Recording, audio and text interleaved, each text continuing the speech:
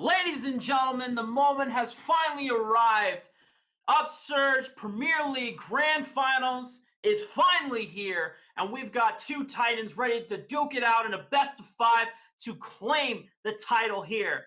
It's between Lowkey Esports and Lowkey Esports, and bringing you through this catastrophic, massive, grand taking of a battle. It's going to be myself, Mark, Rafa Alexander Arambide, and joining me on the desk today is once again William Chilling Walk Moi.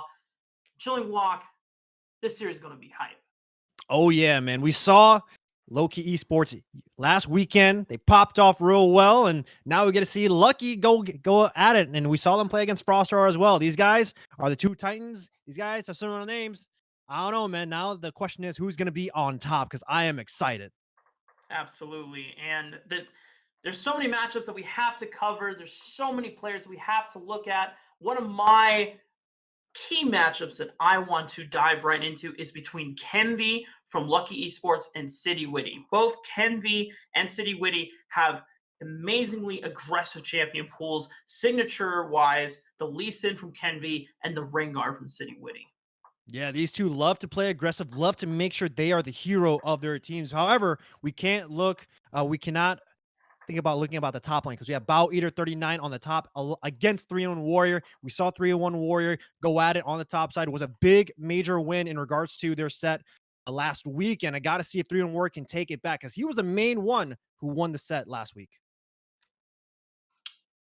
City Witty, man, just the 3-on-1 Warrior between those two, dynamic duo. But you cannot take anything away from Young in the mid lane as well, who held it down Syndra almost every single game during that series. And it was something that we didn't think was a priority ban from Maryville University when they took them on, but it was something that could always be reliable when things got dire.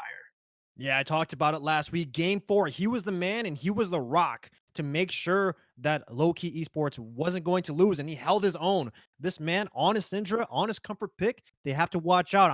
I want to see if Lucky's going to take it away or get rid of it. That's a big question here. But when we talk about Lowkey, though, Scooped and Ugandan Royalty, this bot lane, they're definitely strong. We talk about, Lowkey Esports, iKing Vex, and Cat Ears. They weren't doing the best here. Granted, in the draft, they were the sack lanes. They had to play the utility role, and I want to see what Lowkey can do with Scooped and with Ugandan Royalty, knowing that these two can take it in the 2v2. And that's going to be a matchup that both of these teams haven't had a lot of spotlight on in the past few games, the series we saw. If you don't know where Lowkey Esports is coming from, I mean, they've been super dominant in their group throughout the split. And recently, Lowkey Esports, we got to see them come out on top over at Risen Esports during their Champions League. They were able to take down in a 3-0 sweep. But Scooped and Ugandan Royalty, they're just a couple of guys that are just going to keep it rock solid, very much similar to how Young plays and functions as a team. Meanwhile, when we look at King Vex and Cat Ears, there's a couple times when Maryville University were trying to exploit the bot lane, and despite them being behind several times, King Vex and Cat Ears still were able to be useful in terms of utility and just being able to provide opportunities for City Witty and 3-1 Warrior to execute on. Yeah, man. iKing Vex and Cat Ears played that Tron, played against, the Nautilus from Shady as well. And you saw Shady landing these hooks on a Cat Ears. I wonder what they're going to do if Ugandan Royalty picks these hook champions against Cat Ears. It all just depends here, because here's the thing. Some of these deaths on the bottom side could have been avoided, but when we talk about iKing Vex and Cat Ears, they've been doing really well when it comes to sacrificing their lead and making sure they're just staying relevant in the game here. So that's the biggest thing I want to see. If Scooped and Uganda Royalty can tackle that bot lane, Lowkey Esports, that does seem like to be their weaker side of the map here. So that's one thing we have to watch out for. And I want to see iKing Vex and Cat Ears actually play the stronger side, but got to see what the draft turns out and if they want to put it to that pressure. And speaking of the draft, your Chilling Walk, we've already mentioned a few picks that have come out from these guys. City Witty with his Rengar, Ken be one with the Lee Sin, Young in the Syndra, and even Cat Ears using the Trundle as an answer to the Nautilus. We've even seen some instances of Nautilus answering the very famous Olaf that has come out as a not necessarily a favorite of junglers, but something that they feel that they have to play just because it's so damn strong.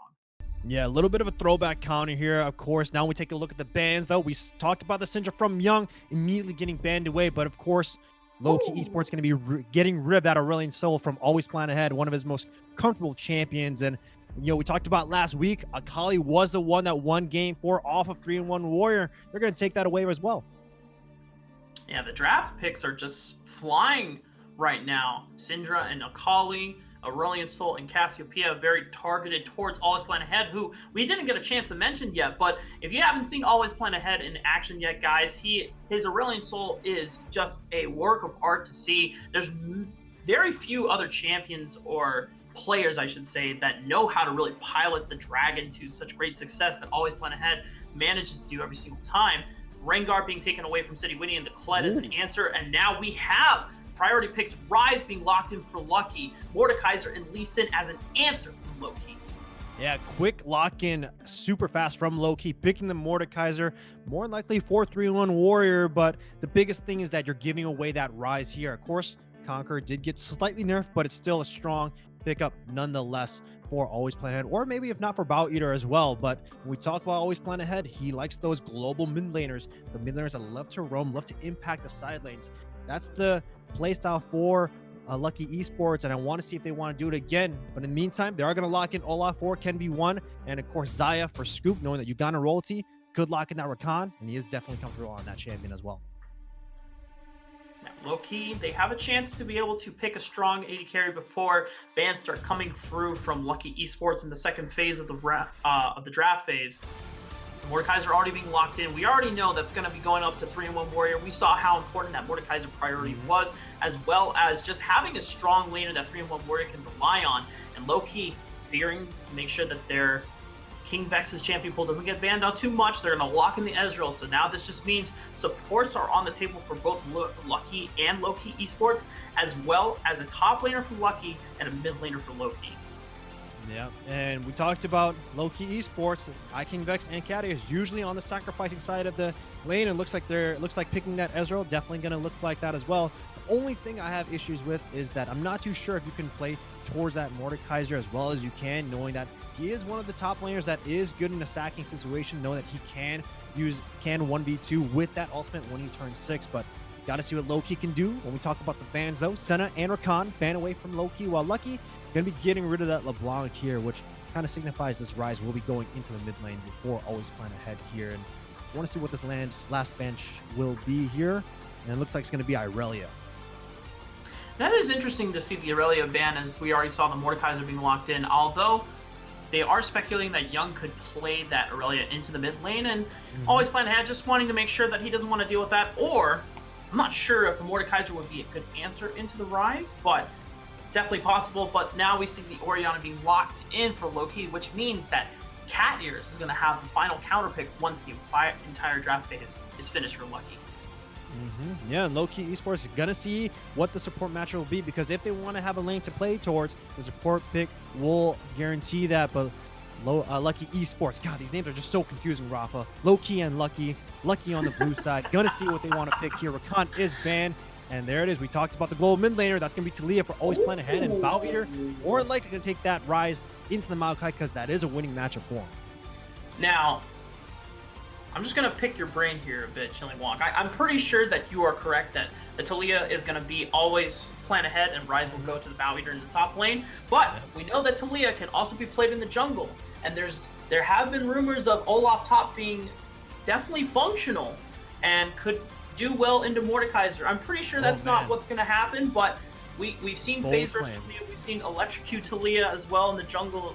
So, and it's not a bad matchup into Lee Sin if you're able to predict when he's going to proc the Q. Now, however, we have to turn our eye towards the support picks as, oh baby, it is Hook City down in the bot lane. Oh yeah, and this is where it gets kind of exciting here, because now when we take a look at that bot lane, it's going to be chaotic. These hooks are going to be going out, and it's going to be very bloody on the bottom side, depending on which hook lands first. Of course, Blitzcrank is a counter to Thresh because of the viability of his hook in the laning phase. Of course, Thresh is a little bit more well-rounded. And, you talked about Olaf being top. I'm not too sure. I don't know if Olaf can handle the Mordekaiser in the early levels. Might be able to, but we got to see what happens. I don't really see Always Plan Ahead on Rise. I do see more of these global mid laners Frost Aura 2 weeks ago had a tough time dealing with the Talia. They banned it after game 2 onwards in the set going into the game 5. So more than likely he's going to be going for him. He wants to impact that map, knowing that Mordekaiser and Orianna and Ezreal and Blitzcrank are pretty easy targets. So more likely going to see that Talia in the mid lane. Absolutely. And I do want to clarify that I'm pretty sure that this will be going towards Always Plan Ahead. If it's not the Aurelion Soul, then the Talia, even before he started putting a lot of time into the Dragon Champion, Talia was always something in his wheelhouse, his arsenal of champion picks to be able to rotate to. Just because it functions very similar to the way ASOL wants to play. You instantly clear the wave and you look to snowball your side lanes. And in this case, when you have someone like the Xayah, he's going to have definitely a better late game curve than King Vex, whereas King Vex just wants to be able to hit that mid game power spike and more likely the Trinity Force and the Manamune. And if you can skip that, or you can be just as strong, then you kind of just make Ezreal's strength not as good. However, of course, Xayah is a immobile AD carry, so Blitzcrank can land those hooks. I want to see what Carriers can do. This is a bot lane that you could definitely play towards and could definitely snowball out of control if the Blitzcrank gets out of hand and they're playing around Vision. The biggest thing I want to keep eyes on, though, is that when we take a look at the Vision game, both these teams, adequate Vision. Maribel was the team that had the best Vision overall when it came to their game plan. So I want to see what they can do here, because if both teams aren't going to be playing on Vision as much, these hooks are going to be a lot more valuable and probably going to be the one starting fights. The thing about Lowkey Esports and their composition, it's less forgiving, but it's definitely higher reward, right? As the Blitzcrank hooks, even though it does have the longer range, once you hook in that champion, you got to be content that you pick the right one. Because if you pull yourself a very fed Olaf into your team that's kind of behind or not doing so hot, then he's gonna instantly proc the Ragnarok and he's just gonna run down your team, and you've just given him basically a free entrance into the whole buffet that is your backline. Now you look at Lowkey Esports. I think in terms of scaling, I'm always just gonna be looking at that Xayah and Rise. At that one point, they're just gonna hit too many items that Lowkey Esports can just not deal with in terms of damage output. Yeah, we talk about that late game scaling. Rise is the beast of the mages here. Castillo is the other one, but already got banned here. So, Lowkey Esports got hands on one of them. We talked about scalability, though. They do have that Olaf. Doesn't scale too well. You're going to see what one can do to be the early game engine for this team composition. Because if he doesn't get moving, that means he's going to be on Always Plan Ahead to make the impact in the mid game. And that's how that engine's going to run. When we look at Lowkey, though, their composition, pretty well rounded. They have a lot of engines they can play off the Lee Sin early on. They have the Orianna at level 6, same thing with Lee Sin as well. And of course, those hooks. And if they use that hooks around terrain, to cross them up on walls, that's what's going to happen, and they're going to make it work. Vision control game is going to be especially important for Lowkey, as they want to be able to hit hard during that mid game. They spike so hard off of these 1-item, 2-item power spikes. Luden's Echo for Orianna, either the Rylai's for Mordekaiser, and then of course the Sheen item for Ezreal, as well as his Manamune. And then City Witty just wants to be able to operate and just snowball before Olaf gets to a point where, even though he doesn't scale as well as into the late game as other jungle picks can, he definitely will scale better than Lee Sin, just because Olaf can build tank items and he can be a reliable frontliner that actually just dives and forces action onto the backline, and it needs to be answered. He can't just be like, all right, well, good luck, guys. We're going to try to go for their backline. Yep, definitely. Can be one and Always Plan Ahead. Going to see how well they play around the map. Those two are going to be holding hands majority of the time, and they're going to have to be a couple in this game one. I want to see if they can. We'll definitely see how things coming out. But before we get into the Summoner's Rift, ladies and gentlemen, we got to give a shout out to one of our sponsors for this amazing grand final. It's going to be Kono Keyboard, guys. If you're looking to take your game to the next level, it all starts with your peripherals. From keyboards to keycaps, mice, and more, our friends at Kono have got you covered. Kono works with the world's best designers, inventors, and makers to bring you some of the best gaming peripherals around. Kono have been huge supporters of us here at Upsurge and have made generous contributions to our prize pools, guys. If you need to find a new keyboard to morph your setup, we can't recommend anyone better than Kono. And if you want any more information, just head over to Kono.store to check out all they have to offer. That's Kono.store. Kono, discover amazing products. We'll see you soon.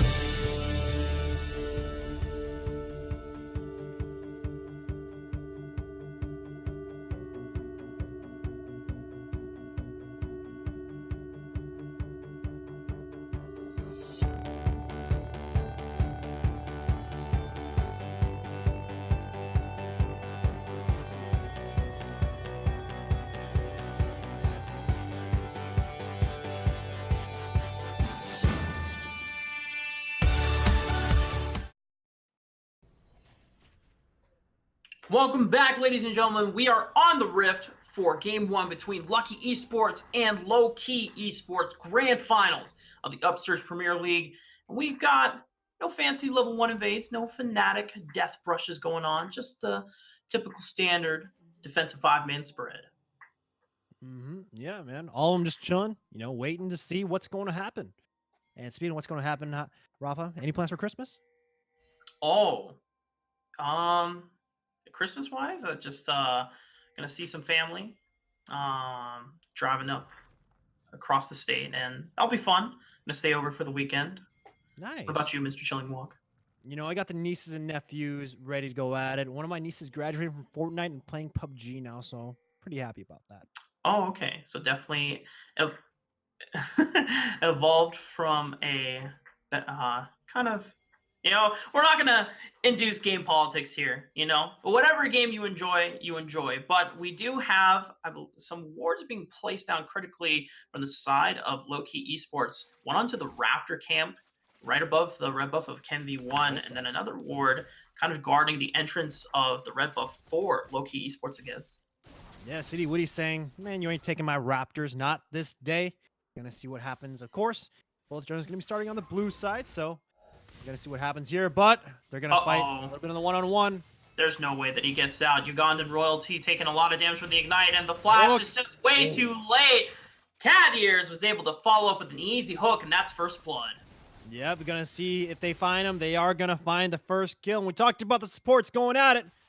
Catier's gonna find first blood onto the bottom side, and that means he might just be the hook champion right now. And you see the pressure off of that bot lane kill. City Witty is able to easily invade into the red side of Ken V1's jungle, and Ken V1, acknowledging this, wants to be able to take the other red buff, but the fact is that they have the ward on top of the Raptor camp, as they said before, so they already know where Ken V1 is, whereas they do not know exactly where City Witty is. They can only guess. Yeah, this means that vertical jungling is going to be occurring on both sides. So it means that 3-in-1 Warrior has to play a little bit safer, doesn't want to push out the lane. And if he does get dove, it's going to be pretty tough since you do not want to give an Olaf one kill at all. So both junglers going to be farming just a little bit. Big wave coming in, and I don't know, Kimmy1 might be trying to see if he can dive on this big wave that Bow Eater has set up. Got to keep eyes on that. Massive wave for Bow Eater on the top side of the map, but Ken V1 is not interested into a dive as Mordekaiser, even though if he's level 2, can be pretty scary, and you don't just have enough crowd control from Bow Eater, you would have to get that empowered root, and even then, is 1.5 seconds is not enough, but definitely ganking the mid lane onto an Orianna could happen. But Young is going to keep his flash, he's going to keep his cool, he's not going to run into the river as he knows that City Witty was there in case things got a little sticky. Yep. Good amount of respect from Ken V1. Doesn't want to throw any sort of early game away, especially if you're Olaf, you're walking into an Orianna and a Lee Sin wouldn't ever be fun. But City Woody showing up in the mid lane. Ooh, that was so close, but beautiful seismic shot on Ravador. The ignite comes out, but Young gets the level up just in the nick of time. Will be able to get the health that he needs to survive that all in. But yeah, oh, you hate to see it. Needing a little bit more damage onto the axe for that flash. Well, Ugandan royalty trying to go in with the hex flash, misses the hook. Caddy is trying to answer with the hook as well, but both of them are going to go pretty wide here, and it's just an exchange of spells, an exchange of flashes all around. Man, both these teams just trying to go at it, see if they can counter one or the other, and happens in the mid lane, happens in the bottom lane. That's what they're doing, man. They're trying to swing pretty hard in this game one. And so far, no team has gotten it as of yet. So, staying pretty neutral, but scooped. Oh, what a beautiful hook from Cat Ears. Is able to read the play beautifully. But Scoop getting a lot of damage out. Does actually take down Cat Ears, but will fall to King Vex. A beautiful trade for the side of Lowkey Esports. Yeah, Cat Ears greeting with that flash. Should have used it to get out and dodge that blade call, but unfortunately, that Blake Carl is going to secure his death, so 1-for-1 looking okay for Scoops. Would have gotten worse if Cat Ears survived, so good stuff on Scoop to find that kill, but on top side. Just like that, Chilling Walk, the action is already over. 3-1 Warrior, as soon as he sees Olaf in sight, he says, no thank you. He's going to take the flash, and he's going to walk away safely, but I don't know if you really want to egg Ken V1 on just because you're a level above him. The flash comes out from Bow Eater. They're going to get the root or the slowdown, but it's not enough. Meanwhile, mid lane always went ahead. 3-on-1. That's going to be another kill for City Witty to be able to collapse. And because of the strength of 3 other members coming up to the top side of the map, Ken V1 is going to be stopped here. Flash comes out from Cat Ears. That's what he was saving the flash for, Chilling Walk. A play in the future. He's got the Raven future vision, baby. And they're going to take another kill onto Ken V1. Yep, Cat Ears coming back from the base with those boots of mobility, going to be roaming on the top side, finding 2 kills for his team, and because of that, it means that they're able to secure the top side. You can already see City Witty. You talked about keeping an eye on this guy in the jungle. This man's already 2-0-1 with the team mat. This guy's going to be farming like crazy. Pay attention to him in the meantime because this guy's going to be looking for plays when he turns 6. One of the things we were talking about, the draft from Lowkey Esports that had to occur was you needed to snowball. You needed to get these picks that are very all-in, high risk, high reward. And so far, the reward is paying off. City Witty, as a Lee Sin, wants to be able to match the farming speed that Olaf can produce. KenV1 is going to be looking for is scooped. It's going to get hit by the hook. It just needs to hit the blast cone to be able to get out. The City Witty does land the Sonic Wave, but into 3 members, he definitely does not want to take it. Man, Cat Ears thought he was going to be going over the wall from that blast cone, but nope. Just going to pop right up and come right back down. But because of that little play here, they're going to get the Ocean Drake first off. You see City Witty not being around here, and first Drake does go over to Lowkey Esports. And yeah, keep that in mind, but they do have a 2K gold lead in favor for Lowkey. It's definitely nice, though, for the side of Lowkey Esports being able to play off the priority of both bot lane and mid lane. It secures the first dragon of the game. Hook comes out. Death Sentence is able to answer, and Caddy is going to take 1 turret shot too many. And Scoop gets another kill for himself, and King Vex does have the minion wave on his side, but he cannot put up any more pressure. Top lane, Bow Eater should be fine, just taking a little bit of harass from 3-1 Warrior. Man, Caddy is just kind of running up, charging up his car, seeing if he can land a hook, trying to flex on him, but unfortunately he got flexed himself, and it's kind of costing him because he's right now all their deaths, but King Vex. Double flashes being burned by Scooped and Ugandan Royal Team. Meanwhile, Shockwave comes in, flash over the wall, Sonic Wave connects, and Young is going to be able to take down Always Plan Ahead. Oh, man, we talk about the action of Lowkey Esports. They are putting it on right now. City Witty 2-0-2. Young, not even on the Syndrome, and he's still looking like a rock. 1-0-2 so far. Decent CS lead in the mid lane, and because of that, they're going to have that tempo on that Rift Herald, and now they're controlling top side. You can already see pings on the top because Cat Ears, he's looking for a hook. Hex Flash comes in. He's got the movement speed boost. They just need to be able to interrupt Bow Eater, but he's going to be able to take the Realm Warp to safety. And Cat Ears even trying to predict where Bow Eater was going to be in the Realm Warp afterwards with that hook. Unfortunately misses it, but the pressure is still being felt all around the side of Lowkey Esports. I am enjoying what Lowkey Esports are doing right now because so far they're looking for plays, but in the meantime, they always plan ahead. Kick, Sonic Wave, the QQ baby is so real. City Witty picks up his 3rd kill of the game as KenV1 was looking to equalize but could not chase down Young as Cat Ears not finding another death or hook under the turret, but with the thanks of Bow Eater is going to be able to push in that wave into the mid lane turret. Young is going to pick up a lot of farm here and just so far Chilling Walk. You can see how much pressure, how much aggression that is being exerted by mainly Cat Ears and City Witty. They're just roaming together and just looking for plays all over the map. And it's not going to stop. Another one. Going to try to pop the Ragnarok, but the amount of damage that City Witty is able to put out. But if you have a bot lane coming in for assistance, Scoop is going to be able to save his jungler and comes out top with a double kill. Oh, man, we talk about the early aggression from Lowkey Esports. Lowkey coming back here. Scoop's now 4-1 in the bottom side. He has a lot of gold, already a 200 gold bounty on him. If they tackled the jungle support roaming squad right now, and that means they're going to have a lot of pressure here. Now, KenV1 back in the game just a little bit and going to see what happens. This is a pretty slugfest kind of game right now, Rafa, and I am loving every minute of it. Yeah, this series is way more explosive than the series we saw last week, at least game 1-wise. Maryville University and Lowkey Esports playing a lot more calm, a lot more collected. They were taking more decisive and thought-out decisions and macro plays around the map, but it has just been play after play after play after play from the side of Lowkey Esports. They are looking to push the tempo. They understand their win condition of the comp. They need to push that snowball early before it gets a little out of hand from the side of Lowkey Esports. Yeah, and I was actually enjoying what Lowkey Esports was looking because now they're going for roams, but City Witty.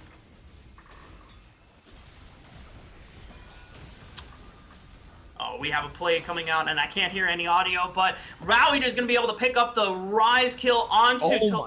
but my goodness, 3-1 Warriors just the entire backside. There's just no more damage follow-up from the side of Lowkey Esports. Bow Eater is just going to piece it out of there. Double kill comes in from 3-1 Warrior, and it looks like the side of Lowkey will once again come out on top in that skirmish.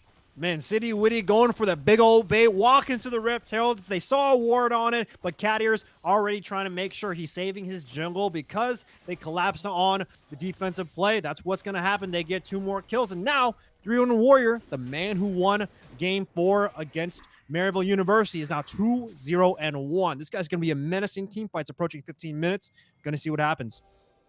And the split push factor is something that we didn't get a chance to consider or talk about during the draft phase. But when you look at Young, he's optimized into the teleport. Yes, he has the unskilled spellbook, so we can always change into different summoners. But you have the option to go a 1-4 or even a 1-3-1 as Bow Eater going to get 2 man ups into the top side. And just there's too much damage from between 3-1 Warrior and City Witty. They're going to take down Bow Eater. Oh my God, this City Witty is just basically moving around the map. You see what Cadiers is doing. This guy is just exerting so much pressure on the map with City Witty as well. These guys just kind of running around the map, seeing if they can find a kill. And all these laners, they have pretty solid gank setup, except for Vex, because this man is laning 1v2. He's trying to make sure he stays safe. Still has a CS lead, and now when we look at Lowkey Esports, they're making it work. And one of the things about that is so important about this Lee Sin Olaf matchup is that once it gets to level 6, it's very hard for Lee Sin to be able to beat Olaf in a 1v1. And Olaf clearly has just way incredibly faster farm speed. No one can debate that. So as Lee Sin, you just need to push and just look for kills and opportunities. And sometimes in my solo queue games, Chilling Walk, I say to Lee Sin, he's just waiting in a bush for something to happen, and then suddenly he's 30 CS down, and he's not doing jack shiz. He's not doing anything. But City Witty, every time he's on the map, someone is dying. However, I do like what Lowkey Esports is doing here. Knowing that Vex is by himself, pressure the bottom side. Get those plates. They've already got 3 of them before 14 minutes, 4 scooped. So good job on there. You see here, Cadiers now having to respond back on the bottom side to make sure the first turret isn't going to go down. And in the meantime, though, Lowkey Esports going to pick up that Rift Tail, going to pressure that top side. We saw that happen last week. City Witty loves getting this first turret. First turret plates here on the top side and that scuttle. And now a fight could be happening real soon.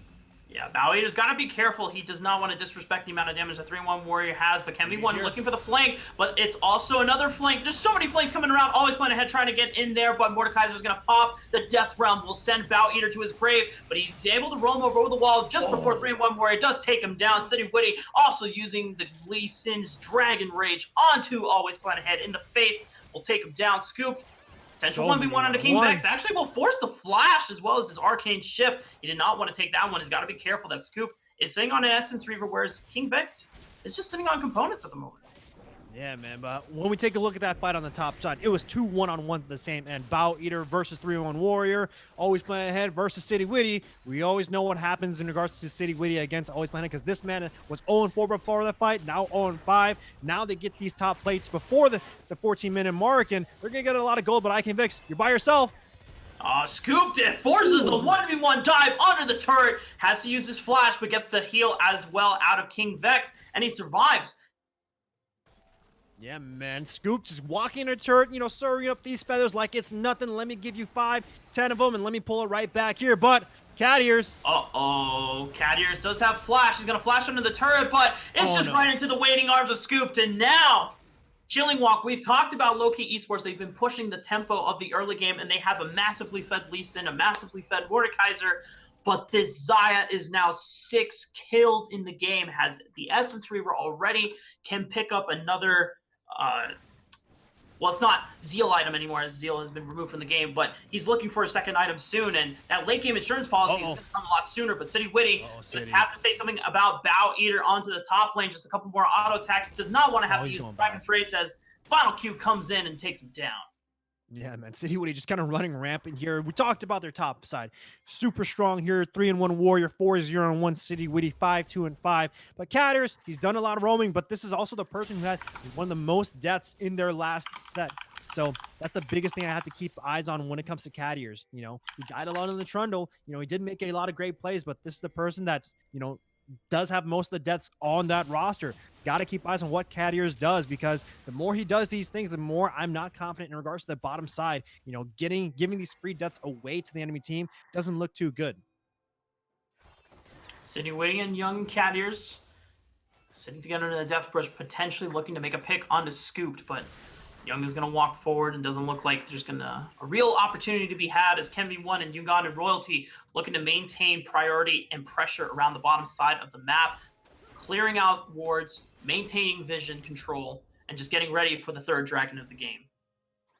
I'm not too sure if I like the swap coming in from Lowkey Esports, because here's the thing. Now you have 3-1 Warrior in in the bottom side against three people on their weak side too. So that means that they could easily look for him, and I'm not too sure if 3-1 can actually handle that much pressure if all of them come in, if he doesn't have ultimate. And you can see all of them. You can see all the vision that Lucky is putting in.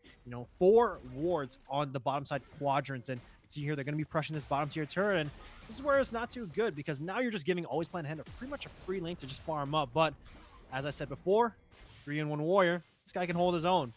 But I want to see what, Lucky can do in regards to the bottom side. But Cat Ears. Oh, Cat Ears looks like he's going to be picked, and he's got no summoners to be able to save himself this time. And Ugandan Royalty will pick up that claiming kill onto Cat Ears. Yeah, Cat Ears having 5 deaths overall out of 8. This man's dying a lot. This is the one thing I criticized last week here. Cat Ears is dying, a lot of random deaths. And when he's not on when he's on these roaming champions, when he's just kind of looking for these things, he did that a lot when he was playing Trundle in Game 4 as well. Got to see if he can just minimize these deaths, because when he dies, it just loses so much map pressure for Lowkey Esports. He's not able to, get these hooks and fog. He's not able to put down some vision here. But with this Earth Drake coming up, these two teams are ready to slug it out.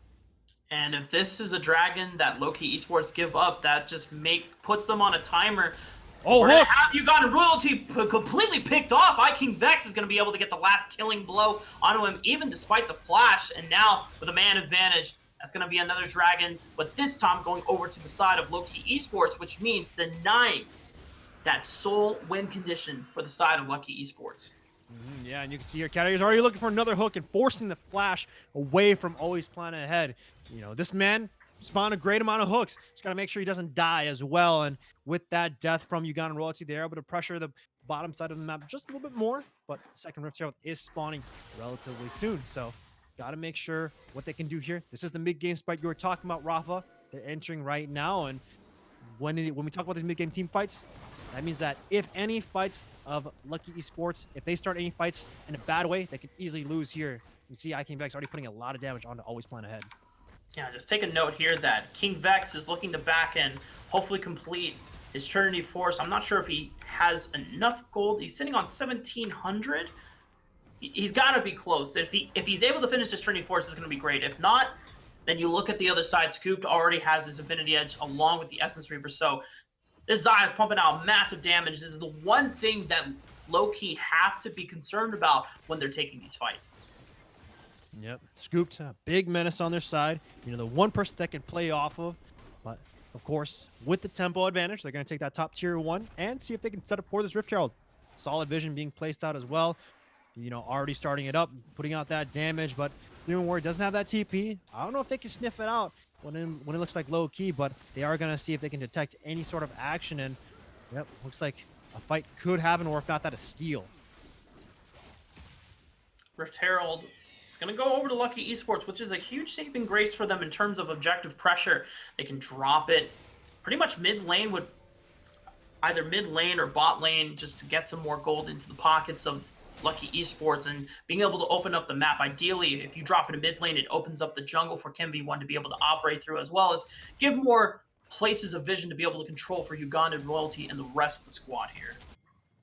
Yeah, Rafa, now we have a little bit of a breathing room, knowing that both teams are now playing the objective game. Before this objective game, they were just looking for a lot of kills. Now we get to see a little bit more of this vision game, and we just slow down the tempo here. 3-in-1 warrior still. Pretty solid beast. 4-0-1. Already has 2 item spikes here. Next dragon isn't going to be spawning in another 2.5 minutes. So the only thing that will be this Baron. So if they want to pull any sort of triggers, it will be around that time. But when I talk about action, though, Young is by himself. And Ugandan Royalty with the Hex Flash is going to be able to snap Cat Ears into place with that death sentence. And Scooped is going to pick up the 7th kill of the game. Yep, 6 death for Cat Ears as well. 2/3 of it. But Young, he's going to get dove. Ooh, Young did not have Shockwave, but the teleport from 3-in-1 Warrior does save his life, as KimV1 and Bowader do not want to dive under the turret against 3-in-1 Warrior. 3-in-1 Warrior is going to be able to pull him back in, takes him to the Death Realm, and will sentence him to die. City, though. The shutdown comes out from Ugandan Royalty, as City Witty just biting off a little more than he could chew, despite the flash will go down. Xayah, Scooped, did burn the flash to be able to deal with the Lee Sin, but now we have some more skirmish potentials as the rest of Lucky Esports is moving down into the bottom side of the jungle to be able to contest against 3-in-1 Warrior and Young. Man, I talk about this game being slowed down, but the moment they see some sort of action, there is going to be coming down. It's a 4-on-2. I don't know if they could take it. Yeah, two-man E from 3-1 Warrior. He's only going to be able to find Uganda Royalty. Young popping the Zonias, but it's not going to do anything. Just delays the inevitable. But the shutdown comes out from 3-1 Warrior. Does find the killing blow on the Scooped, and King Vex from over the wall does find the snipe on the Bow Eater. Always playing ahead. Just gonna try and rock surf his way, but the snipe! Another snipe from King Vex with the true shot barrage picks up the double kill. Call this man Widowmaker because he made that fight look good. 3-1 Warrior held down the 4. He almost won that 1 versus 3. All of them were just so damn low, but good thing King and Vex managed to take out their heads and get those headshots. Because of that, they're going to get this mid-tier 1 just a little bit of damage here and a little bit more pressure on the map. Definitely a lot of gold because now this man is 4-1-2. Already picked up that Triforce. 400 gold bounty on him as well. So now he's looking like a menace approaching this Baron. And we talked about those 2-item spikes. Almost everyone is about to have it in favor of Lowkey Esports. Meanwhile, for the side of Lucky Esports, it's a very uncomfortable place to be in at the moment, but they just have to hold on. You have to believe that if you can stall for the late game, that Scooped will be able to out-damage pretty much everyone. You're going to have to find a way to be able to deal with 3-1 Warrior on the side lane, but Scoop, meanwhile, just taking so much damage from this 2-item power by King Vex. Shockwave comes out, forces the Ragnarok out of Ken V1, but the last auto attack from King Vex does find the killing blow on the Ken V. That means no jungler available. Baron is definitely on the table for Lowkey Esports. Man, you talked about the damage that Scoop put on, but I just saw King Vex almost one-shot Scoop right there, doing so much damage, and because of Scoop forcing that reset, they're going to be able to pressure this Baron, knowing that KV1 also went down as well, and this means that Lucky Esports, they have no sense of retaliation. They have to get this Earth Drake in response, but you see this TP coming in. Young, he wants to stall it. He wants to see if they can, because 3-1 Warrior, he's on the way as well. Baron will be secured by Lowkey Esports, but the question is, can Young try and prevent them taking away the Mountain Dragon? It looks like it will be the case. Always plan ahead. Is going to go for broke here. Forces the flash onto Young, trying to look for the damage, and finally does get it with the Q. But now 3-1 Warrior, can he 3v1 now that he's out of the Death Realm? The wall comes in, and despite it not necessarily helping them, it does get the last killing blow from Ugandan Royalty, but the rest of Lowkey Esports now poised around the Jagan. Ken V1 is also up, but you still have to deal with the smite that could come in from City Witty, but if you force him away, you take the Dragon. Yeah, good stuff from Lucky Esports, making sure they retaliate and picking up 3-1 Warrior and Young here to reduce the amount of Barons.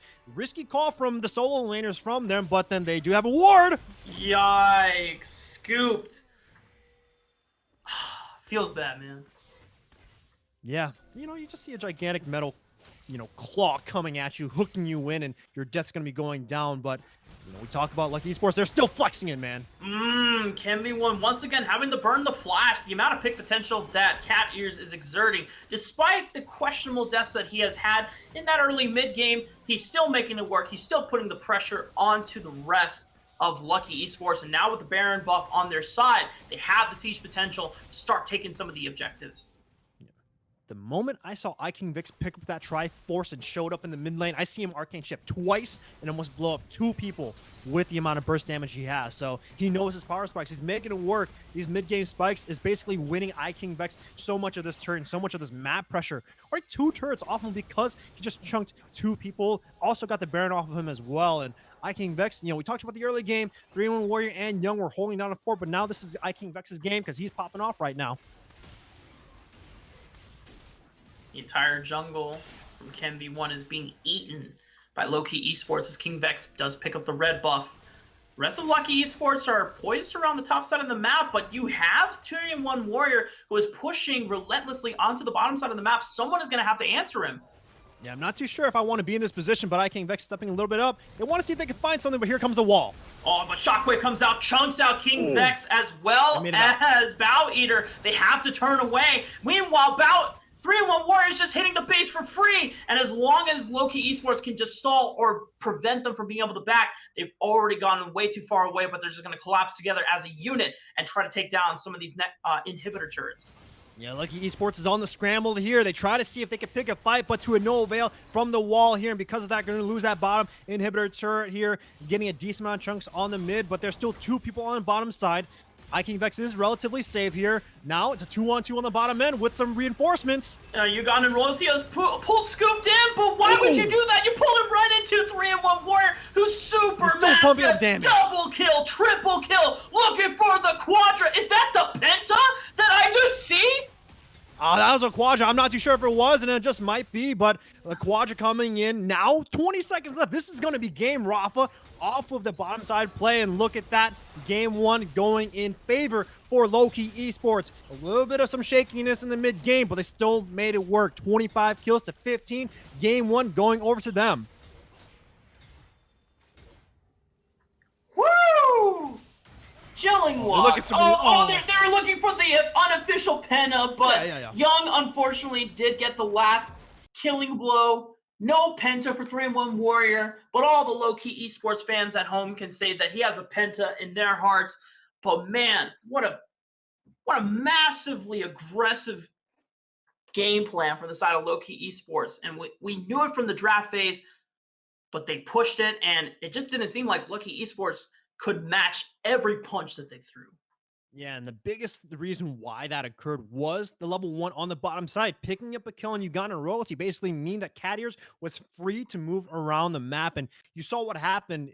The first 5 minutes, it was already 1-4 because Cadiers was there to pick up a kill on an always plan ahead and also get the hook over the wall for KenV1 too. That slowed down KenV1's game plan on the Olaf, slowed down the way they want to play the mid 2v2s, and because of that, they just kind of took over. Cadiers, I do harp on him for having the most deaths on his team, but he is a big impact in this early game, and I cannot discredit him for that. Good stuff. Yeah, there are definitely times that him dying didn't really result in any net advantages for the side of Lowkey Esports, but overall, he did his job. He found the picks, He pushed the tempo, he gave opportunities for City Witty to be able to accelerate and snowball the game, and then through his lead, he accelerated 3-1 Warrior, and then finally, even though King Vex was struggling on the bot side of the map, once he hit the 2-item power spike, you said it, Chilling Walk, he started arcane shifting forward, wild turtle style, and he was dealing so much damage, as you can see in the damage charts. Yeah, 20,000 damage from the 80 carry. Didn't really do that much in the first 15 minutes of the game, but the moment he got that 2-item spike, he was basically flexing on everyone else on Lowkey Esports here. But one thing we cannot slouch is 3-1 Warrior, because this man, 16,000 damage in favor for him. And even though he might not have had the most damage in the game to champions, he definitely did the most damage to turret. Says Lowkey Esports, they didn't have an answer to that split push threat. We talked about the 4-1. That was inevitable once Bow Eater had hit that first item power spike, and he was that insanely far ahead. And looking forward to the next game, Lowkey Esports, they have a lot of questions to answer in terms of draft and in terms of early game plan. Yeah, and of course, the game plan for Lowkey Esports is always getting that early Rift Herald, using a topside for 3-1 Warrior to get those plates here. So I want to see if they can answer that, because they've gotten it all games last week against Maryville University. They're going to get another 1-2 in game 2. Just got to see. Definitely. And you guys, you got to stick around. You already saw how much hype we've gotten from the first game of the series, but we'll be right back.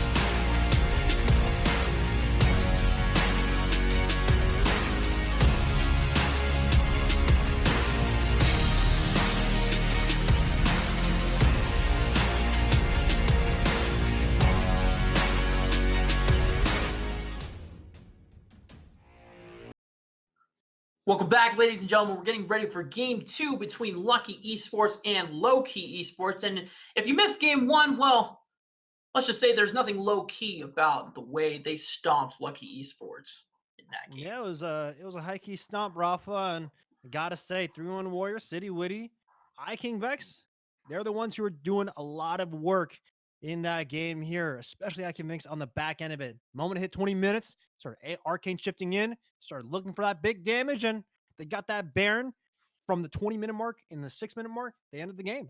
Yeah, it was all about the snowball into the mid-game power spikes for the side of Lowkey Esports, and it all came from Cadiers being able to pick up that first blood onto the bottom side of the map. Honestly, it seemed like that was an egregious error for the bot lane of Lowkey Esports, face checking into a potential Blitzcrank Ezreal and Lee Sin, and just not respecting that level 1 power play. And off of that, Cadiers had freedom to roam, allow and help City Witty being able to snowball the rest of the map. And then once 3-1 Warrior got off the ground, there's no one that the side of Lowkey Esports could be able to match with. Yeah, not even getting City Witty ahead, but denying Ken1 from his game plan. He wants to farm. He wants to get some early kills so he can be an early game engine. And I talked about that early game engine. It wasn't working. Who's the second person to start that engine? Always plan ahead. Guess what happened to him? He also died a ton as well. So good job in regards to tackling that early game plan against Lowkey Esports for Lowkey, and they made it work. So now the question is, going into game two, what's their plan and what are they going to engineer for this game two? And we're gonna head right into it, Rafa. And I think one of the things that you have to look at if you're Lowkey Esports is Bow Eater comfortable playing into 3-1 Warrior if he gets that Mordekaiser again? And if the answer is no, then you're gonna have to ban it, because I don't think Bow Eater has really any reasonable counters that he can take up into that matchup. Yeah, and of course, Lowkey did ban Syndra the first time. They're gonna ban it again, so Akali and Syndra are gonna be removed from this game, especially from Lowkey. And it looks like Lowkey, they're sticking with the same bans. And we talked about that Mordekaiser. There it is. Now the question is, are they gonna pick that Rise? Rise was the first pick priority for Lowkey Esports, but you have to remember Lowkey banned last time the Rengar. But City Witty says, I don't need the Rengar. I got the Lee Sin. I was able to stomp Ken1 with it. I don't care if he takes the Olaf, and Blind Monk will once again be with this guy. Yeah, so with Lee Sin being picked for City Witty, that means Ken1 can actually set up another counter pick. We saw that Rex, we see Rek'Sai being picked in Lee Sin a decent amount. Could be something he wants to opt into in regards to the jungle matchup, and gonna see what they want to do. And there it is. I call the baby, the Rek'Sai counter coming in hot for Ken1. Chilling Walk the Prophet. It understands the counter matchup is right there for him, and Lowkey Esports answered. Now, you're not giving them side coaching while we're casting this, right, Chilling Walk? They're just probably listening out to the stream, and I'm just telling them what they should pick, and they're like, "Yeah, let's that's illegal or not." I mean, hey, that's on them, man. That's on the people, man. If they want to listen to the stream, they are. And talk about Rek'Sai. Now we have a solid 2v2 being locked in for that Pantheon. Solid flex for Bow Eater, and also works well with always playing ahead. Global mid laner that can move around the map. That's right. Yeah, and we talked about how much Always Plan Ahead loves to be able to pick champions that allow him to roam to the side lanes and snowball them, get that early aggression. So we wouldn't be surprised if that Pantheon actually ends up going to the mid lane. But already in preparation, 3-1 Warriors locking in that Renekton to be able to match up against the potential Pantheon pick. Now, Lowkey, they can either lock in a support or a mid laner or an AD carry for themselves. Yeah, it looks like you're taking the Rakan here. We actually forgot to mention that Uganda Royalty and Catters, they love this Rakan here. So Lowkey Esports are going to take away the Xayah, separate the lovers, having a little bit too much fights, it looks like, and they're going to be banning away Ezra from King Vex as well. Popped off a decent amount after his 2-item spike, made sure he wins, and Lowkey Esports, of course, getting rid of another global mid laner away from him with that Talia. Yeah, it seems like the lovers duo are separated at the moment. Hopefully it doesn't go all the way to a divorce. That would be very unfortunate for them. But 50% of American couples end in divorce. Just got to make sure that doesn't happen to them. Oh no.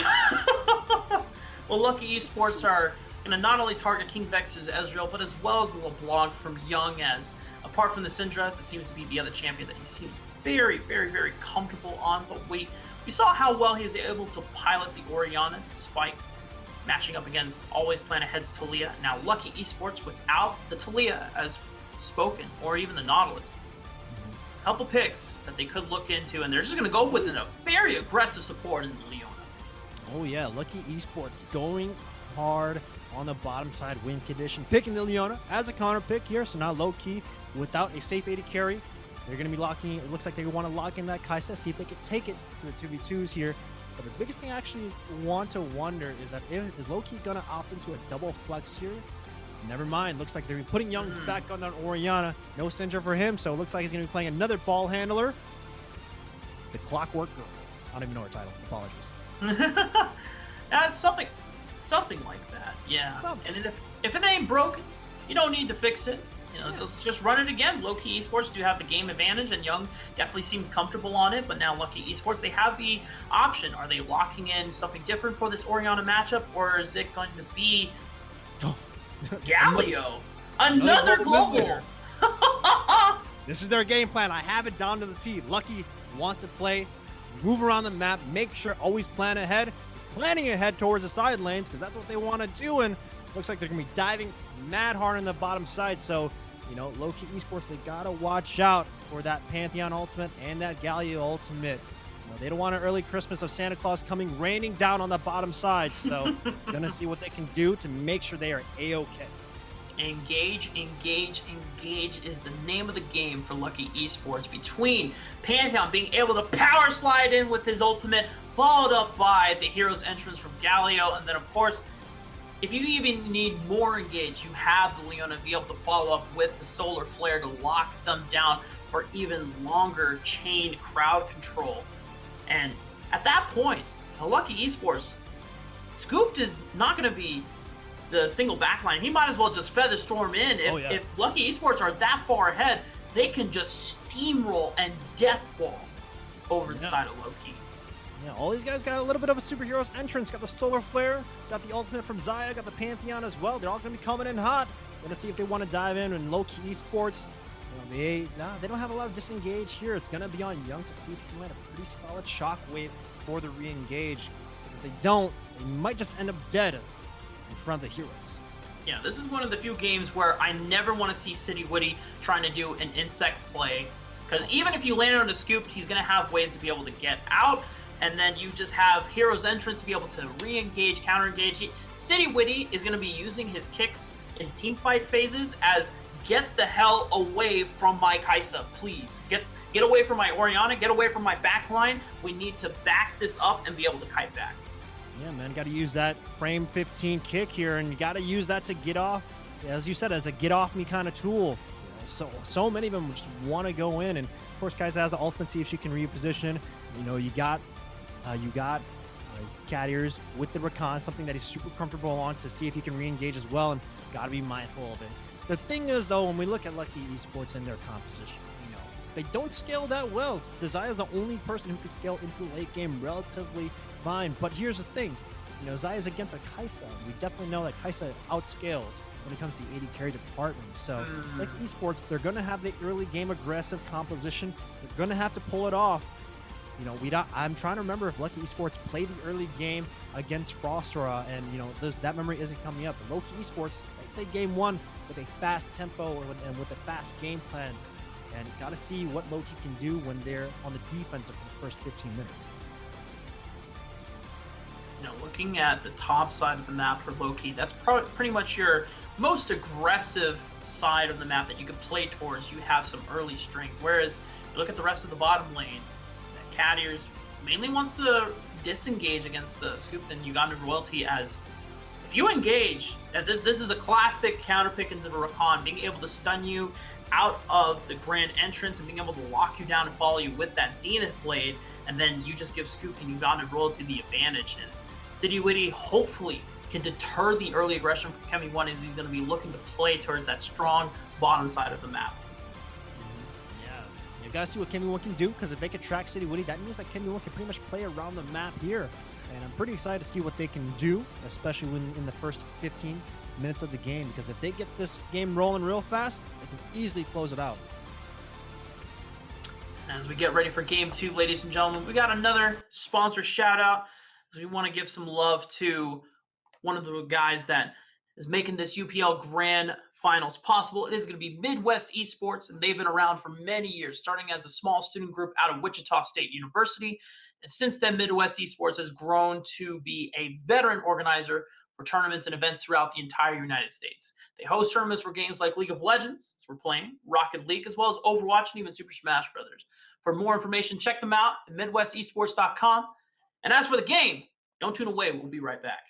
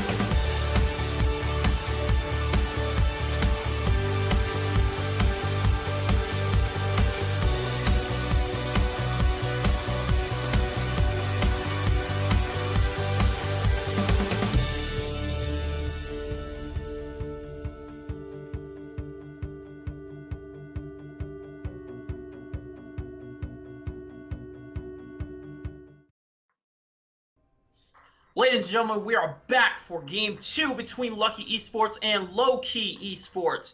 And a few things that I want to turn your attention to, Chilling Walk, is some of the rune choices or the keystone choices we have this time. Instead of the unsealed spellbook for Young, it's going to be the phase rush against the Galio. Yeah, Young is basically saying, I want to get the hell out of here because there's a lot of ultimates going to be coming flying my way, and I don't want to be a part of it. That's what Young's saying. And of course, you see what Young and King Vex are picking up. they have that cleanse because they don't want any dirt off them. No, sir. Yeah, if you get stunned by one thing from the side of Lowkey or Lucky Esports, it's Chain City or CC City, baby. So then you got a Zenith Blade or a stun from Ugandan Royalty that leads up into the Justice Punch, into a stun from Bow Eater. It's just at that point you're just dead. So I do respect the cleanse being picked up by Young here. He just wants to be able to survive the laning phase. Once he gets to that first couple items or the first item, he's going to be able to lend not only some damage but utility to his teammates. Yeah, and of course, I'm going to be expecting a lot of Mercury treads coming in as well. They're going to have to make sure they have that tenacity to deal with all that stuns, but 3-1 Warrior and Bow Eater, I don't know, man. You don't want to be dealing with a spear in the early game because 3-1 Warrior are going to get chunked out a little bit here. Of course, just trading blows. And Bow Eater was getting the upper advantage as Pantheon does just have so much obnoxious trading and poking potentials thanks to the low cooldown of that spear as well as the low mana cost. But you already see 3-1 Warrior being able to heal using that and acute just off the wave, as well as being able to hit Bow Eater whenever he can when the Conqueror is procced for the extra healing. Yeah, man. Early game Spartans, man, you don't want to deal with them. You saw what happened saw what happened in the movie 300. They are a fierce warrior for the first 15 minutes. And after that, though, they're not too strong. So got to see what 3-1 Warrior can do. In the meantime, though, keep track of these jungles because if KenV1 can pick up anything in regards to what City Woody can do, that means that they just got to control the map for the first couple minutes of the game and see here that, you can see here City Woody starting on the bot side, going to the top side, clearing that up. Then that means both junglers are going to be playing towards the lanes that have that early game aggression, the Renekton and that Pantheon. If it turns out to be a 2v2, whoever gets it first can win the early game. Now, notice here that City Woody has taken the very fast level 3 clear, going from red, blue into Gromps, just so he can be able to hit level 3 and invade onto KenV. And he's found him, but he was able to get the red buff before he escaped with his life, but just because he was taking so much damage off of the red buff, KenV1 is forced out of his own jungle, and now Bow Eater, the dominance he had once in that lane, he has to succeed in fear of City Woody coming. Yeah, City Woody's already here, though. Might have to force splash. Ooh, good little sidestep here. Going to be tickling with the Tempest. But still, great jungle route from City Woody, forcing KenV1 away, but on the bottom side. We have potential all-in from Ugandan Royalty and Scoop, getting some poke damage onto King Vex. Not enough to be considered a massive chunk, as definitely will be able to trade some support health for 80 carry health, but always plan ahead. Finding City Woody into the river. He's trying to maintain control over the Scuttle Crab, and now City Woody does have a ward. He doesn't want to have to use it if he doesn't need to. He calls over his bot lane, but now they're going to go for the 4-on-3. They turn right on the cat ears, but he plants a massive 3-man grand entrance before going down. First Blood, however, still going over into the favor of Lucky Esports, but the teleports are coming in. 3-1 Warrior and Bow Eater have joined the fight. 3-1 Warrior does find the killing blow and trade onto Ugandan Royalty, but it is 4 kills total in favor of Lucky Esports the early game. I had to question what's going on in Lowkey Esports' head, because here's the thing.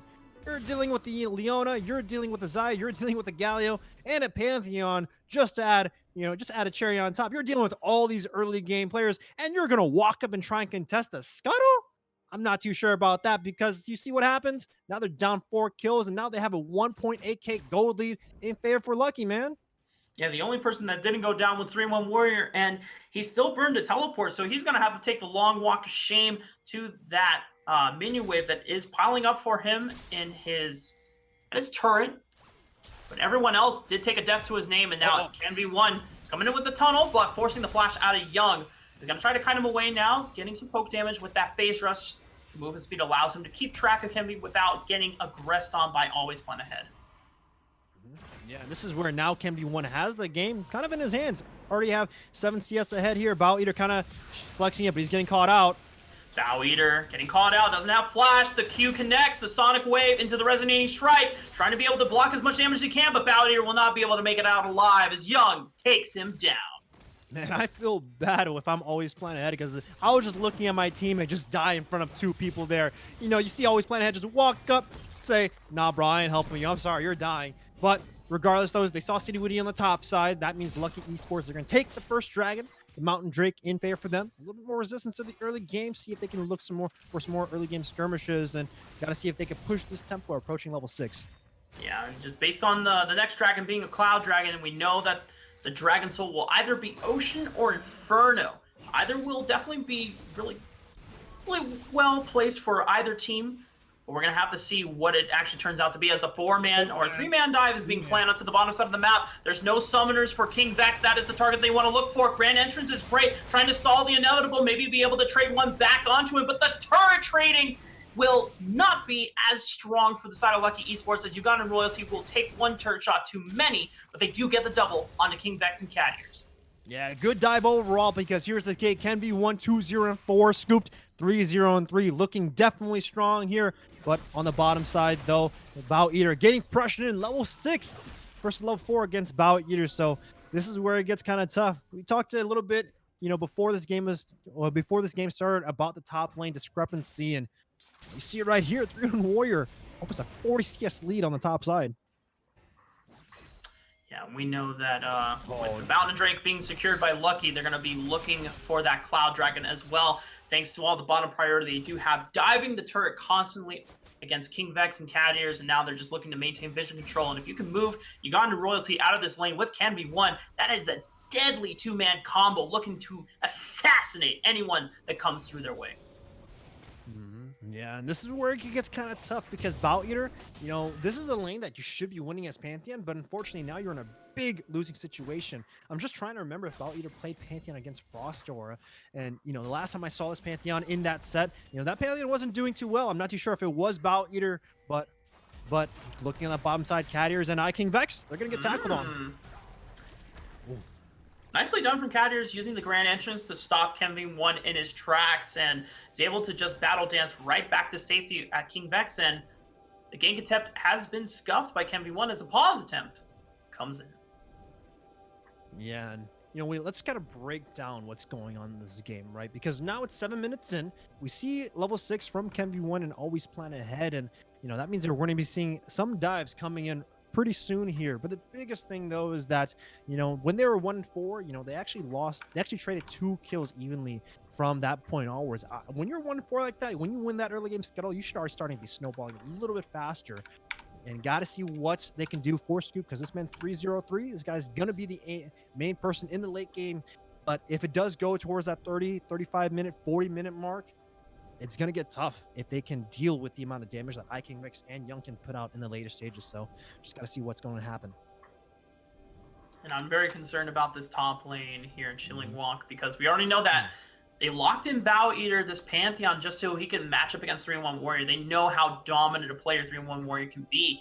But off of that 5-man skirmish, or whatever you want to call it, Clown Fiesta early on the bottom side of the map, Bow Eater was the only one that came up with a death in the early game, and just it's not going to look too good if he's continued being if he's being ignored basically on the top side of the map. He can still provide some roaming potential with that Grand Starfall and try and snowball the bottom lane along with all his plan ahead. But if no one answers 3-1 Warrior, then we're going to have something similar where it's not going to be as oppressive as the Mordekaiser, but you still do not want to have to fight a very fed Renekton this point in the game.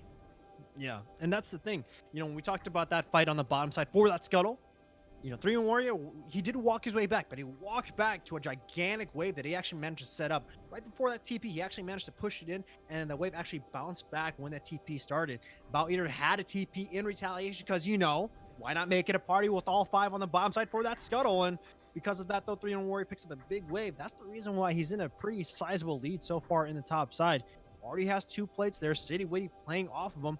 This is their bread and butter. Play off that top side. When this Rift Herald spawns, that City Witty is going to want to try and take it and see if he can get that plate. If not, that turret for 3-1 Warrior. And, that's what their game plan has always been when you're looking at Lowkey. Play towards that top side. Play towards 3-1 Warrior, because when 3-1 Warrior has an inch, he takes a mile. And you already see it in the CS difference. Bow Eater just cannot contest.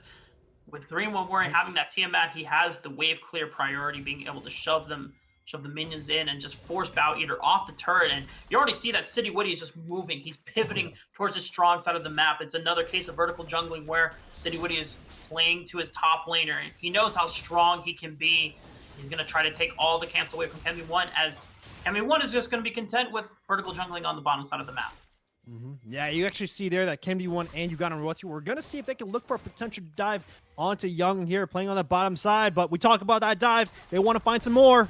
Grand Entrance is going to try to stall the dive from happening, but they find a Zenith Blade onto King Vex. He has no killer instincts to be able to outplay this one. Cat Ears will fall as well, and it's a double kill for Scoop. And we saw how fed this Xayah could be before, but this time she's got 5 kills and no deaths this time around. Man, Can Be One and Scooped 100% kill partation before 10 minutes, and these guys are the ones who are going to be carrying it for their team. You see Scooped 5-0-3. Let's take a look at his total gold, because I'm pretty sure it's a lot, and already he has 4.6 riding in his bank. Can Be One almost 4K, and looks like they're going to be taking the first turret as well, knowing that Always Plan Ahead actually TP'd or ultied on the top side to stall it, but looks like they want to look for some more. No. Always Plan Ahead managed to make it out. First turret gold goes over in favor for Lowkey Esports. Yeah, super heads-up play from Always Plan Ahead, because he knew that the rest of his team was making a play for the bot side and could easily rush for that first brick gold, and he knew he needed to protect Bow Eater because he was in danger of losing his turret as well. The 3-1 Warrior and City Witty, with the hero's entrance, he's able to spy enough time, allow his team to take that first brick gold that gives them the gold swing as well as the momentum advantage, and they can prep for the next dragon of the game. Cloud Drake is actually so pivotal for this global kind of composition. It means that Bow Eater and Always Plan Ahead can look for some more when it comes to just exerting pressure on the map. That's going to be crucial here, but King Vex is going to get caught out just a little bit. Can be one. Gets the flash and decides, you know what, that's enough for now. The dragon is coming up in the next 30 seconds, so you don't want to mess around and burn any other unnecessary summoners. You take what you get and you secure what is given. Yep, saw that King Vex is level 6, so even if you were to flash ahead, you know that ultimate's going to be coming out, but you see Ugandan Royalty and Kevy 1 kind of taking a play from City, Witty, and Cat Ears from game 1. Run with the jungler, look for some fights, look for that vision, see if you can catch anyone out, because if you do, that's another kill. 3-1 Warrior now rotating over to the bottom side of the map. They want to answer the dragon. They don't want to allow Lowkey Esports to be able to reach that 4 Drake Soul win condition, as 3-1 Warrior is going to help clear out this mid wave. City Witty potentially looking for the steal. Is going to go over the cube wall, but gets taunted and does not get the steal as well. Throws out the Dragon's Rage for kicks and giggles. Is not going to get anything out of it. Kemby 1 securing the dragon, and now we see it is going to be an infernal map. That means that not as much walls to play around with, and also more chokes to play around with as well. If I'm Lowkey Esports, I do not want to be playing in these kind of chokes against that kind of composition. Always Plan Ahead almost has that ultimate up, and Bow Eater, of course, has the ultimate up as well. And with that Cloud Drake in their hands, 10% ultimate cooldown reduction isn't something to sneeze at, because that just means that more hero entrances, more of the Avengers are coming online. But Bow Eater getting jumped on. Always Plan Ahead is also in the wings as well, but I don't know if you can turn it onto this very fed Renekton. But when you have the rest of the squad from Lowkey Esports, that crocodile is dead in the water. You don't even need Steve Irwin to wrangle this guy down. But a beautiful flash, as well as the beautiful flash cone play, is going to get 3-on-1 Warrior out alive. Man, 3-1 Warrior just weaving and dodging, making sure he makes it out. But at what cost? Because now 2 plates more going over to Scooped as he scoops them up. A blue buff getting taken away from Young as well, and this means that this map is going to be in favor for them. This is the early game that I talked about. The first 15 minutes is getting pretty good for Lowkey Esports. I want to see if they can get more of this tempo in favor for them, because if they keep on slowing down this game, it's not going to be looking good. Take a look at this chilling walk. 3-1 Warrior has opted in for a serrated Dirk, so that means he's going for the full lethal, or maybe he won't go full on lethality Renekton, but he is going full damage at least for the next few minutes. We're going to see either a Duskblade, a Yumu's Ghostblade. I hope it's not one of the other ones, because the other two will definitely spike his damage when he's looking to side lane. Yeah, and that's just 3-1 Warrior saying that he's the win condition. He has to be the one to bank it all in the one-on-one split push, because if he gets tackled on, if he loses in a one-on-one and a 1v2, that means their composition can pretty much just crumble from then on, and they're gonna have to wait to play the long con. 3-1 Warrior knows this. You see him, you see why he's building this kind of itemization. You see why he's trying to see if he can be a win condition here, but like Esports, they know that he is, and you can see all three on the top side trying to hover and pressure the crocodile under the turret. Middle wave priority just being fought back and forth between middle lane of Lowkey as well as the bottom They're looking lane. for it.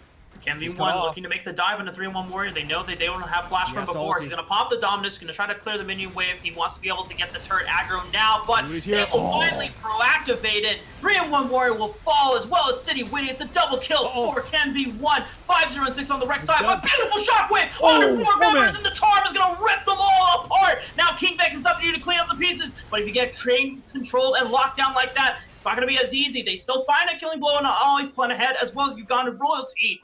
Looks like Bow Eater was going to try to run this one out, but he's not going to get out alive, so he's going to try to turn it and see if he can find a killing blow onto Young, but it's not going to be there. He's only sitting on a phage, for Christ's sake. This man is so starved for gold. He is broke poor, just like a college student. He's going to have to walk back to the rib. Man, Lowkey Esports calling the bluff because Lucky Esports, man, they were trying to make the bet, trying to go all in on that top side play, and look what happens. They kind of bounce back, make that defensive play, 1K differential inside of them. They picked up Scoop, and IKVX picked up 2 kills off that along with Young, and this means that the time frame for Lucky Esports and their composition is gradually shortening. They're going to have to see if they can win this game really soon, because if that happens one more time, I'm not too sure if they can. And we talked about the foundation of this team came from the mid lane in Young. We knew that his Syndra gameplay was not only consistent, but stellar when it needed to be. And so far, his Orianna shockwaves have been clutch when they needed to. That could have been a very game sentencing play for the side of Lucky Esports. But because of that shockwave turning around, they bought time for them to get back. Yeah, man, call him Steph Curry, man, because this man, he just likes to play with these balls. I don't know. Ban both Orianna, ban Syndra. I don't know if there's another mid laner who has a ball in their kit, because Young, this is what happens, man. He's playing center. He's looking good. Setting up the plays. He is the Lionel Messi for this team. He's not there to be the star. He's there to make everyone else look good and make the plays happen. Now the rest of Lucky Esports, they've recovered off of that. Not so ideal play onto the top side of the map. They're looking at this next dragon, the first Infernal Dragon of the game, coming in the next 10 seconds. They have the man advantage at the moment, as 3-1 Warrior is currently walking to the pit ready to contest. Yep, but City Woody, Young, and IKingVix has that flash, so if any source of all-in comes in again, they do have that get-out-of-jail-free card. Infernal Drake is going to get started up. Young is a little bit late here. They're already dropping down to 4K. They're going to see if a fighter turns out. They get the stun on the City Witty. They're just trying to buy time. King Vex is gonna... Where is King Vex? He's just all the way in the back. He's not ready to be able to take the fight. What a beautiful shockwave! Holy moly! Look at Young trying to turn things around, but still always plan ahead, and Scoop are still alive. The main damage has not been taken out, and King Vex had to get the hell out of there. He did not want to be able to deal with the massive wall of meat shields. Man, I have no words for how crazy and back and forth that last fight was. Man, I talked about the balls. I talked about Young. He looked like Shaquille O'Neal dunking on all 5 with that shockwave, making sure that fight was still salvageable. They stalled more time. This is what they need. You talked about that Rock. He's looking like it, but 3-1 Warrior, he's going to be going down the mid lane as well. And still, that fight, though, looks so good. They just need one more of those fights, and it's looking so good for Lowkey. But Lucky, got to see if what they can do here. Bow Eater, not looking too hot, and if they can bounce back and make sure they find these better fights, they can win it. Scooped is ready to pick up an Infinity Edge once he gets back to the base. He's sitting on 2,300 gold at the moment, almost ready to hit that 2,400 mark. If he can get to 3 items before IKingVX, he's definitely going to be eclipsing him in those late game team fights. But at this point, you don't even want to take it that far. You just want to make sure that you can accelerate the game. You've got the Baron buff in the next 3 minutes. I don't know if this squad can take it as quickly, but you can definitely use it as a center point to force more fights in your favor. Yeah, take it in, see if you can go in and see if you can cancel out that defense. But here's the thing. If you're going to be starting up the Drake, if I'm lucky, the issue about that is that means that Young and IKingVX and City would kind of look for some little bit of chip before all of that occurs. Because you saw what happened at Dragon Pit. The same thing can easily occur if they were to start up that Baron. So if I'm Lucky Esports, I want to let Lowkey start up that Baron, because if they do, the collapse is going to be coming in huge, and that's what I want to see. I want to see if they have that patience, but always plan ahead. Gonna get caught Always out. went ahead, able to get the Aftershock proc as well as the taunt. Does stop a lot of the damage that 3-1 Warrior was looking for. Shockwave comes out, but answered by Scoop's Featherstorm. They're still looking for the dive. He's dancing around. He's got the blue suede shoes, but it's not enough. Scoop finally gets the killing blow onto Young. Meanwhile, 3-1 Warrior, he's trying to make the split push happen. He did invest into the Yuma's Ghostblade. He needs to be able to put out the damage, but always plan ahead. This is a very tanky Galio, despite sitting on just Mercury Treads and Hextech Protobelt with that Aftershock that comes up even more often now thanks to the recent changes. It's so hard to answer him in the split push. Yeah, I know you guys are tired of me talking about basketball, making basketball analogies, but Young, this guy had mad footwork, dodging almost everything there. If he actually saved that shot, if he actually could have turned it around too, but still he goes down, and this is what I actually enjoy from Lowkey. They are adapting, putting always plan ahead against 3-1 Warrior, the one who can hold him in a side lane, and the more this thing works out, the better it is for Lowkey Esports. But still, you don't want that Galio on the bottom side for too much, but here comes a party. KenV1 just popping the Void Rush, trying to be able to close the distance on 3-1 Warrior. Flash comes out from the Crocodile Man himself. Zenith Blade will go wide, but KenV1 finally bringing the Flash over the wall does take him down. But it is going to buy some time for the side of Lowkey to be able to regain some vision control on the top side of the map, where the Baron will be the next focus for both of these teams. Yeah, big kill going in. Of course, I can see if he can pressure the top side. Looks like Bout Eater has to give this up, and I feel bad for Bout Eater. He's level 9 right now overall in the game here. All he is basically a fight, but the mid lane. Well, we did say that you never want to do a kick instant play, but when this is the only one that's there, you can definitely make it happen. But look at the collab coming in from the rest of everyone. Holy crap, Chilling Walk. I look at Lowkey Esports, and they're just like Hydra. You cut off one head, 3, 4 more will come immediately in its place. Yeah, but here comes everyone else. 3-1 Warrior actually TP'd in the fight. They still want to keep on going. 3-1 Warrior just trying to lock, always plan ahead down, forcing the flash. They don't have their AD carry. King Vex actually going to use the killer instinct to go aggressive onto Yugon and Royalty, but he can just stun him up, but he has no damage follow-up with Scoop there. KenV coming in. There's a party. Be able to answer back, and I don't think that was the wisest decision for King Vex to be able to go that aggressive, and Young was baited as well. No summoners be able to get him out of that sticky situation, and once again, Lowkey Esports turned things on its head. Yeah, Lowkey Esports looking a little bit too aggressive here, seeing if they can find something. And of course, City Witty went for the ultimate play, but out before I move there, KenV1 finding 1v2. How many teleports are in this game? I feel like we've seen teleports back to back to back to back. Bow Eater trying to lock up Cat Ears under the turret, as well as City Witty. They're going to barely make it out alive. Scoop was almost there for the killing blow, but just did not have enough feathers to be able to rake with that blade collar, but they do get the consolation prize in that first tier turret in the mid lane. Man, all these teams are going for these fast breaks. You know, you get the ball, gonna go and see if they can get that score right in. And this is actually the 4th Drake coming in for Lowkey Esports. This is the Infernal Drake as well, so that means a lot more damage coming in, and the Elder Drake is going to be coming up after this too. They're going to take it out. They're going to take the Infernal Soul, a little bit more damage on their end, which means that they're able to scale it out. And when we look at Lowkey Esports, you got to slow down that tempo. They should have slowed down a little bit more, but they kept on looking for these fights, kept on looking for these picks, and now it's costing them. Wait for the re-engage, and that's what they should be doing. And now, Baron's the only thing up. Going to see what they want to do around this major objective. And the main benefactor from the side of Lowkey Esports is KenV1. He picked up so many kills back to back to back between all of those mini skirmishes. He had enough money to be able to buy a full Guardian's Angel, so he can dive without fear. He can make the hero's entrance so much easier to execute for the side of Lowkey Esports, going on to King Vex and Young. It's going to take a miracle shockwave to try and turn things around if they get into another fight, as they look to exert the pressure, taking another turn on the top side of the map and pivot towards Baron.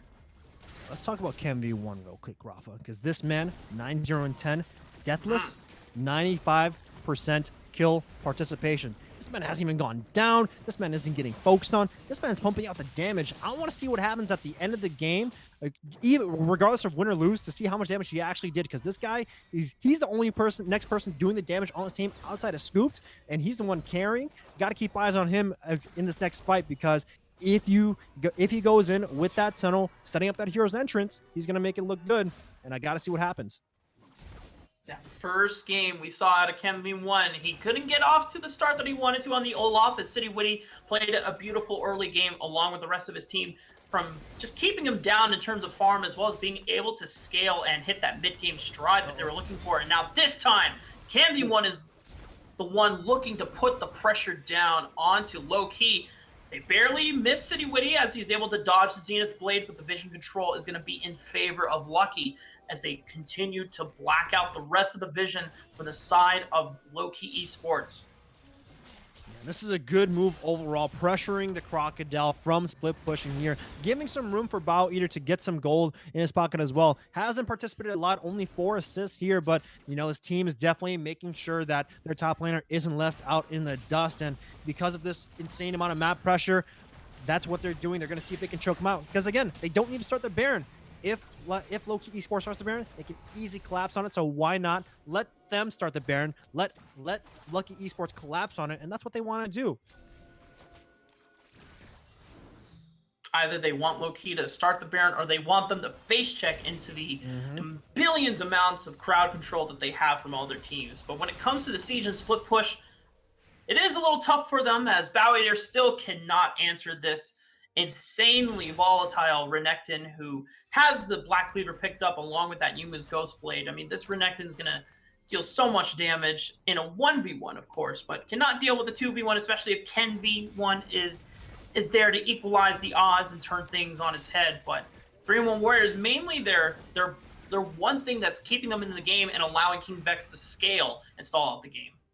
Yep, of course, King Vex already picked up that Nashers, and once he gets 3 items to use, should be able to take some of these fights in favor for them. And of course, Young sitting on 2 items as well, pretty much donating a decent amount of farm to his side laners as well. And that's one thing we have to keep an eye on, because the moment King Vex picks up that 3-item spike, they might want to look for these fights here. Of course, Baron has gotten started up, and if I'm Lowkey Esports and they don't want to face check the Baron, might as well start it off. But guess not, because they do want to wait for that face check here. But pings are coming out. They're going to see if they can catch 2 of them. Bow Eater has the flank on a City Witty. The Hero's Entrance is going to come out. Dragon's Rage will be there, but City Witty will fall as Scoop does flash in for the last arrow to be able to come in and pluck him out with that feather. So I'm going to show off the mastery symbol as well. Scooped and the rest of Lowkey Esports, without a jungler to contest with the smite, they're going to walk straight to the Baron.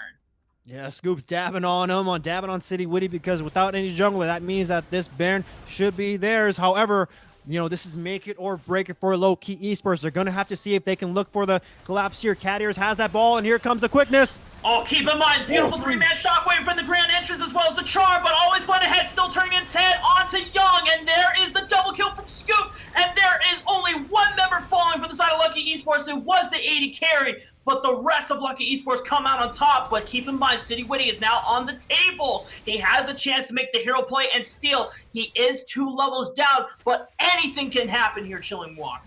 I'm not too sure, Rafa, because here's the thing. There's so many sources of crowd control against City Witty. You see City Witty not even bothering to go towards that Baron. It's at 6k here. He's going to get that mid farm. I don't think City Witty wants to see if he can take that Baron, because here's the thing. If I'm Lowkey Esports, I know where I messed up. Don't go for those early game plays. Play a little bit more defensive. Wait out that global composition, because this is what happens when you play against an early game composition. You get smashed out, you lose all this pressure here, and now you have a Rek'Sai that's 9-0-12, Scooped on Zio 12-3-9. This is what happens, and now with that Baron buff, they're going to see if they can close out the game really soon. Almost 7,000 gold ahead for the side of Lowkey Esports with the Baron buff on their side. You have Elder Dragon in the next 30 minutes. If there is an objective to steal, it has to be this one from City Witty, because if they get the Elder Dragon execute as well, I do not see any possibility for the side of Lowkey Esports to be able to turn this around.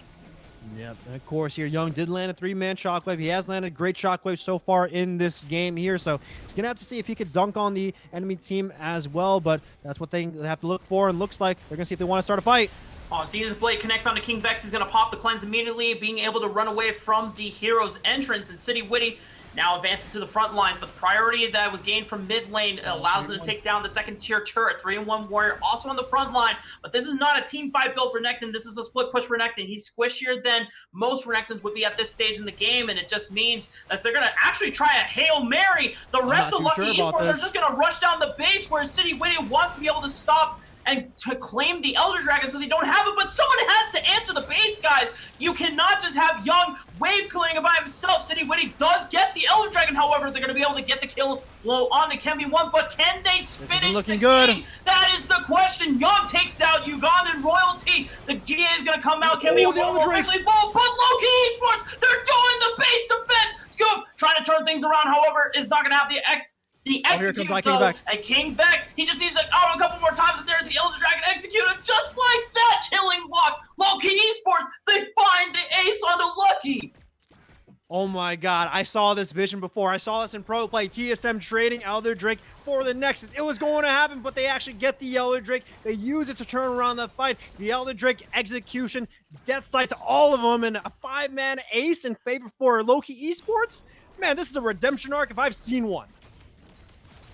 Without the Elder Dragon, there wasn't a way for Lowkey Esports to actually finish the game, and Young was able to defend so well. 1v4, I should remind you, Chilling Walk. They only lost one Nexus turret as well as the inhibitor going down. But for the side of Lowkey, there is a chance, as now the gold lead went from 7,000 to only 2,000. King Vex, able to climb back into the ranks of item difference, is now just a few hundred gold away from being able to complete that zone. Yes, he actually is going to go for the QSS because he knows his cleanse is down and he wants to be able to live for this potentially last team fight. Yeah, and Kenby1 did go down that fight too, so that means that that gigantic bounty just goes over to one of the members for Lowkey Esports, and with that Elder Drake, that means that they can buy a little more time. They can see if they can set up this play again, and you know, that was definitely a Hail Mary. If I've seen one, they made it work, and Lowkey Esports, I guess this is what they're all about, making sure they can go for these Hail Marys, because they're going to need another one to see if they can close out the game. Even though the side of Lowkey Esports will have the Infernal Soul for the rest of the game, it doesn't seem to match in terms of power against the Elder Dragon buff. However, Lowkey Esports are not going to have the Elder Dragon buff forever. And just for the side of Lowkey Esports, they're just choosing to stall and wait it out until the buff is over. Then maybe they should have a chance to be able to fight back. But now the scaling factor has come to fruition for the side of Lowkey that you mentioned before, Chilling Walk, and it just might do it for Lowkey. See, here's the thing. When we talk about the Elder Drake, right? For anyone who plays Super Smash Bros, this is basically Arsene coming in online for Joker. You gotta wait it out. You can't deal with it. Big Daddy Arsene is here. Gotta wait it out. Make sure you don't want to get backyard, nothing like that. And that's what they have to do. You know, wait it out. Sit on the Angels platform and, you know, give up a little bit of turrets because, you know, if they try and fight Arsene here, it's not gonna work out. You see, Lowkey Esports are just content with allowing them to potentially siege, as they're not really getting anything, and now the Elder Dragon buff looks to be ending soon, so that is the go button for the side of Lowkey Esports. You have the Grand Starfall coming in. Bow Eater does find one of the cat ears. The Hero's Entrance is going to be used to follow up, but no one does land into the knockup. But there is King Vex. He's going right onto the backline against Scoop, but is that the wise decision? Ugandan Royalty is in a 1v3, and Scoop just found King Vex. I don't think that was the best decision for the side of Lowkey. Scoop with a double kill. Kenby1 will be sought out by Young as he flashes in. It's now up to City Witty and Young. Can they recall in time and defend against both Always Plan Ahead and Scoop? There's one Nexus turret that stands between them and a Game 2 victory. City Witty does have the GA. He's going to have to be able to make plays. Always Plan Ahead finds the flash, and they get the killing blow on a Young. There's the GA from City Witty, but there is no way that he can spawn in time. Lands the Sonic Resonating Strike, but it's not enough. And Lowkey Esports, it almost could have been a comeback dream for the side of Lowkey, but they're going to have to take the Game 2 and go to Game 3. Oh man, Lowkey Esports playing the early game composition, punishing the mistakes of what they have. You can see here just BMing just a little bit because Lowkey Esports did make a decent amount of mistakes overall. They had some fighting spirit. They did land a great amount of shockwaves from Young. They did find an Elder Drake, but to no avail because now we're going to Game 3. Going to see which one takes it.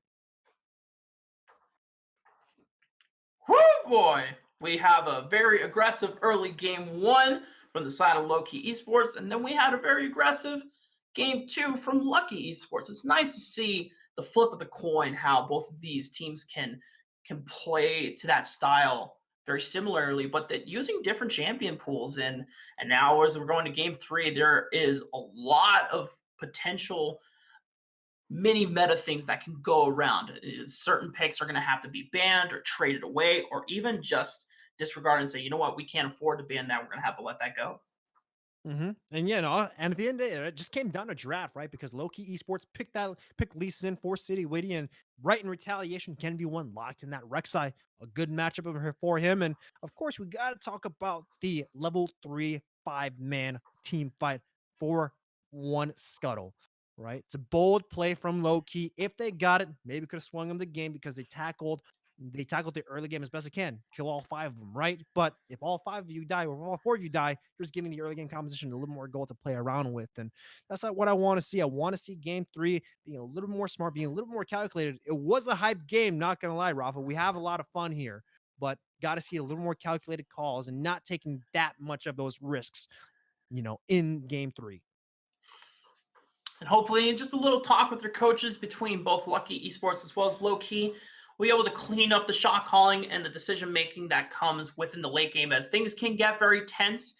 Very important objectives did come up for Lowkey Esports, and they chose to try and end the game instead of going for the secured Elder Dragon. And because of that trade, Lowkey were able to delay the game for just a little longer, but they weren't able to repel the extreme engage powers that side of Lowkey had. And we're now just going to have to see as we take a quick break to see what happens in game 3. Yeah, man, it's gonna be exciting, Rafa, because these guys are slugging it. These guys are taking it to each other. 26-minute game, and we're looking good, man.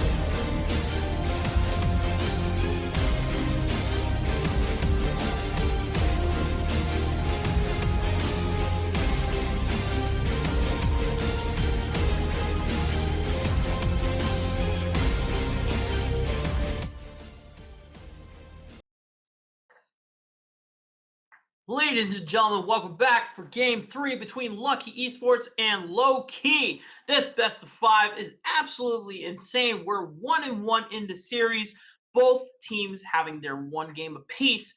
And so far, it looks like it could be anyone's series at this point. Yeah, I mean, we saw game one, Lowkey Esports slugged it out, 26-minute game. Game two, Lucky Esports, 31-minute game. Of course, both games have a lot of kills overall. Pretty sure both of them end 25 kills apiece. And, it's going to be crazy. I want to see what happens in this game as well, because if it becomes a bloody game as well, it's going to be a pretty big slugfest going to be happening soon. And so far, we have seen both very aggressive compositions coming out from games one and two from both respective teams.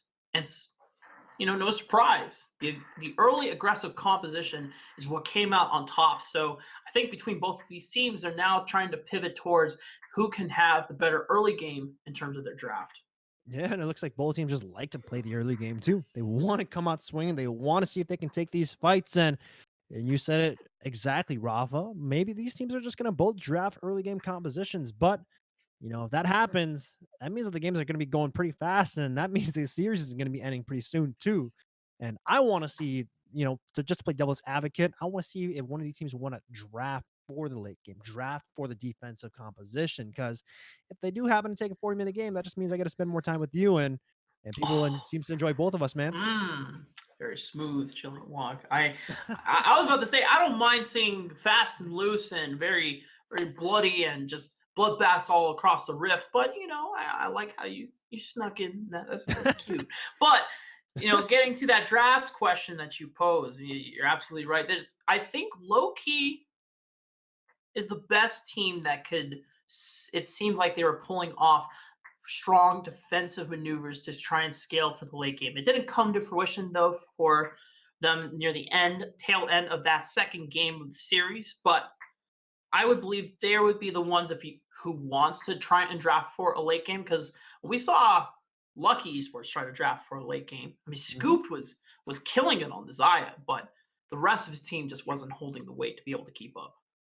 Yeah, and that's what happens game one. Even though Scoop got a big lead, unfortunately, just kind of falling, because here's the thing: 3-1 Warrior, City Witty, and Young were still doing massive damage. And of course, the moment King Vex came online at 20 minutes, he just started pulling triggers, started arcade shifting forward. And that's the reason why I got banned going into game two. So gonna see some adaptations coming in. I'm definitely surprised. I want to see what Loki wants to do. Maybe just deny some of these early aggressive compositional champions that Lucky pulled off game two. Maybe a Pantheon ban. Definitely going to see if the least in priority is going to drop down, knowing that Kenby one loves the pick. Cityway is trying to take it away from him. And yeah, just gonna see how this draft plays out, because all these priorities are changing about. And this is where the draft phase is going to get interesting. Now that Loki have lost the game, it's up to them to see if they want to change the third ban, as the first two bans for both teams are still the same. Same thing. Lucky are going to go with the Mordekaiser ban. It worked well and it netted them the game two victory. But now low key, they're looking at Scoop Zaya. They notice that, hey, this guy has played this champion twice, and even the first game that he lost, he seemed really big on it. So now they are completely negating the possibility of having a lovers duo bot lane on the Rift. Yeah, definitely a change from the draft against Maryville University. Because remember that Maryville University, they first picked that Zaya, and going to game two, it didn't give them a lot of value, and pretty much Zaya was removed off the table, forcing value to pick Heimerdinger as well. And well, you can see here, Lucky Esports going to be taking the lease in here, and looks like MV1 still wants to value it. The question is, does he really want to play the reverse matchup? Take that Roxai into the Blind Monk, and got to see what they want to pick here. Oh, City Witty might have a different answer. The Karthus. Now, the Karthus is not a champion that necessarily answers Lee Sin in the 1v1, but he's like an Olaf on steroids. He just power farms the jungle so incredibly fast, and he's looking to hit that level 6 power spike in the Requiem, and then just try and accelerate the game in ways that of just being able to stat check your opponents across the map globally, because he'll hit the R button, and then suddenly all of your teammates are taking massive amounts of damage. Yeah, Rafa, I think Lowkey Esports is listening in on what I'm saying. I said that, I want to see if one of these teams want to draft late game, and look what Lowkey wants to do. Picking that Karthus and putting 3-1 Warrior on that Camille, and looks like they are wanting to play for that late game composition. But Lucky, of course, picking that Nautilus. Solid pick here. We saw Shady pick it a lot last week for Maryville University, and see what they want to round the composition off with in the rest of that top side. And they're going to take that counter matchup into Renekton. Early game composition being drafted for Lucky Esports. I wonder if 3-1 Warrior even dares to lock in something different. We already see the Camille, so we're assuming that is what it's going to be for him. And remember from the Maryville University series how important the Camille pick was for both the top laners in, I believe it was Hybrids and 3-1 Warriors. So Camille, we know how strong 3-1 Warrior can be in the side lane, and we wanted to see him, if you're a Lowkey Esports fan, get off to the ground with that Renekton split push. He built that Yuma's Ghostblade to try and accelerate it. It didn't work, unfortunately, but with a Camille, definitely scales better into the late game with more items and becomes a split pushing threat that you cannot ignore. Yeah, and you see Lowkey, they're doubling down on the late game composition, picking the Kai'Sa for IKingVix on the bottom side. We know that IKingVix likes to play the long con, and Kaiders likes to play that sacking lane. Definitely could work out, and they want to play for 300 Warriors. Sidwoody's been doing that the entire game, but still surprised that no junglers have been removed from the game so far.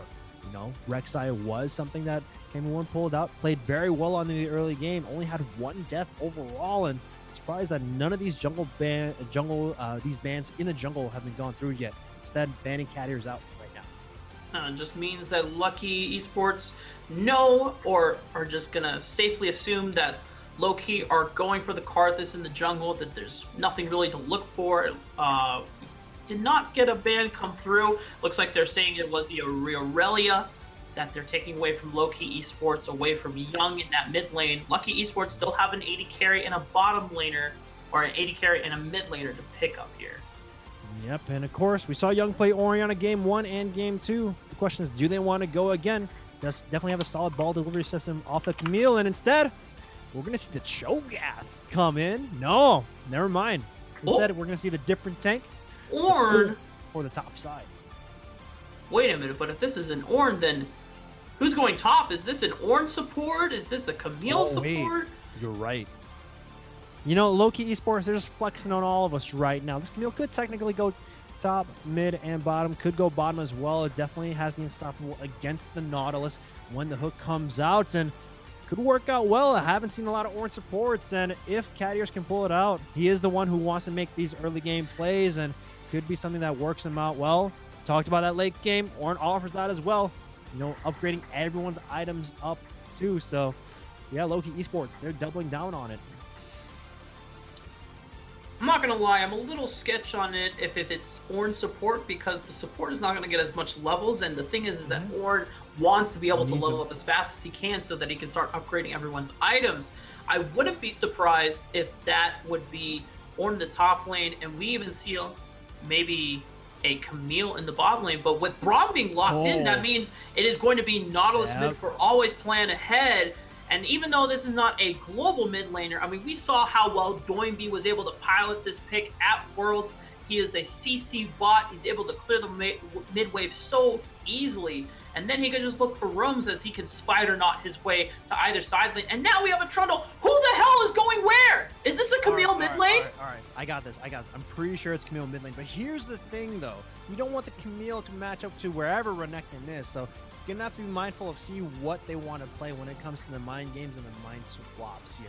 When it comes to the bottom side, you don't really want Ornn against Braum because, there is a gigantic shield stopping the call of the Forge God. So I'm going to assume that this would be Trundle as support, Karthus in the jungle, Camille, Ornn, solo lanes depending on where they want to go and depending on the matchup because it is going to be dependent on that. Ornn does a better job against Renekton. Camille has a safer laning phase against Nautilus.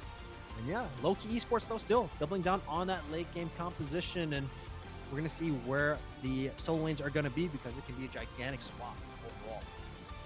Just to throw something into the pool of possibilities, Ornn jungle is pretty nutty. My producer has whispering death threats to me in terms of what champion composition we're gonna see from Lowkey Esports. But I'm telling you, Orange Jungle is pretty free. Once you get that jungle enchant item, you just never have to leave. Yeah, it definitely can work. However, that means you're gonna have a card this in the mid lane, and I don't think you want to card this in the mid lane against a Mouse and a It doesn't sound like a fun time. So I think City Woody's gonna take the Death Mage into the jungle for this game 3 here. But you gotta wait and see here, because now we're just waiting on the game to start, and I really want to see where the hell these champions are going. So hurry up, hit that R button, hit that go button. Let's go, let's get it. If City Witty is spamming R in the lobby, he's ready. The real side of Lowkey Esports is ready, but maybe Lucky Esports are not ready because they're trying to figure out where the hell everyone is going. But we're finally getting into the real. Oh, looks like someone was so scared by the draft with Lowkey they had to run to the bathroom real quick, get the, take care of business, and come back and get ready to play. As now we will finally see where everyone is going. I'm just excited. Lowkey Esports and Lucky Esports changing up the draft significantly from both teams here. Lowkey going for that late game composition, as I said. Lucky still have that early game composition with the Ezreal, but we know the Kai'Sa outscales the Ezreal.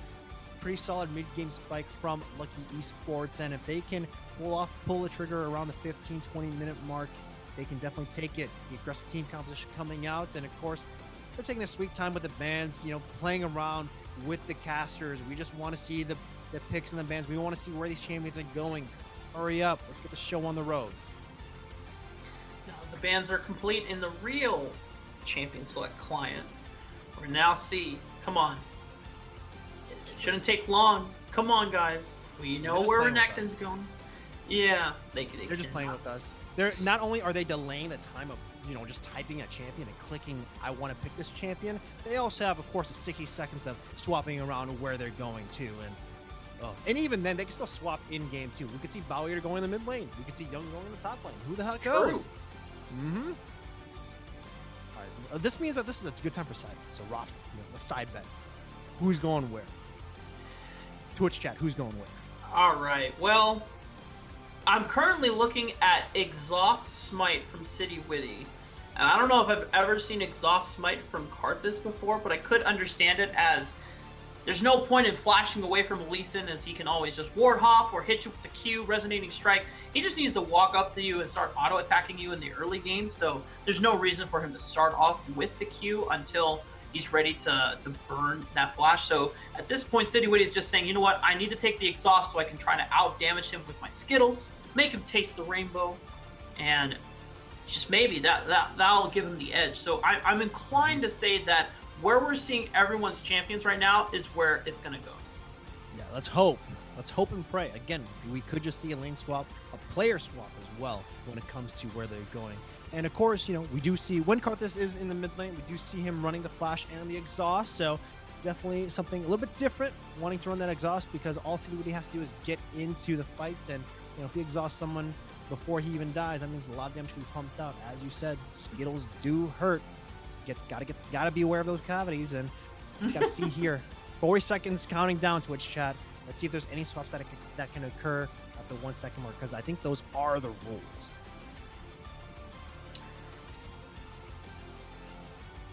Yep, and as my producer in my ear says, they are able to swap until the 1 second mark, which it's even worse. So now we just have to wait and see. But I think you might be right, Rafa.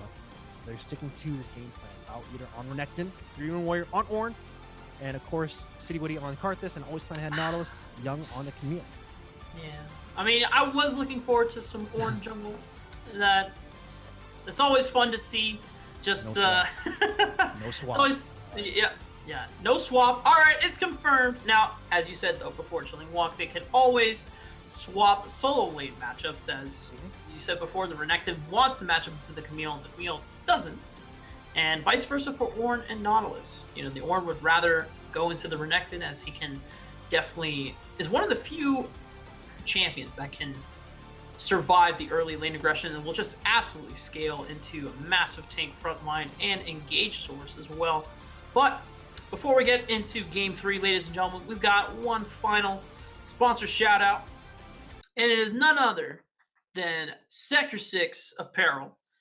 And if you guys don't know who Sector 6 Apparel is, well, let me tell you. They're a leading esports apparel company providing on demand printing for groups of all sizes. Sector 6 Apparel designs comfortable and stylish for professional esports organizations and collegiate programs, as well as your very own Upsurge Esports. And in fact, there's a few other amateur organizations that do reach out to Sector 6 for their amazing products. If you want premium esports clothing and would like to support us at the same time, head over to Sector 6 Apparel at sector6apparel.com/collections/upsurge-esports. Once again, that's sector6apparel.com/collections/upsurge-esports. Check out Sector 6 Apparel today and represent your boys at Upsurge Esports or your favorite team in style today. And we'll see you for Game 3.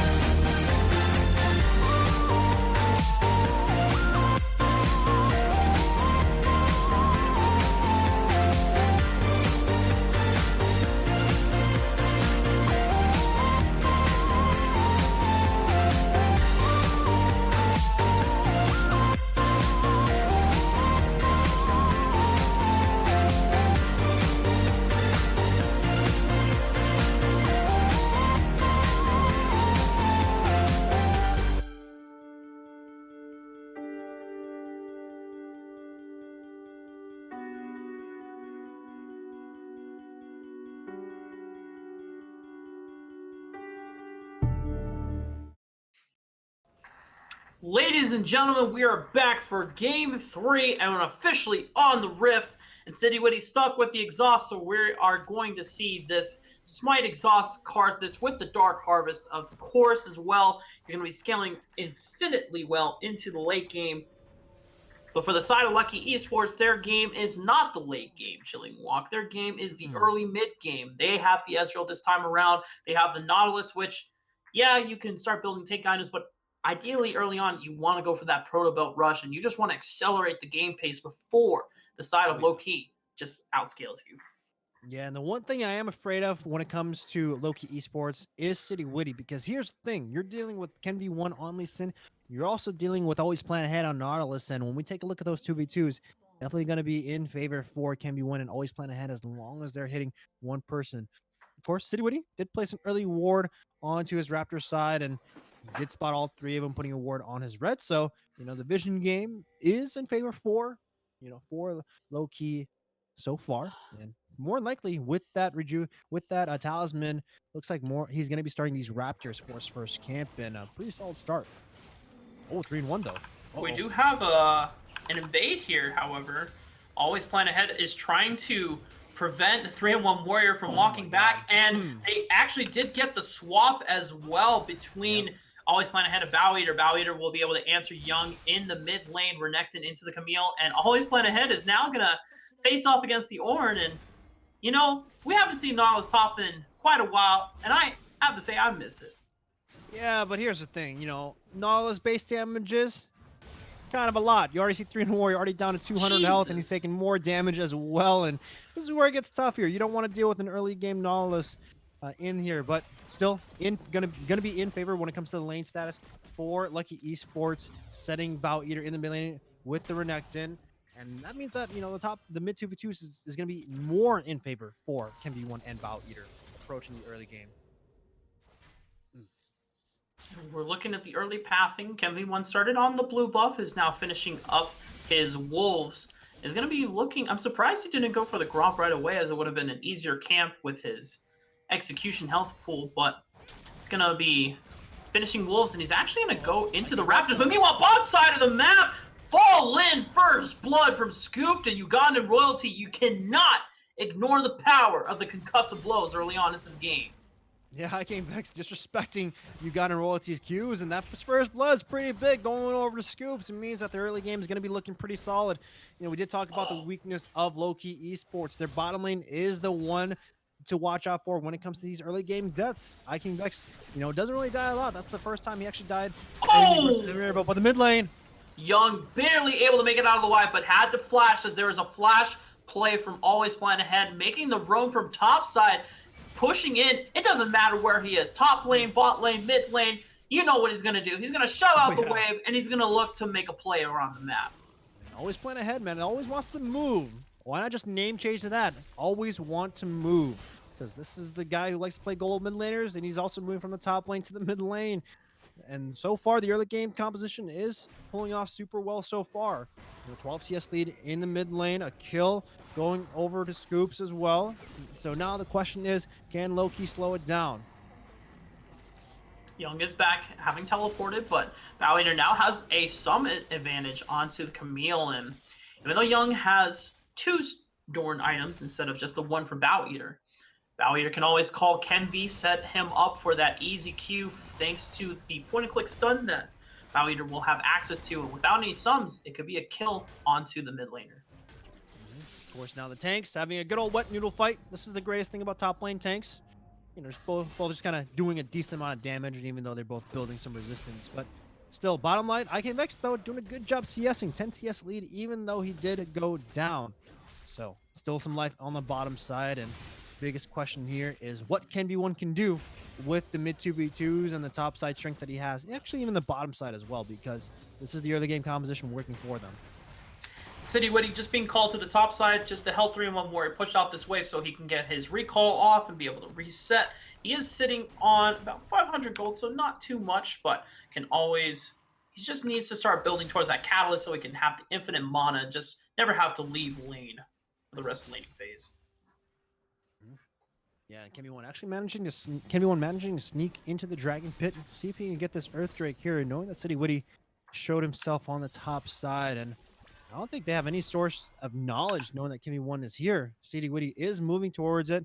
A ping does come out, so is sniffing out that Ken1 might just be on the Dragon in the meantime, so gotta watch out what happens. The Dragon is falling really low, already 300 health, and yep, looks like Ken1 is going to be taking it in front of City Witty's face, and it's going to be pretty tough seeing what happens. He's dodging the Skittles as well, but he's a level down on the City Witty. He's trying to wait for the bottom lane to be able to collapse in. He doesn't even have to flash, but Scoop taking a lot of damage from the Skittles after death passive, and City Witty, despite going to be the first one to fall, will be able to pick one up. And 3-1 Warrior actually teleported to the bottom side of the map looking for the flash as well, but Ugandan Royalty and Ken1 able to make it out alive.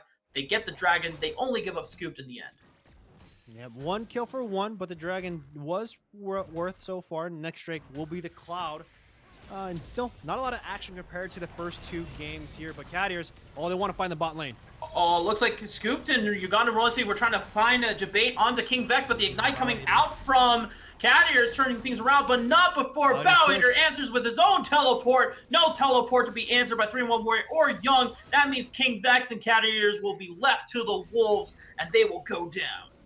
Yeah, and this is where we take a look at Lowkey Esports and what happens when 3-1 Warrior isn't on something with the early game agency.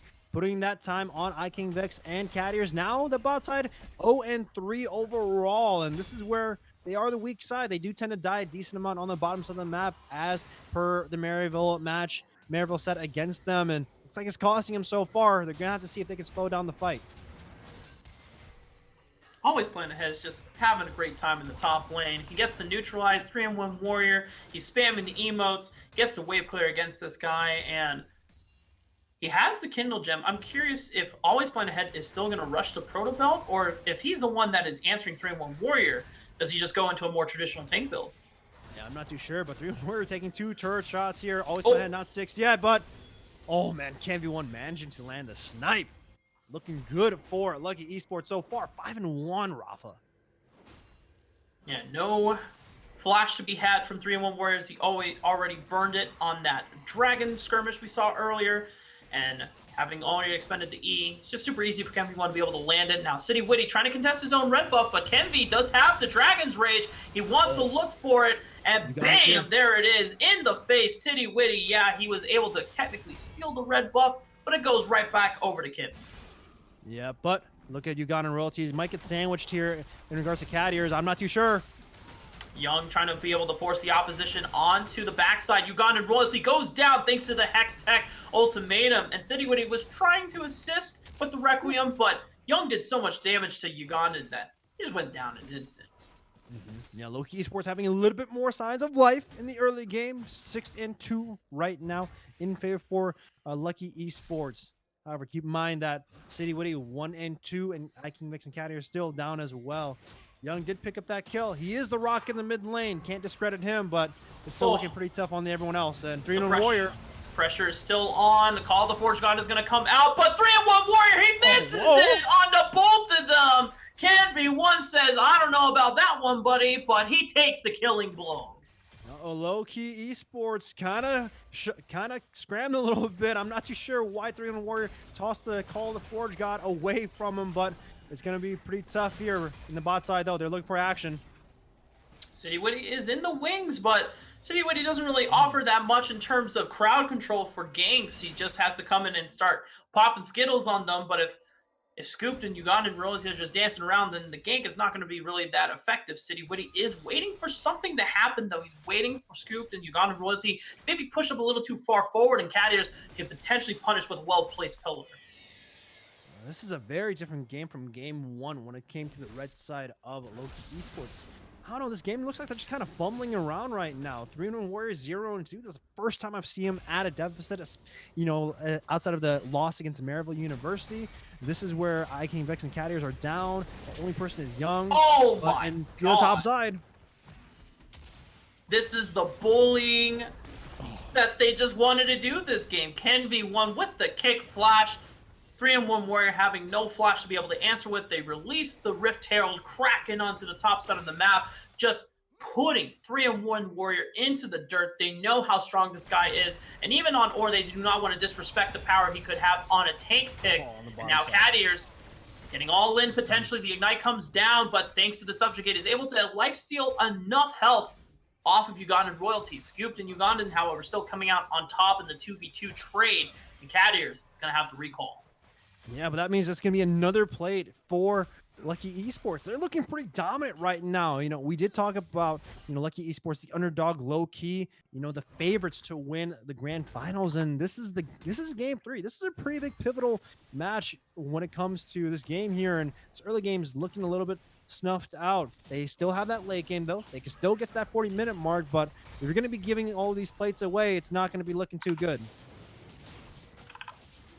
Plates falling. Kenvi is on the dragon, but Young is there to answer, and he's going to lock up Kenv1 within the Hextech ultimatum. And even if Young doesn't get the killing blow, maybe City Witty can't, but Kenv1 stole so much health thanks to the Conqueror Keystone, as well as just spiting the dragon for a little bit more health. But City Witty comes in and Smite steals the Cloud Dragon, but will fall at the hands of Bow Eater. And now the Ocean Soul will be the one that will spawn on the map.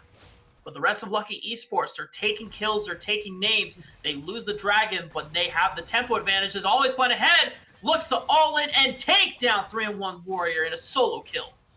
Oh my God, man. Lowkey Esports, they're pretty much winning across the board right now. Look at the gold lead.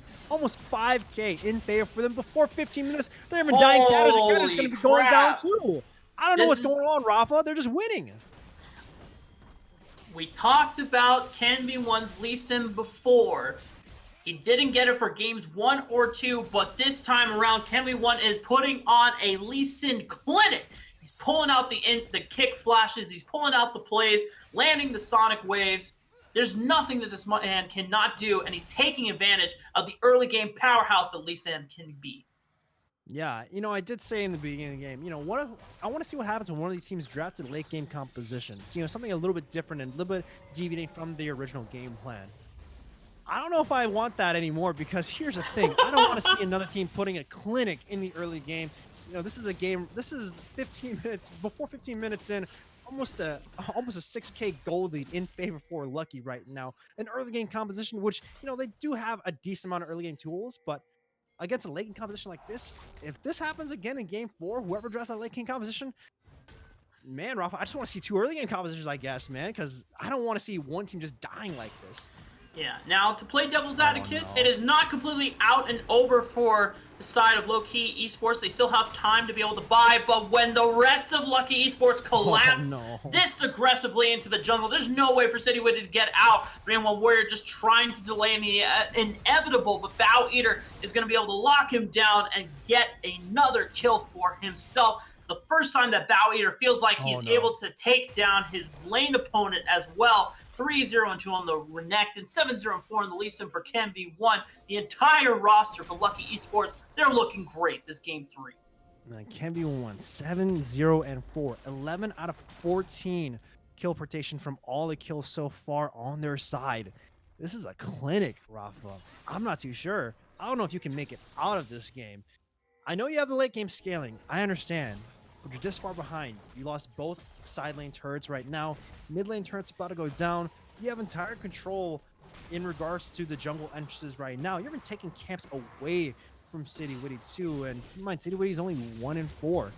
3-1 Warriors 0-5. These are the two that are usually the stars in the early game, and they're getting punished. Look at Young. Young trying to force the Hextech ultimatum onto Bow Eater as he was under turret, but the rest of the Goon Squad came in from Lucky Esports to be able to assist with the play, make sure that the Renekton Crocodile does not get turned into a boots in the belt here. Yeah, but still, it's looking pretty tough. Bow Eater has to try and make it up, but this is a 3-on-3. Oh my goodness, Ugandan Royalty trying to follow up on the play on the City Witty, but they're able to answer back. But Ugandan Royalty, he has the Braum pick. It is a counter specifically to the Ornn Call of the Forge God. No knockouts will be had. Double kill once again for Can-B1, approaching that 10 kill, flashing the Mastery 7 as well. 9-0-4 in the Lee Sin with the Black Cleaver to boot. There is no one that can match up against this guy right now. God, 9-0-4. 13 out of 16 kills right now. They're putting pressure on the mid lane. Oh, I'm not too sure. This just might be a 20 minutes, let's forfeit and solo queue kind of game. King Vex, of course, putting pressure on Always Plan Ahead. Uh-oh, this isn't looking good. Always Plan Ahead, still under tower against King Vex, but here comes Can-B1. And King Vex, he doesn't have a support, he doesn't have an ally to be able to assist him, and Can-B1 has the Dragon's Rage, so this looks like certain impending doom. Can-B1 misses the Q, but he just needs to go in and auto-attack this guy in the face. Can-B1, 10-0-4 in the Lee Sin. God, this guy's just running around. Every time I see this guy just moving on the screen, for some reason, he just picks up a kill. I don't know, man. It's like he's like getting him out, getting donated these kills for some reason. I'm not too sure what Lowkey Esports is doing. Maybe this is the mental game. Give them a sense of confidence. Let them come back game 4 and game 5. Maybe that's the plan. Maybe that's the key. Play the long con. The long con. You just have to bait which champions are strong for the side of Lucky Esports, and then you just ban it. But you have to keep in mind, Chilling Walk, is that there's 2 other champions that you have to give up to be able to ban a couple others, or at least in terms of trading. The Asol and the Cassiopeia were still 2 champions that they did not change in terms of bannings. So if we're looking ahead into game 4, Can-B1's Lee Sin looks pretty damn good. So if City Witty does not pick a champion that can match up against it in the early game, then Can-B1's going to always have his way. Yeah, that might be an understatement. 10-0-4. Take a look at the gold lead. He has 8K in the bank. Most gold on his team right now. Pretty good is not giving him enough service. This guy is looking like a god. City Witty right now, the only thing that he can do is just eclipse Kevin One in terms of farm. He's trying to get to his item power spikes. He has the haunting guys. He has the penetration boots.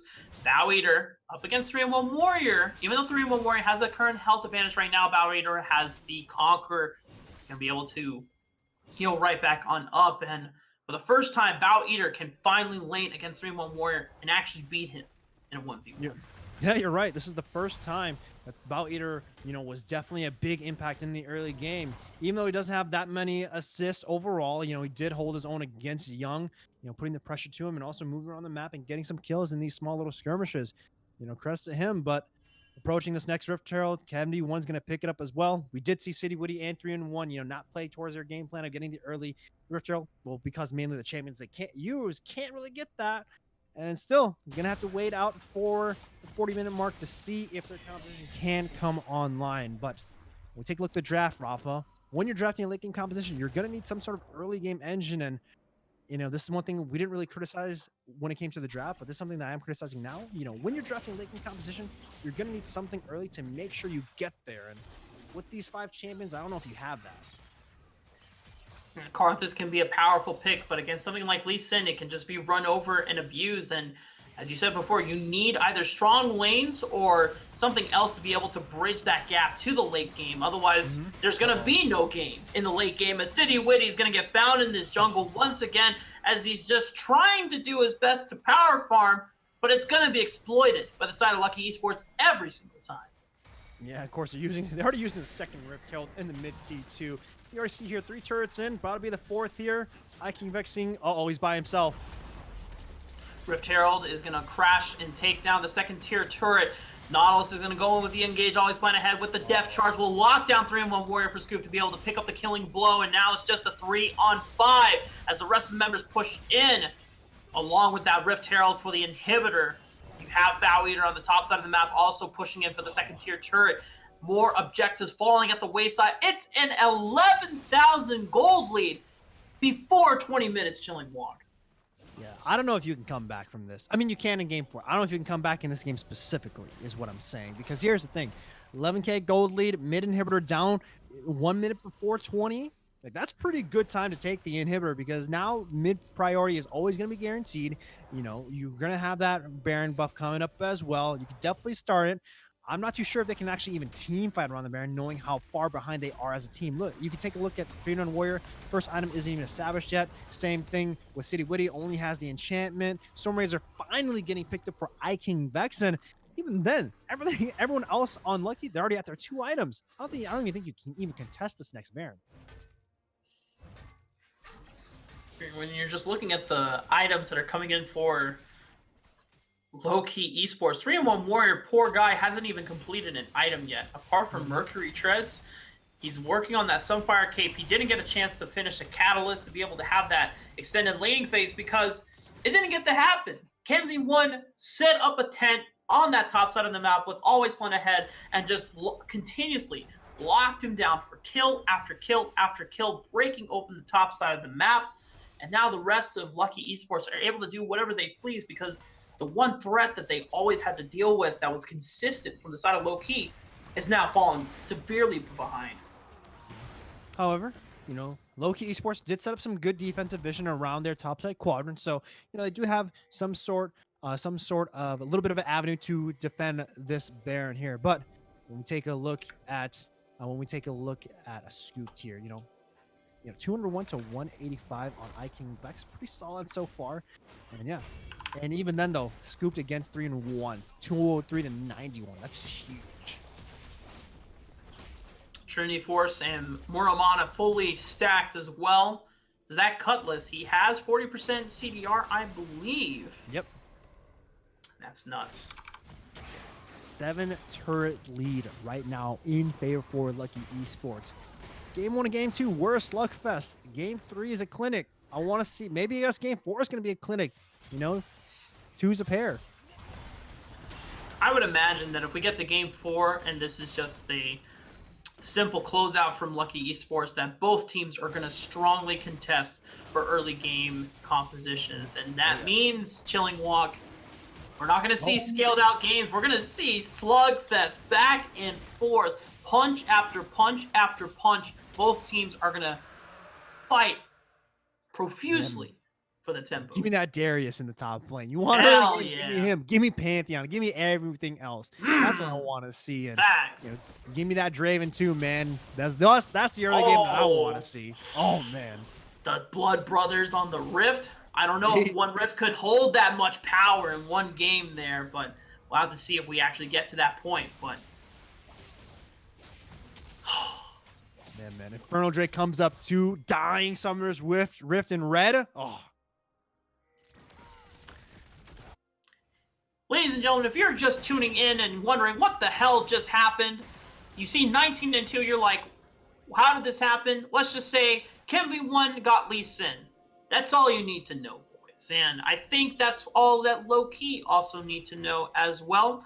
And that they had no early champions or early game oriented picks to be able to work around this massive early game, mid game snowball composition that you have from the side of Lowkey Esports and Bow Eater.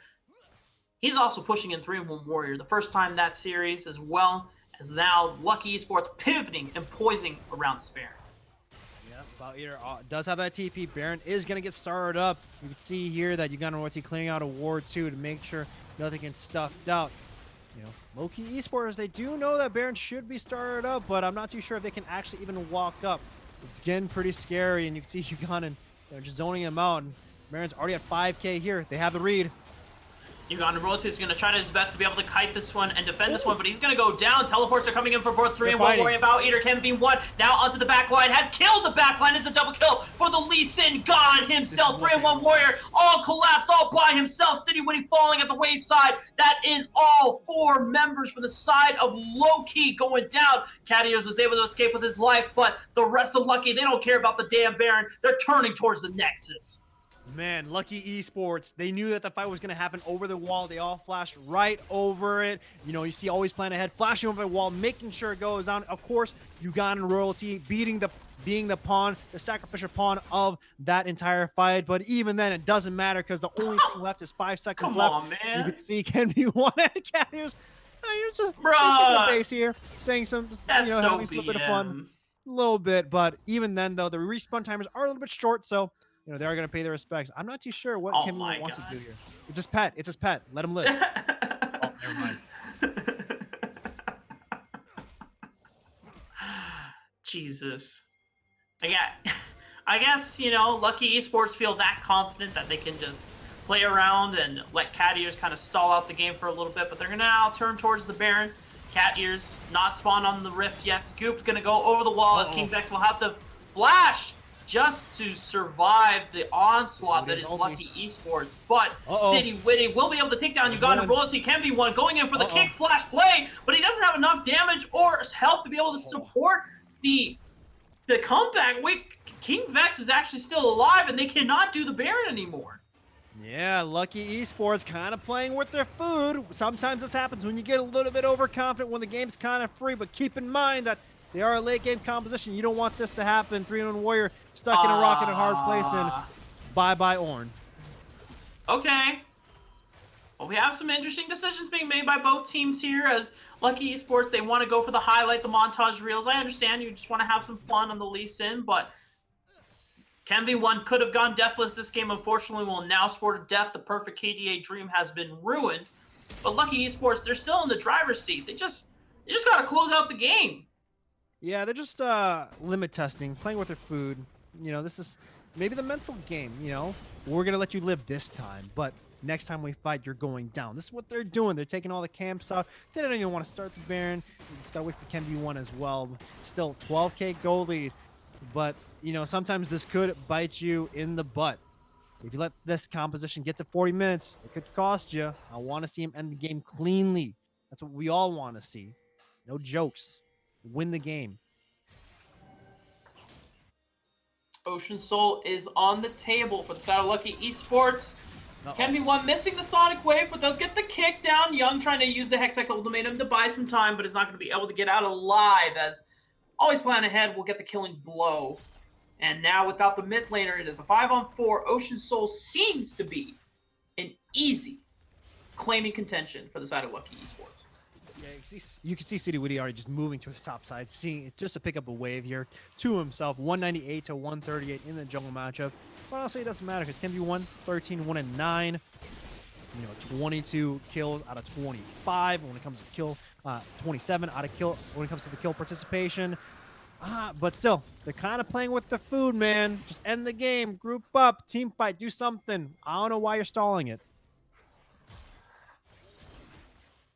Well, maybe they're just trying to get to some fancy item power spikes. Kemi1 has a stopwatch, already finished the Maw of Mount Mornius. Now they're looking towards the Baron. They do have the Ocean Soul, which does give them that massive health regen whenever they do start fighting against the enemy composition. This Baron should be easy for them to taking, but they see Young. They want to put him into the dirt. They want to look for another kill. The kick comes out along with a Sonic Wave into the Resonating Strike. Young goes down once again for the 4th time, and now maybe they'll start the damn Baron. No, thank God. End the game cleanly. That's what I want to see. No ifs, ands, or buts. No playing around with your food. No throwing in the towel. Get the Baron, group up as a 5-man, walk down the lane, and team fight. That's what you got to do. You have a gigantic gold lane, 3 item spikes before 30 minutes on Scoop to just end the game. No need to play the mental game, man. Kemi1 not even needing the smite. He's going to be able to secure the Baron, and now Ocean Soul and Baron buff in tandem. We should see, unless for some reason, by miracles, we see a major throw from the side of Lowkey Esports. It can't even just Lowkey playing the defense well. It has to then be playing well and Lowkey Esports playing terribly for them to be able to come back as Kemi1 looks. It's going to bait out some summoners. City Witty actually still going to fall close. Call the Forge God comes out. It's going to be blocked by the Braum Shield, and King Vex is locked down for an easy pickup by Scoop. That's 1 member down. They start advancing through the inhibitor turret. They will take it down as Bow Eater is claiming the bottom inhibitor as well. They're looking to take everything away from Lowkey Esports. Yep, good job on them. Finally grouping up, ending the game, listening to the commentators, because I don't want to see a game go to 40 minutes and them throwing in the towel and, playing with their food as the more people go on dying. That should be a clean game for them. 31-5. Maybe see if one of them boost that KDA a little bit more, but still, good game in game 3 from Lowkey Esports. Lowkey, they're going to have to fight back in game 4. And we know that early game is going to be the top or the key here for both teams, as now we've seen, it seems like just whoever has the early game composition will come out on top. This one more convincingly than the other 2 games of the series. And for Lowkey Esports, match point is on the line for Lowkey. So their backs are against the wall. And if they want to come out on top, they're going to have to make the grudge trek through not just 1, but 2 games. Yep.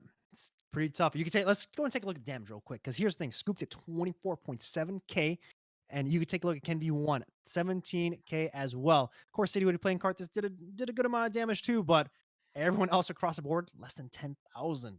Look at Young. Look at iKing Vex. 5,000 apiece? Not a lot, man. I mean, they couldn't do anything. I mean, you saw how the map opened up. It was awful. If you're King Vex or Young, you're trying to split on a side lane, or you're trying to just walk past the cross sectional of the rift. Suddenly, Ken V1 and Always Plan Ahead appear out of the bush, and then boom, you're dead. There's just too much crowd control lockdown and too much damage from the Blind Monk that's coming in that you can deal with. And even then, Ken V1 wasn't the one that's doing the most damage, as you said before. Scooped. He hit that mid-game power spike, and he was striding on the Ezreal. Even though he wasn't really the focus of this game, he was definitely putting in the numbers. Yeah, and I want to see what happens in game 4, because when it comes to the draft, we saw Lowkey go for the late game scaling composition without any early game engine. They're going to need to see if they want to change it up, if they want to do that, because that composition could work out. Just maybe a different jungler to play with the Camille. Imagine if they played like a Sejuani or something that can 2v2 with the Camille. One of the best mid lane 2v2 champions right now in the game, with that easy hook shot as well. So maybe change that up a little bit. Play that late game. It's a-okay. Just don't pick 5 champions that that needs 40 minutes to turn online by themselves. And so far, wait, how? It seems like the MVP of Game Three is pretty unanimous, as they're all the options are practically the the same person. So I don't know if I really have a choice in voting here, but Mm-mm. I'll go ahead and throw in mine as we are all excited to see now what is going to happen in Game 4. Lowkey Esports, they have a lot of things they need to change up and they need to address. We need to see the early game composition, I guess, or you need to play. If you're going to play late game again, you have to have that early game bridge to get you there. And we're going to find out, ladies and gentlemen, what will happen in that draft in just a few minutes. We'll be right back.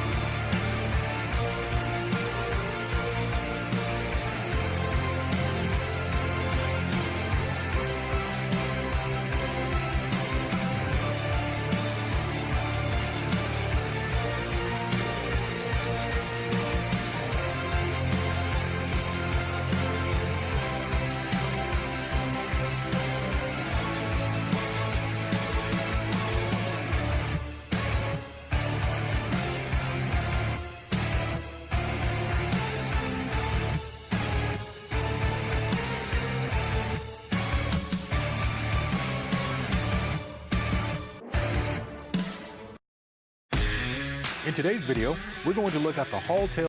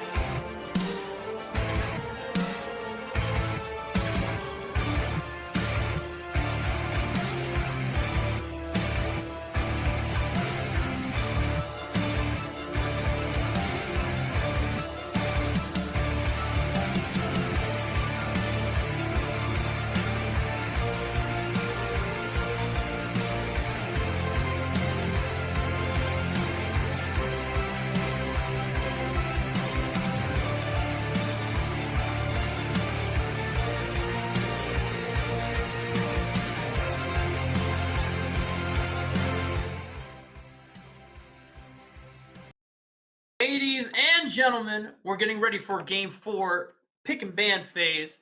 And as we said before, and near the end of Game 3, me and Chilling Walk were looking at the last few games. You know what? The early game compositions have been coming out on top, and that's what we want to see focused between Lowkey Esports and Lucky.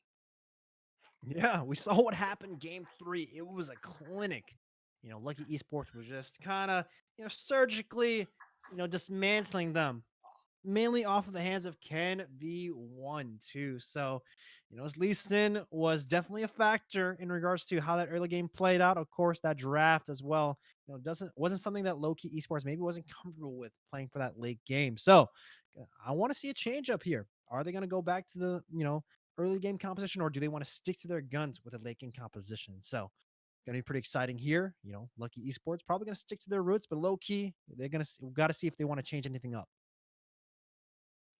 Just me specifically, I want to see if three or City Witty has an answer for Ken V1's Lee Sin. We know that he has a fantastic Rengar pick, but doesn't do so well in the level 1 and level 2, but give him a few items and that Rengar can definitely start popping off in the Lee Sin. Or if you find him in the bush and Lee Sin's low on health, it just comes down to the early game pathing. But now the draft phase has begun. Low key. Notice how the first thing they ban is the Cassiopeia. It's not the Aurelion Soul, so they might be thinking of letting that slide and taking something else off the table. Yeah, but I'm not too sure if you want to leave that Aurelion Soul up for Always Plan Ahead, because here's the thing. Ken V1 got his one trick. Always Plan Ahead might get his, because here's the thing. It's not banned. And Lowkey are actually completely targeting Ken V1, and they gave up the Xayah ban so they can first rotation pick it for King Vex in the bot lane. So denying 2 priority picks from the side of Lucky Esports, the Rex side, the Lee Sin, and the Xayah. But now, Always Plan Ahead. You said last week that there's no way that Aurelion Soul was going to get through draft phase if they were smart. Well, here we are. Lock it in. The Ezreal is the first one to be locked in. Lucky Esports, they still have 2 more picks. Come on, man. Let me see the dragon.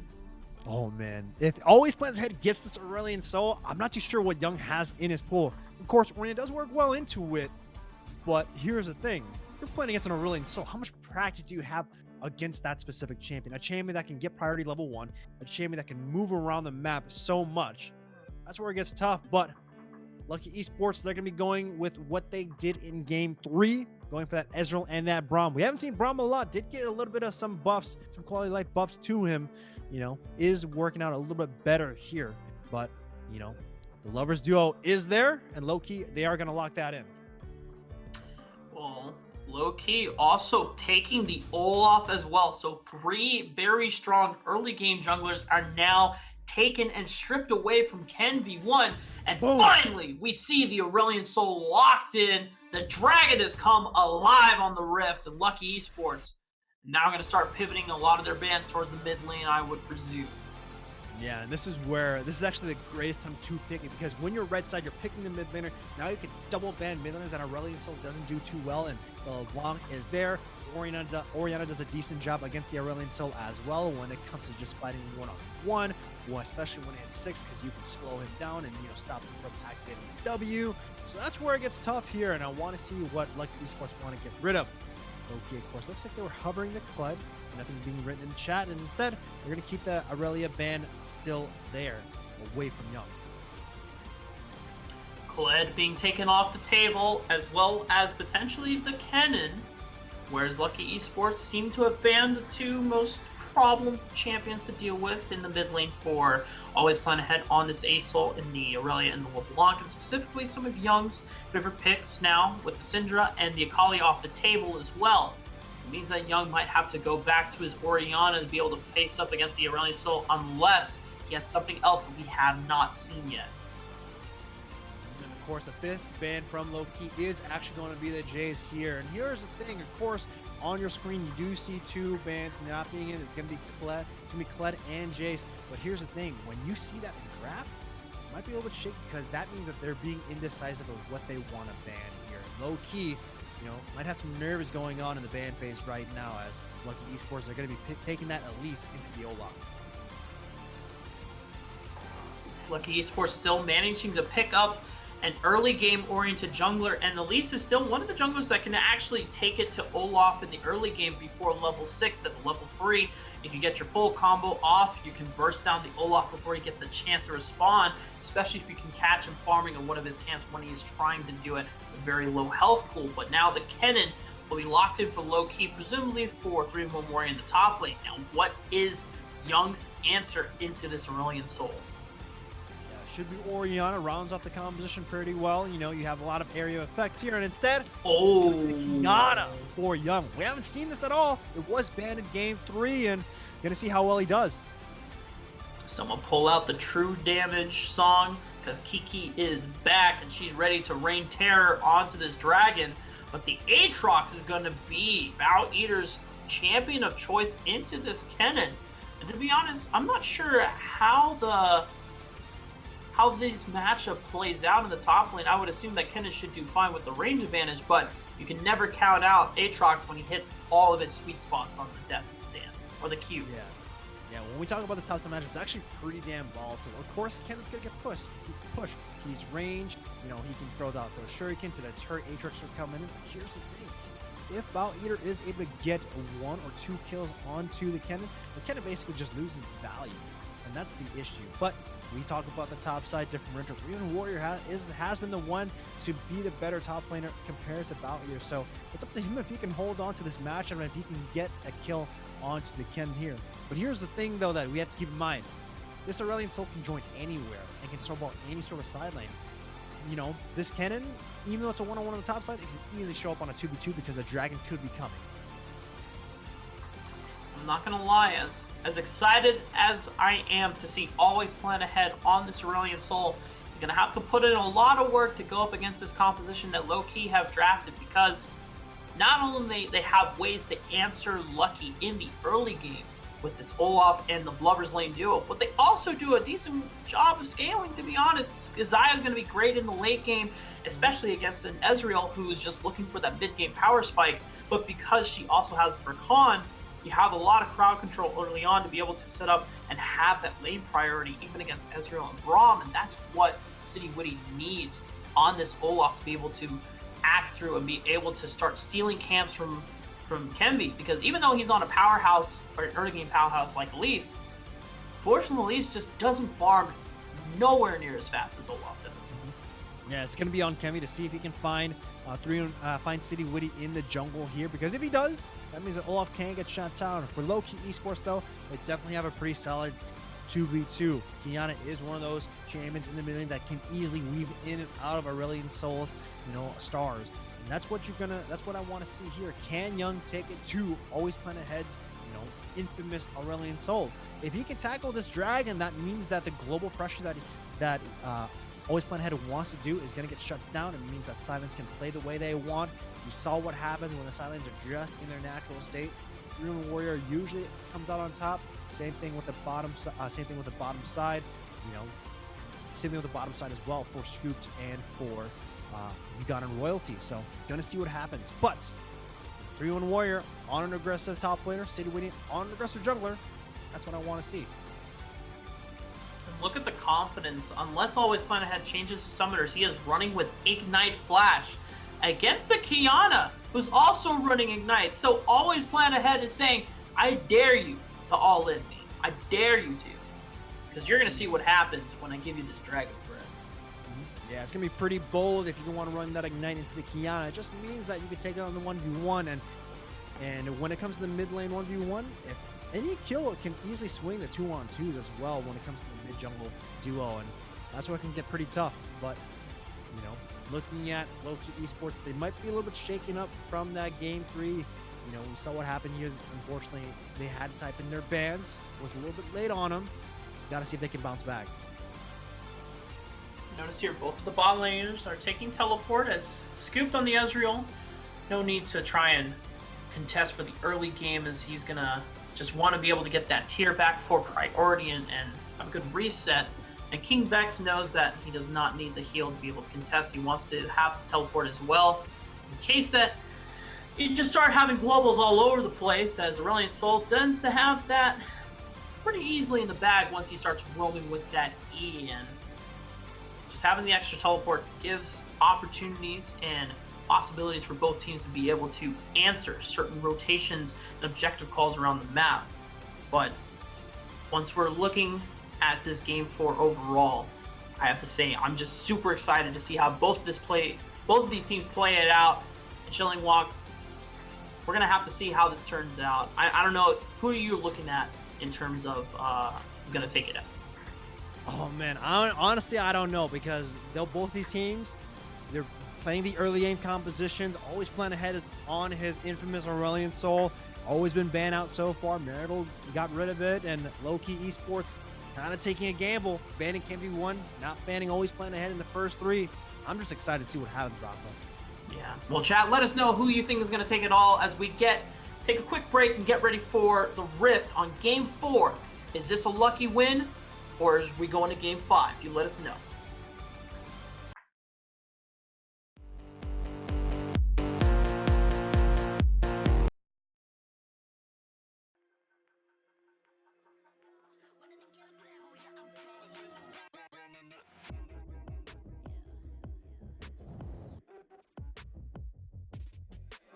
Moving too fast, life moving in slow-mo. I'm a god, but I actually don't know. I mean, better put your pride aside. I'm a Benz, get more like a Volvo. Your best stuff looks like my words. Synapses, fire, and burst. Got the whole crew with me, about to do damage. You know we ain't average. I ain't gonna say this again, but it's in my time. Better look in my eyes. I'm a genius in the skies with my heart on my sleeve. You force, you will block to a king in his prime. Everybody got a line. Sit back with the stars in line. I finesse like my life on the 9 was a diamond in the rough, and now I shine. No one could stop us, they'll try, but they won't.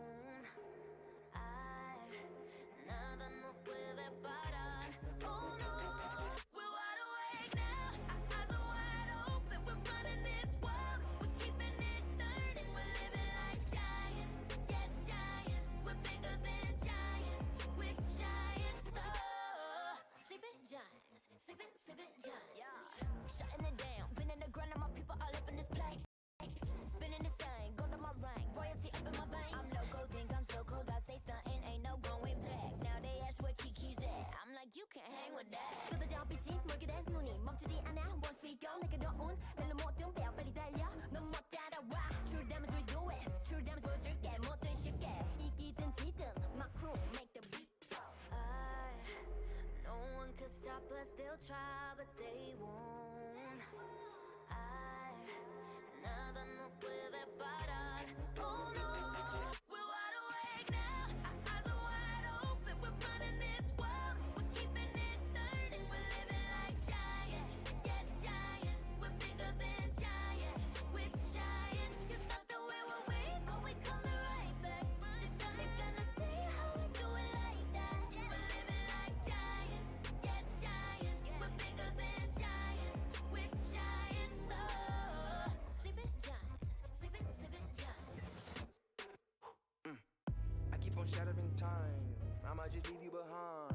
Homie, you stuck on rewind. You should quit sleeping on mine. You got your back on recline. When I damage your delicate spine, please don't act out, shy and surprise. They be like, what you mean? What is your winning scheme? I got a giant team. Biggest my self-esteem. Run it back, running man. They think they go hard, I'm like, come again. You run at a time and I'm busting in. While you stumbling, I got this blade in my hand for your punishment. We're wide awake now. Our eyes are wide open. We're running this world. We're keeping it turning. We're living like giants. Yeah, giants. We're bigger than giants. We're giants. It's not the way we're weak, but we coming right back. This time you're gonna see how we do it like that. We're living like giants. Yeah, giants. We're bigger than giants. We're giants. Oh, sleeping giants.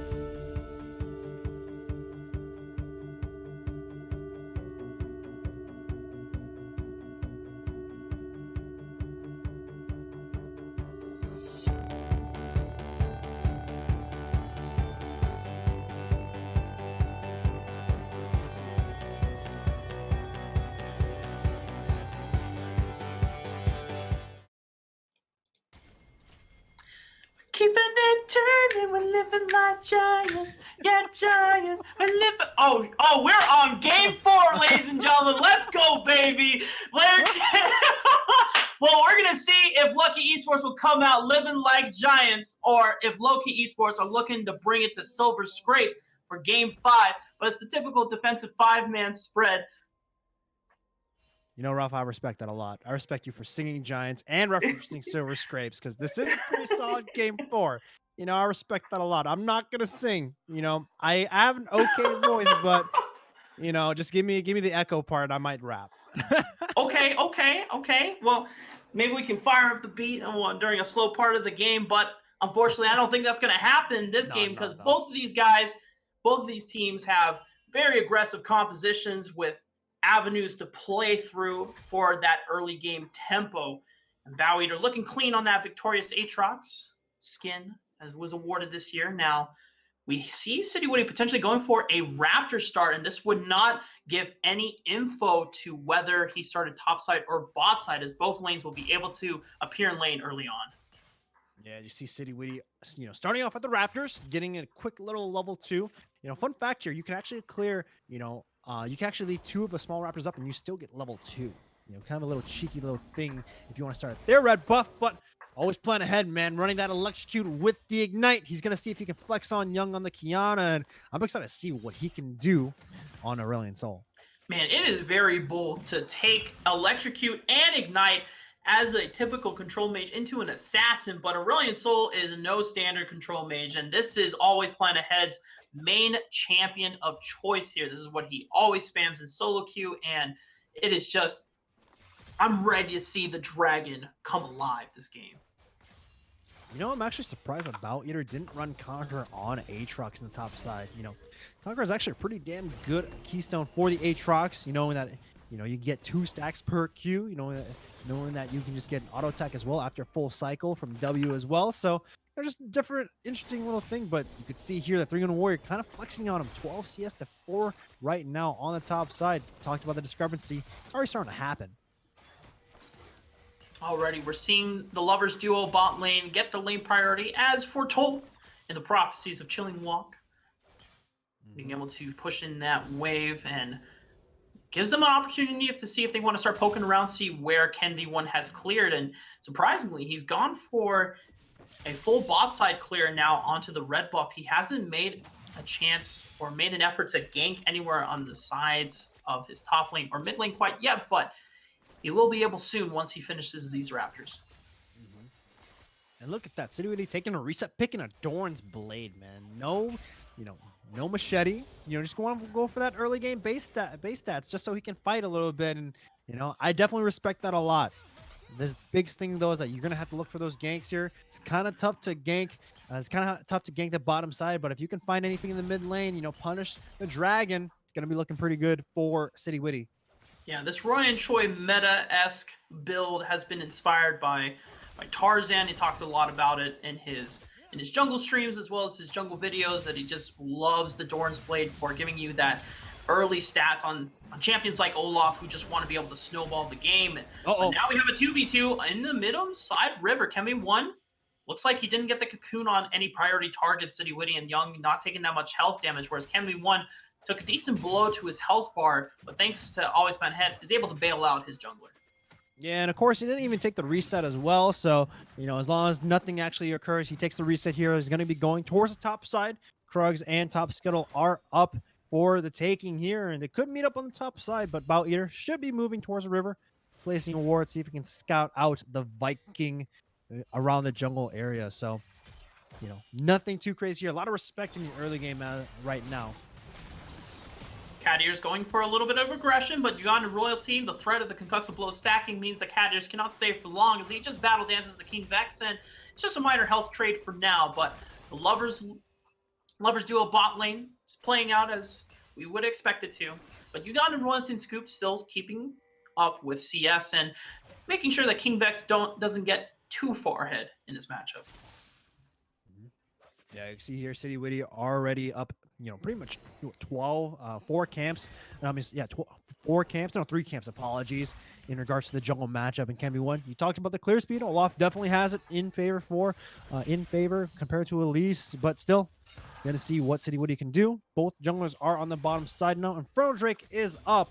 So gonna see if any of these teams want to prioritize this, because that could be the first big fight, knowing how much respect these two teams are playing so far. I mean, Jesus, City Witty has actually bought another Dorn's Blade on top of Boots. He has not gone for a Skirmishers or even a Chilling Smite or just extra longswords. He is just prioritizing solely on the early game matchup, being able to duel and win these 1v1s against Kemby. I feel like it's a little too late for Kemby to even have a chance to go toe-to-toe with City Witty on this Olaf. Now his only hope is just trying and use the lane priority he has from the mid lane to try and make things happen, but he's not finding any gank opportunities in it. And sooner or later, Chilling Walk, the usefulness of this Elise pick is just going to come and fade away. Yeah, but before I even get to that, Rafa, looks like Always Plan Ahead might get tackled here. He's fine. He's out of there. Yeah. But going back to the double Dorn's Blades, right? We do talk about City Witty looking for that early aggression. Definitely helps on the clear speed. But I want to talk about the top side, because here's the thing. Bow Eater was down 2 waves, and now he's already actually coming back up, kind of taking it to 3-1 Warrior so far in the top side. And this is the thing about Aatrox, eventually you start landing these chunks, start landing these things, and you can see Bow Eater doing a decent amount of damage in the top side matchup. And that's what you got to love about Electrocute Aatrox. Yeah, it's not the Conqueror. It's not going to do as well in the team fighting phase, but it's all about for the lane dominance. With Electrocute coming up only every 25 seconds, you can proc it once per minion wave, and it gives you so much just lane priority and being able to push around 3-1 Warrior, who has been giving Bow Eater a very tough time in the laning phase for games 1 and 2. Yep. But City Woody and Cat Ears has started this dragon, but looks like Lucky Esports are actually going to be giving away, knowing that Ken 1 is on the top side of the map. So first and foremost, Drake going to be going over for Lowkey Esports. Good early game objective. We have to talk about the 10-minute mark, though, because I know that City Woody loves going for that early Rift Herald, but Always Plan Ahead is going to get collapsed on. Uh-oh, Flash into the supreme display of talent. The Flash is a little too late for Always Plan Ahead, and he only had help from City Woody with just 1 axe, and it's first blood for Young on the Kiana. Yeah, and unfortunately, Always Plan Ahead didn't expect the flash from Young immediately into the wall, and because of that, he's going to get the first death. And now Young having that lead means that he can invade with his jungler onto the top side quadrant and play for that Rift Herald. We talked about Lowkey Esports. They love playing for this Rift Herald, but on the bottom side, Kadir looking to go aggressive on Ugandan Royalty, but he's able to sidestep the knockup, but cannot sidestep the Blade Collar, and it passes through his backside, so it's going to still do a majority of the damage that it normally would. It's scooped. Now the Kadir went fishing for vision in the river, tries to go a little aggressive, but just cannot deal with the massive minion wave that is stacking on top of him. And King Vex still going to be able to push into Scoop, but it looks like Scoop will be able to get a slight CS lead off of that trade. Yeah. City Woody already taking the Rift Herald on the top side. More than likely probably moving towards the top here. And Bow Eater going to have to respect City Woody being on the top side, finishing up that Rift Herald. And now, we talked about the jungle interaction. Not a lot has happened so far outside that small little 2v2 around the mid lane. And Wolsey's team still playing slow. Definitely a change from games 1, 2, and 3. In those games, I'm pretty sure we already saw 10 deaths or so, or roughly around there. This time, only 1 kill. 9 minutes in. Big change. Yeah, I'm very surprised that it's not as bloody as we were both speculating it to be, especially both of these compositions are early game oriented for the most part. But so far, it's just been that 1 death in the mid lane, being able to find and catch out Always Plan Ahead when he was near that wall for an easy supreme display of talent combo. Bow Eater has been doing a great job in this lane, but he's starting to get slowly poked out against the CS. Oh my god, he flashes under the turret, but can he outplay it? 3-1 Warrior just went way too aggressive and underestimated Bow Eater's ability to turn it around and gives up a solo kill. Yeah, very uncharacteristic from 3-1 Warrior, actually. I think he was just so desperate to get that kill, but Bout Eater still had his flash. So, you know, when you're flashing aggressively, you're going to have to assume that Bout Eater's going to flash away as well. And because of that, he's going to give the first kill in the top side in favor for Bout Eater. That's not going to be good because here's the thing. As Kennen against Aatrox, you don't want to give up that first kill. And now this matchup is definitely going to be swinging over to Aatrox pretty soon. Very curious about Bout Eater's items of choice that he's completed. He's going for the kill jump as well as the call field. So he's itemizing just for the early CDR so that he can constantly use the Darkened Blade to harass and keep 3-1 Warrior out of lane because he knows that the all-in, he did a lot of damage. It just from the earlier trades before, Bout Eater had chunked him out just a little too hard, and 3-1 Warrior overestimated his damage output. And now with the Merc Treads in sight for Bout Eater, it's going to be harder for 3-1 Warrior to be able to lane. He's going to have to rely on his team fighting prowess to be able to come back. Yep. However, when we take a look at the gold lead, you know, still a small little gold lead in favor for Lowkey Esports, mainly off of the jungle discrepancy, 83 CS to 70.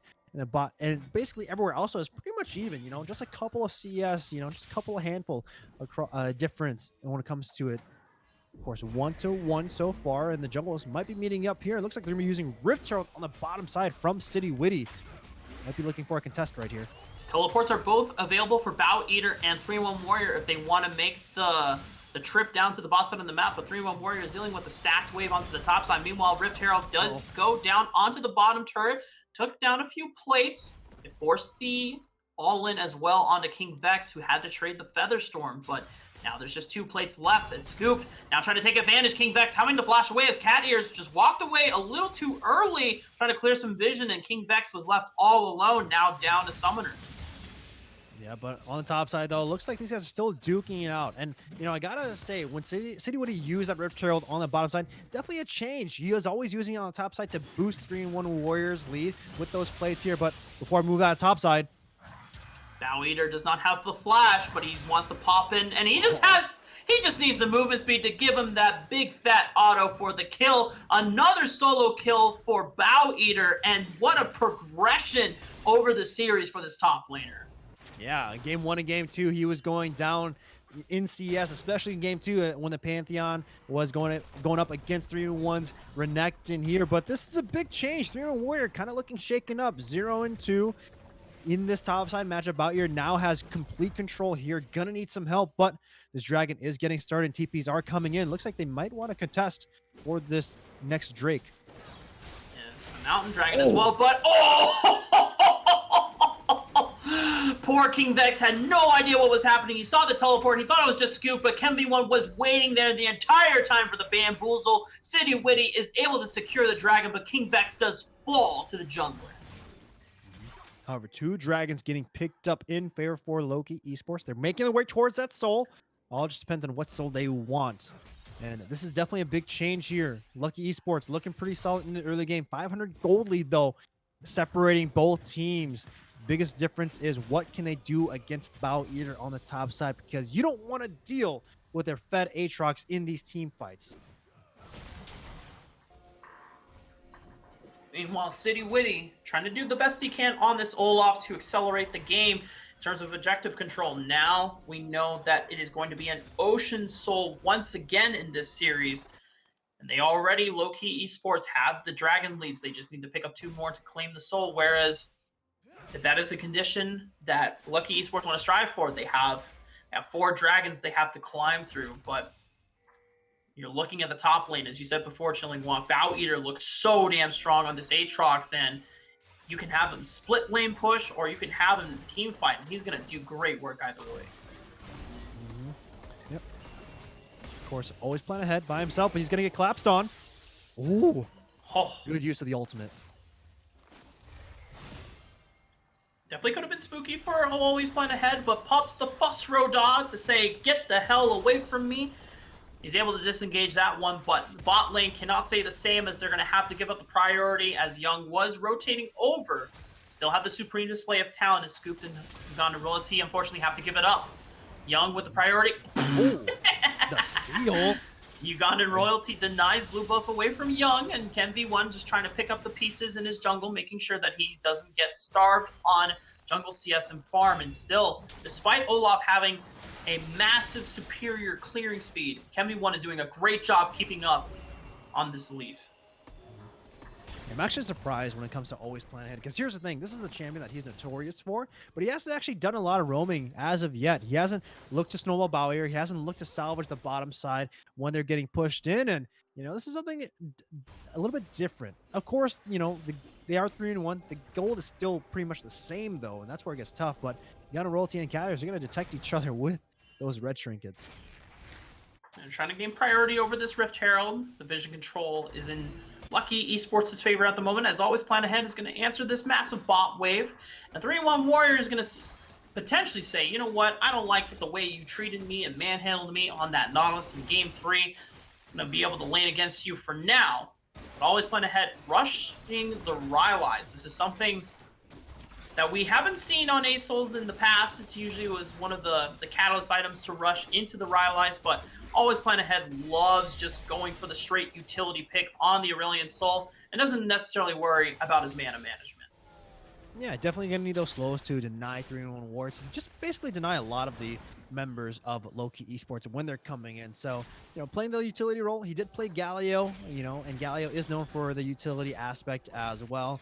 And this is what always plans ahead likes to do, likes to play the utility role, likes to move around the map, likes to support his teammates and be the, unsung hero for his squad. But when we take a look at the turret lead though, Lowkey Esports, they are bouncing back because right now they're going to have a 2-turret lead in favor for them, approaching 20 minutes. Yeah, the priority from City Witty on this Olaf has allowed him to secure the second Rift Herald of the game, will knock down the top lane first turret. It now opens up the map even more so for the rest of Lowkey Esports to operate through, but they still have to work through that mid lane first tier turret. Once that goes down, then the entire jungle is up for grabs from City Witty, but holy crap! Young completely squashes Kenvi1 against the wall, and there's just nothing that Always Plan Ahead could have done. Yeah, I'm pretty sure Young just saw a spider on his wall and kind of, raised his hand up, smacked the crap out of it, because that's what he did. He got squashed immediately, but 3-1 Warrior getting caught on enemy lines. 3-1 Warrior getting collapsed upon by Always Plan Ahead as well. 3-1 Warrior does have the flash. He's going to try to pop the Slicing Maelstrom. Maybe he can answer back, but it's not going to be enough as Bow Eater just didn't even have to pop the World Ender for the lifesteal. Just takes him down with the final tick of the Darkened Blade. Yep. However, because of that move, that means that mid lane is going to be in control for Lowkey. They can look for a little bit more chip here, but without a member, with 3-1 Warrior being down, this means that this next Drake is up for grabs and already being spawned here. 3-1 Warrior has 10 seconds left before anything would occur, and this is where it can get tough. Young also does have ultimate as well. Might be on the radar for Lowkey to kind of start this up, but you see all of them, waiting around the wings to see what happens, and Dragon is already being started up for Lowkey Esports, and gotta watch out what Catters wants to do.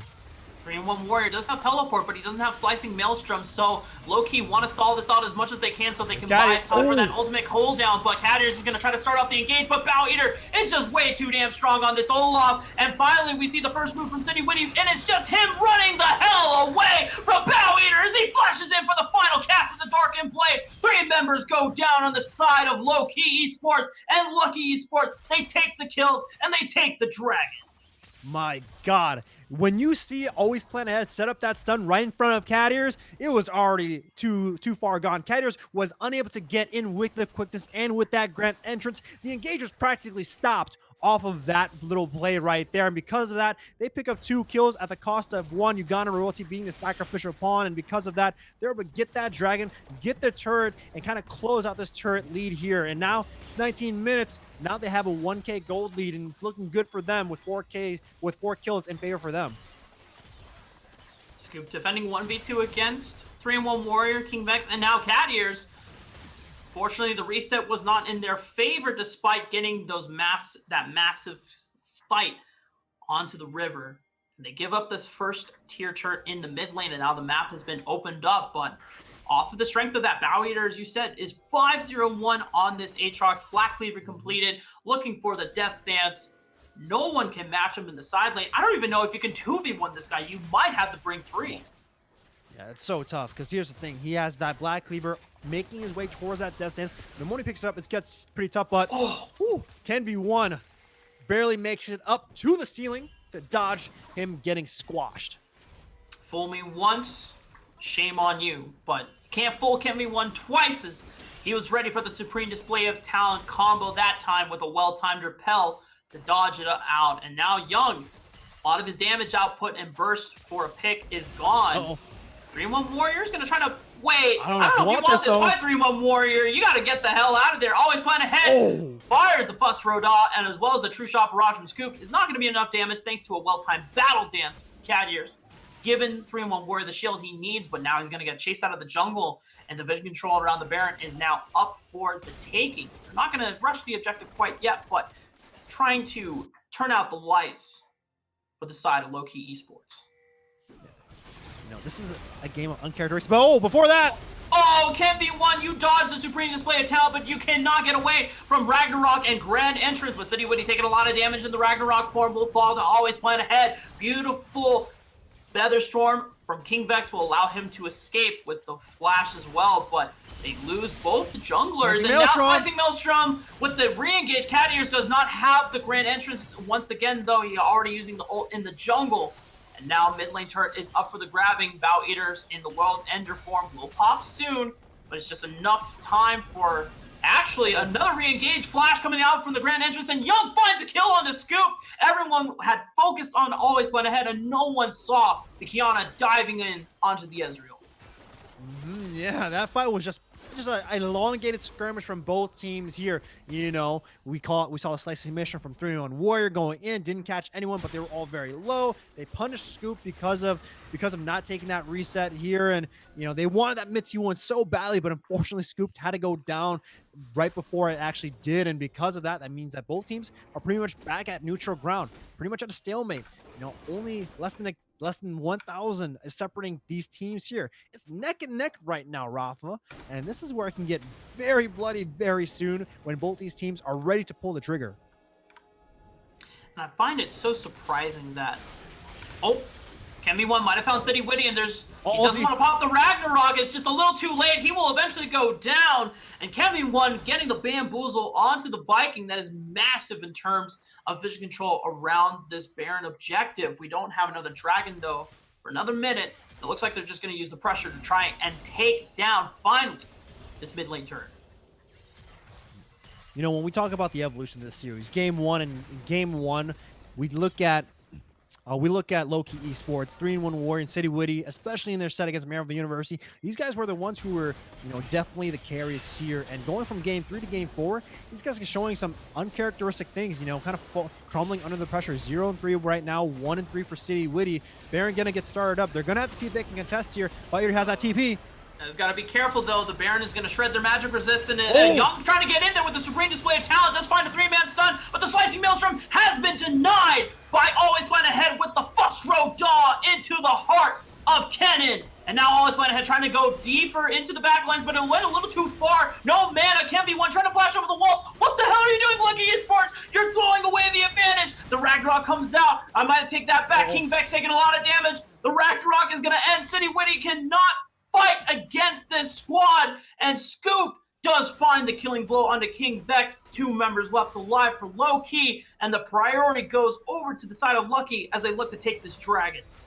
Man, pressure is hitting Lowkey Esports right now. Young making a big mistake, not landing the ultimate against a wall to set up a stun. Knocked him back to the team, and Bow Eater was basically fighting on the front lines against 3 people to make sure that he can hold his own against 3-1 Warrior. You saw that Slicing Maelstrom got stuffed from Always Plan Ahead and from Bow Eater, and because of that, that fight was pretty much lost. They get the next dragon. Now they have a 2K gold lead in favor for them, and now they're looking pretty good. And Lowkey Esports, they're looking kind of shaky here. These are very uncharacteristic things we saw from Maryville and from game 1 and game 2.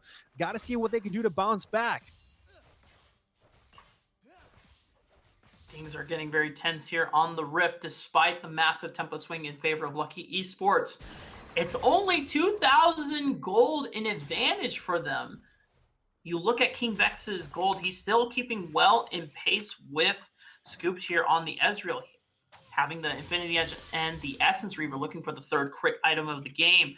And even though City Witty has not looked that impressive on the Olaf. Looks like he's going to start making towards that utility route. Has the Glacial Shroud, has the Kindle Gem, just wants a lot more CDR to be able to have those cooldowns up more often. It's all going to really come down to Young, who has the most gold, or similarly the most gold on his team. Just trying to see if he can blow someone up. Scoop doesn't have any armor, so maybe that could be a target to pick here. Yeah, but we gotta take a look at the one who has that gold lead right now in his pocket. We gotta talk about Bottle Eater, man. This man, 601, two item power spike, has that Warren's been able to make sure he's tanky against 3 AD, 3 attack damage carries right now. 3 Warriors the only ability power one, but he only has 1.5 items. Nothing to worry about him, So worry about everything else. And this man, he had a shaky game too, shaky game 1, but now he's looking like the man to kind of carry him into the victory. Bow Eater doesn't have teleport, but he's looking to just exert split push pressure on the other side of the map. And now this is just the tug of war between Lowkey Esports and Lowkey, pushing and pulling back. They might have found a pick on the always spun ahead. He's going to pop the Zonia's Hourglass early, dodges out on the grand entrance. Teleport will come out from 3-1 Warrior, and that is success for Lowkey Esports. They will lose vision control, but now someone is going to have to answer Bow Eater, who's going to be knocking on the inhibitor turret. Yeah, great bait from Lowkey Esports, baiting away the TP. That means that they get that bottom tier 2. That means that they have a way to retreat on the bottom side. You see Bow Eater still pressuring that turret. They do have that Baron control, but it doesn't matter because here's the thing. They can get easily collapsed on by the Aurelion Soul, by Bow Eater as well, and they're going to have to pay some respect to the World Ender coming in on the bottom side. Without that TP, it means that Bow Eater can easily ladder up for that Baron, can easily look to pressure on that as well. And when they keep track of those TPs, it means that that TP timer is something to play around. So Bow Eater putting a lot of pressure here, and Lowkey Esports, they're definitely in contention to try and take this and win for this game 4. For Lowkey Esports, they don't necessarily need the Baron to win. They're just trying to drag the side of Lowkey Esports across the map, having to answer against Bow Eater, who, we cannot speak enough praise, has made a massive improvement this series, going from losing lane horrendously in games 1 and 2 to being able to come out on top with this Aatrox, the most fed person in the game, the one with the most gold. But just barely scooped him. Has somewhat equalized the gold, but still, Bow Eater, man, I don't even know if you can win in a 2v1 anymore against him. Even in a 3v1, he is level 16. The World Ender is at its maximum potential. And Bow Eater is just putting all the pressure in the world on the bottom side of the map. Yeah, Rafa, 3-level discrepancy from the top side. That's huge when it comes to the solo lane. But Bow Eater doesn't have that TP, and actually looks like Lowkey Esports, they actually want to start it up knowing that the TP is still down, and I don't know, the resets aren't in favor for Lowkey Esports. They might not make it in time. You see how far Ken 1 is. Bow Eater hasn't even rotated up as well. They have that side started dropping down. Oh, always playing ahead is just going to try to force their hand. They don't care if they win the fight. They just need to get them off the Baron. Looks like they're going to still try to turn the Baron, but Young One with a massive supreme display of talent finds all 4 members. They take down the Baron. Bow Eater will be able to open up the base, but this is a huge swing in favor of Lowkey.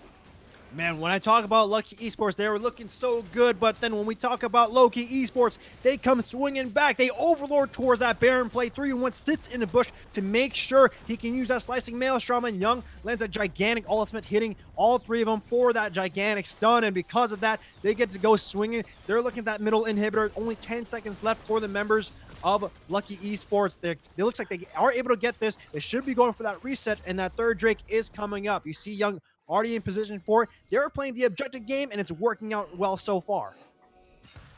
Huge props to Young to find a massive ultimate, clipping all 4 members, locking them in place. And City winning, never backed off the Baron, still kept it at 4,000 health to be able to take it down quickly as soon as the members of Lowkey Esports fell, ensuring that Bow Eater wasn't going to be able to get more off of that inhibitor turret push. And now with the Ocean Dragon secured, they are 1 dragon away from taking the Ocean Dragon Soul. A win condition that could be useful in catapulting them back into a victory for Game 5. Yep.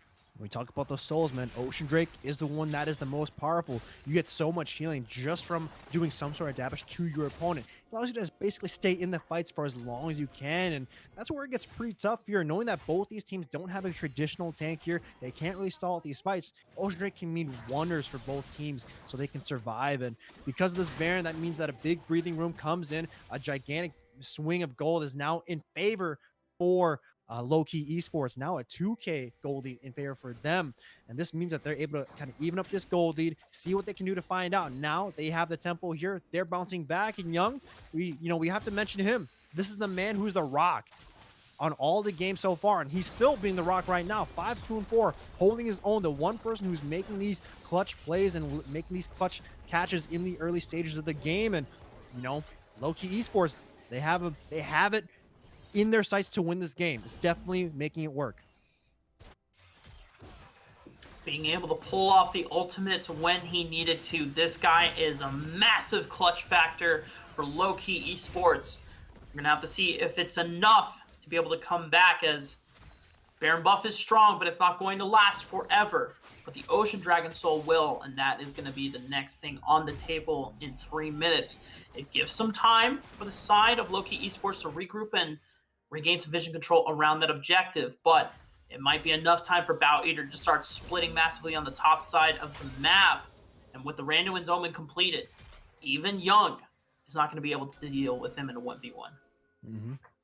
Yeah, and of course, always plan ahead, man. 1-3-7, the utility mid laner. Unfortunately, gets counterpicked from Kiana. Young definitely taking it to him. Got to see what happens here. We did talk about scalability when it comes to both teams. Both junglers aren't too well when it comes to the scaling game, but Xayah does outscale Xayah in these team fights, so got to keep that in mind when these fights start breaking out. Take a look at the timers. Baron and Dragon still 2.5 minutes away. So both these teams more likely going to be at a stalemate. This is the longest game we have, Rafa, post 31 minutes. We're going to see what happens when it approaches the 35-minute mark. It's really funny to me that the game that goes the longest is not necessarily a late game scaling composition. That was last game, and it got slaughtered. So maybe the trick is just you force early game compositions and you have the late game insurance policies, which, to Lowkey Esports' credit, they do in the Xayah. The Xayah will start eclipsing Scooped in terms of damage output. He has 1,500 gold in the bank, but it's not going to be able to complete any meaningful items soon, whereas King Vex, he's sitting on 100% crit chance. Every feather that he rips out is going to shred the members of Lowkey Esports. Yep. Of course, here, Lowkey having control right now over the map itself, so they definitely have the ability to look for fights here. You see all those topside wards getting placed here. Still have some time for these Drakes here, so that means that a couple resets are going to be coming out for Lowkey to pick up these control wards, pick up and sell those Doran's Blades, because I see 3 of them still having them in their pockets. Get rid of them. Let's play the vision game. Oh, KenB1 potentially finding 3-in-1 Warrior. He does not have Zonya's Hourglass to be able to escape from this treachery. He's able to stun KenB1 in place, dodges out onto the Winter's Bite. 3-in-1 Warrior still has the flash, but he's not able to get away as KenB1 comes in with a flash Q, and top laner gone. That's a 5-on-4 on the map. It is a 5-on-4, but here's the thing. There's nothing to fight for right now. 40 seconds, death timers. The only thing coming up is that Baron and that Ocean. He has that TP, so he can easily participate if those things get started on spawn. So, good kill right there. I don't know, but it doesn't cost anything. And here's the thing. You lost your flash because of it. So that means KenB1 could be looked to be the main priority target for Lowkey Esports in this next fight. So got to be mindful of what happens. Dragon will spawn in 30 seconds, but the death timer on 3-in-1 Warrior is in the next 10. He will be able to come in and teleport, but he won't have Slicing Maelstrom up right away. So if Lowkey Esports can stall out the Dragon, they can get a beautiful cannon flank if they needed to. And 3-in-1 Warrior is actually just sitting in base. Check for wards, check for vision around in the backside for flanks. You're going to have to be careful. Bow Eater potentially finding City Witty. He's going to chunk in for some health. 3-in-1 Warrior is sitting there waiting. There's a ward in the middle of the river. It's not the best flank ward, but it will have to do if that's what they want to go for. They're burning down the Dragon. Cadir is looking for the flashing gaze. Is going to land the charm. And 3-in-1 Warrior has come around to the backside. Finds a 3-man flank onto the backside. That gigantic Slicing Maelstrom. Oh, his plan ahead is going to have to run like the wind. The Ocean Dragon has been secured by Lowkey Esports, but the ace or the near ace has been secured by Lowkey Esports. It's just scooped and an open inhibitor. This could be Lowkey trying to bring a game 5. Man, we talk about 3-1 Warrior. He did look shaky in the laning phase and shaky overall in this game, but when push comes to shove, he makes it work. He TPs in. They have vision of him, but it doesn't matter because here's the thing. He got a 4-man slicing Maelstrom to wipe out the entire team. Baron isn't even going to be a part of this game. That means that this is going to be the game. We're going to get some Silver Scrapes, Rafa. Get excited, Ladies goddamn. and gentlemen, get the B-woo-woos out. We're going to game 5.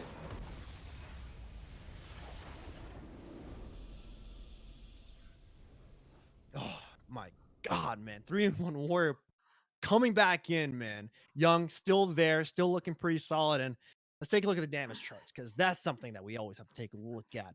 Man, 3-1 Warrior had a shaky game, but you take a look at the damage. He did the most.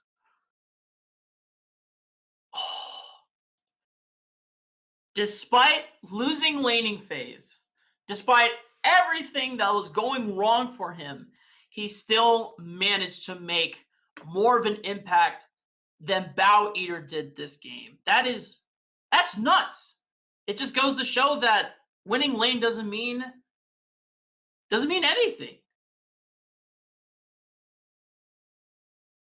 Did 20,000 and look at Bow Eater only did 10,000 as well. That's huge. It's a doubles. And here's the thing, right? When we talk about the plays that got Lowkey back in, honestly, it came down to that Baron sneak play. They took advantage of the tempo when it came to the resets of Lowkey Esports. Lowkey Esports didn't respect it, and because of that, they got caught off guard. That Baron sneak definitely got him back in the game, and especially winning that fight too, because they got 4 people off of it. Bow Eater was nowhere near that fight. He went bottom side, thinking that the game was going to get slowed down, but no. The Baron gets started. They managed to take it. They take 4 kills. That's basically what happened when it comes to the swing of gold. And Lowkey Esports had a shaky early game, but now they have momentum on their side. It's going to be crazy going to game 5. All bets are off. We saw 2 early game compositions come out, and it seemed like momentum-wise, Lowkey Esports had it in the bag. Bow Eater was so massive, but then it just came down to the last fight. One objective fight that late into the game. Death timers are just way too long to be able to answer back on the last push, and 3-1 Warrior just comes up huge for that beautiful flank. And now, ladies and gentlemen, if you haven't tuned away now, you cannot tune away anymore. We are going to game 5. We're queuing up Silver Scrapes. We'll be back in a few minutes.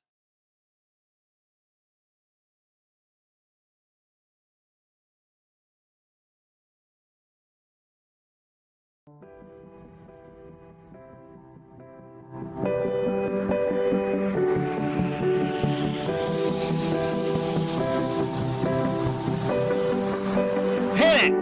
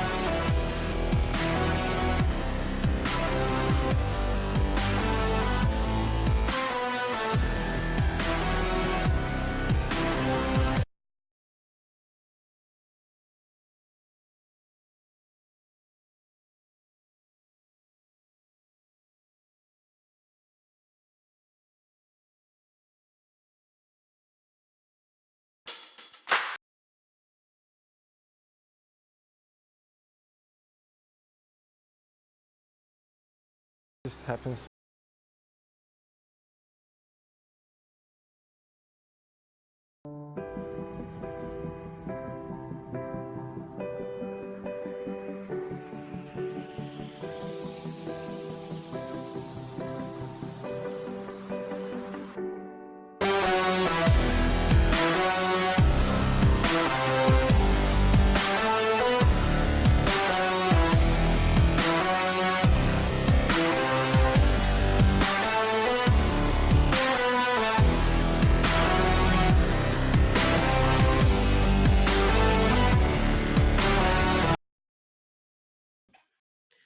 Ladies and gentlemen, we have finally made it. Game 5 between Lowkey Esports and Lowkey Esports. Grand Finals. One last game to duke it out for the title of champion. And I have to say, Chilling Walk, it has been an exciting ride. And we're finally going to come to an end when the winner comes out on top. Oh, man. I'm just excited to see what happens. Because here's the right. These drafts and these games is such a great story because game 1 was a bloody fight. Game 2 was also a pretty bloody fight and fair for Lowkey. Game 3 was a clinic from Lowkey, but then Lowkey Esports, they fought back. They crawled back from a losing deficit in the early game to take it to game 5. And now, Lowkey Esports, they gambled with the draft. They left Aurelian Soul up. They banned away KenV1. KenV1 didn't have a good performance. It had an okay performance overall, but fortunately still lost 2. And now, we go into this game 5. This is where everything is on the line, and I want to see what both these teams have to put on the table. Looking at draft-wise, we saw in Game 4 how, surprisingly, when both teams draft an early game-oriented composition, both of them play very passively. They play very... I mean, it was something that you had asked at the end of Game 3. You wanted to see more calculations, more thought processing in terms of decisions being made around the map. And there's a lot of great macro plays in Game 4, and then there's just that one play from 3-1 Warrior, despite having a terrible game in the laning phase, getting solo killed twice, comes out on top. He's able to redeem himself with a beautiful slicing maelstrom flank. And now looking into this game, KenV1 definitely didn't look bad on the Elise, but he didn't look that impactful either. So I think the bans toward his Lee Sin and his Rex side definitely worked out for Lowkey, so they might stick with that. But Lowkey Esports, what are they going to change up here?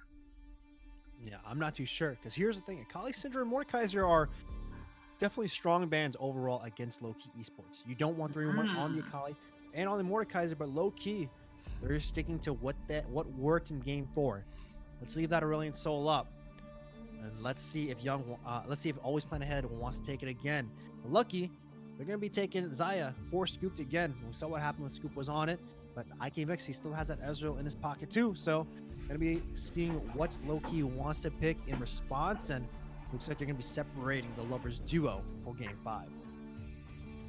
Unfortunately, they will not be together, as you said. They're going to be separated.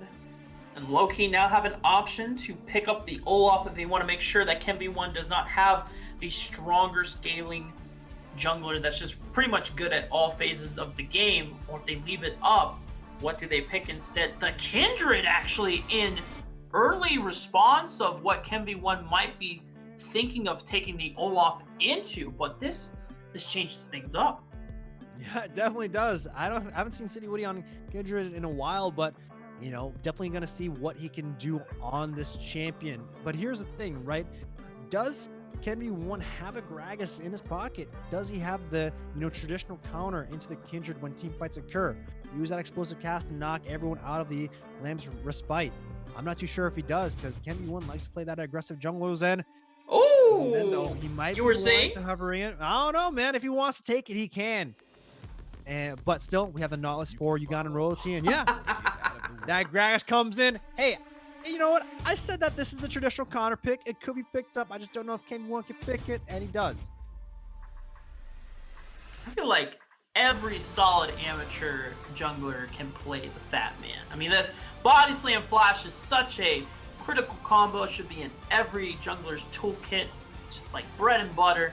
And now, 3-in-1 Warrior, despite the laning phase, he showed us that it didn't matter. He made the flanks happen, and he's going to pick the cannon once again. And now they're going to start their bans trying to take away Bow Eater's top laners.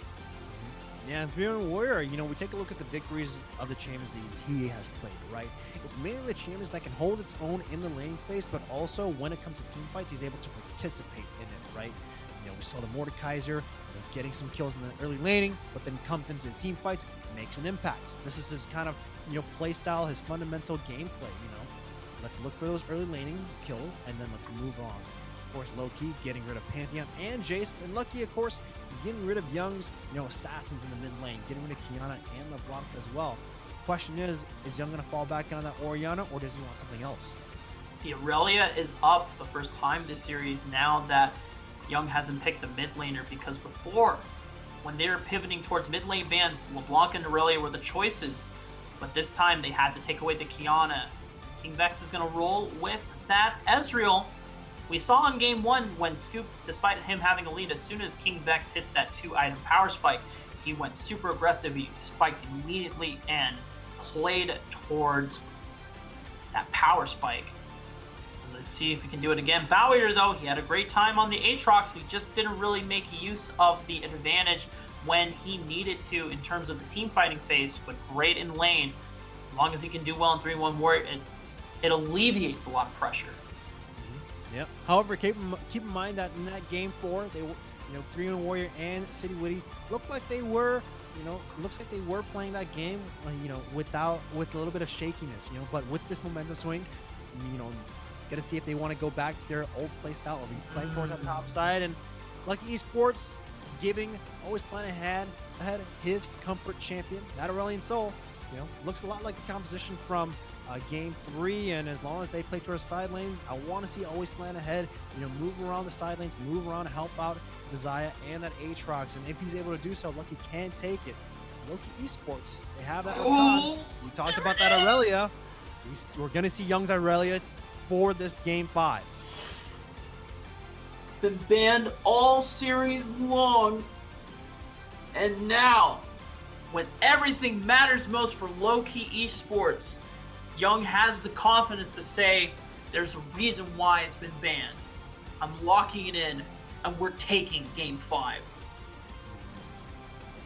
Great champion. You know, can definitely take it to the Aurelion Sol. Needs some sort of gap closer. Kiana was one of them. Aurelia is another one that could definitely take it in the mid lane, and gotta wonder what's gonna happen on the top side. Because here's the thing: King Vex on Ezreal, he won't be to a lane by himself. Catier's on a comfort champion that he can roam with. Gotta be careful. Could be a duplicate of game 1. Rakan moving everywhere, impacting the top side and the mid. It's a solid game plan of what they did, and I want to see if they can replicate it. I will say, Chilling Walk, when you're looking at both of these compositions as a whole, Lucky Esports, they have early playmaking, and they also have late game scaling in the Xayah. When you look at Lowkey, the thing that worries me is that they have a massive mid-game power spike, which they were able to make use of in game 1. But then when we saw the rest of the game, or when you see a mid-game centered composition like this get stalled out to late game, as we saw from Lowkey in Game 4, you cannot handle and compete with the front line that Lowkey Esports has. You have this Gragas who, yes, he can go into the Runic Echoes, but I want to see him building some tank items so that he can initiate, he can frontline, he can soak up that damage that Lowkey are going to have out, because you're going to have all this damage coming out from the Zaya and a little bit of Aurelion Soul. In fact, you have basically 4 beefy units being able to start off the engage, and then the Zaya is just pumping out the damage behind it. Yeah, definitely understand the worries of Lowkey, but here's the thing. They have a Kindred, and if City Witty can make this Kindred work, you have to be mindful of the Lamb's Respite. Even though Gragas has that ultimate that can knock people away, if that Lamb's Respite is placed well, it means that a lot of the damage from Lowkey that is mainly up front could easily get canceled out. And when we talk about overall DPS, you don't want to deal with a Kindred and Ezreal auto-attacking everyone else. Yes, they definitely have a solid front line, but here's the thing. This null support, more than likely, Kindred is probably going to be building ability power on Gragas as well to pump out a little more damage in the early game, and that means that if Kindred and Ezreal are able to survive that early burst from Lowkey, they can definitely take it at the back end of these fights. So we're going to have to watch closely how these fights turn out, where that Lamb's Respite is, how the Slicing Maelstrom stalls out everyone else, and what Young does on this Irelia when these fights break out. So got to keep that in mind. A lot of working gears when these things come out. So I just want to see if this game is going to be fast or slow. Is it going to be like game 1, or is it going to be like game 4? And Lowkey Esports have the luxury of playing fast or slow. If they can find the early snowball, and they can start just speeding up the tempo before Lowkey can hit that mid-game power spike, and Lowkey Esports can find that advantage, start taking the objectives, and just have that gold lead to basically stat check the rest of this composition and squad. Or if they play slow, and they're able to defensively get through that mid-game trough that Lowkey Esports will have the advantage over. And maybe you get to that late game. Maybe you get to the point where your main designated frontliners will have enough gold to invest into those big beefy tank items. And then so it's really, the pressure is on Lowkey to get the snowball rolling and to execute within that time window. Definitely. And of course, we got to see what City Witty wants to do. We got to keep track of the marks, because, it's going to be very based on what routes is going to occur. If he can pick up these kills, pick up the marks when he's going for these ganks. A lot of squishy members on the side of Lowkey Esports, and he could definitely claim some. And when we take a look at the mid 2v2, Kindred Irelia is pretty scary. That is going to be the one thing I am curious and very concerned about looking at the mid lane. Aurelia. Finally, we get to see Young play this champion. We haven't seen it this series, even last series as well. It's a champion that Marigold University were taking away from him out of respect. And finally, we always plan ahead is still rocking with the Ignite. He's not backing down from a fight. He wants to see this Aurelia go toe-to-toe with him and see who comes out on top. And as you said before, City Witty, Lowkey, if he can get lucky on these marks. As guys, we're getting ready. I'm stalling this for too long. We're gonna take a break as we get ready for the last game of the series. Don't turn off that browser. We'll be right back.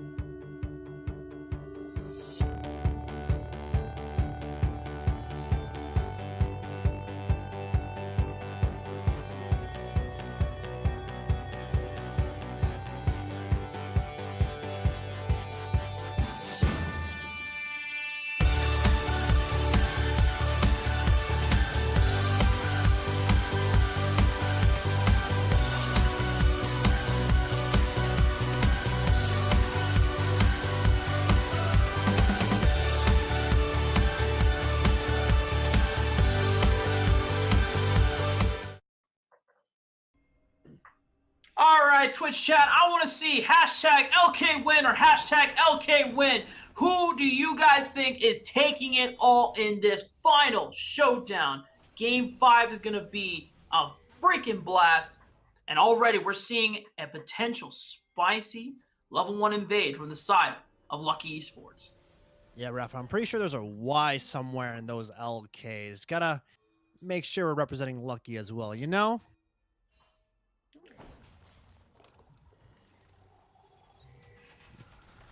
Yeah, but of course, you talked about that level 1. City Woody putting a ward around the red buff, around the Raptor ward, just to make sure if there's any sort of invade. Same thing happened in game 4, though, so City Woody is gonna... I'm sorry, game 3. So City Woody is gonna detect an early ward there. City Woody still starting these Raptors, possibly, but looks like he's actually moving his way towards the bottom side. The blue buff starts and should be looking good. And there was a ward placed by Cat Ears right directly on the red buff of KenV1's jungle, whereas he was able to sneak in a ward onto City Witty's own red buff, and he's already backed and gotten the sweeper for himself. They have another ward, I believe, in the top side, but just guarding the Raptors. City Witty's going to start the blue buff. Be careful, don't juggle the aggro too much, as you don't want the buff resetting on you on game 5. That would be a disastrous early game start. Yeah, and Cat Ears, of course, starting the W, making sure he can get over the wall. You know, a sweet little trick that you can do as Rakan to, you know, help out your jungler to see where he tracks here. So, should be able to see when he goes in. And Young, taking a little bit of damage from Always Plan Ahead. This matchup doesn't look good at level 1, and you can see him already taking a little bit of a beating. And in this matchup, I find interesting, he's taking the phase rush instead of the electrocute, but King Vex, actually Cat Ears opted in for the battle dance, so I guess he was just able to just walk in the jungle without any congestion. But here comes a level 2 king from City Witty, but thanks to the phase rush, Always Plan Ahead is able to speed on his way out without burning any summoners. Yep, my bad, Twitch chat. Actually went for a battle dance level 1 from Cat Ears, and Always Plan Ahead, though. Actually, change of Keystone. When going for the phase rush instead of the electrocute, knows that he has to kind of get away from these ranged marksmen, or if not that, close the gap. So, you know, slight little adaptation. Looks like he's going to want to play for that utility as well. Not looking to kill the lane. Making sure he can move around when you got a royalty. Letting another hook. Yeah, unfortunately for him, both Cat Ears and King Vex have ways to be able to get out. Battle dance for Cat Ears and King Vex can always just arcane shift away. But the lane priority is definitely in favor of Scooped and Ugandhan.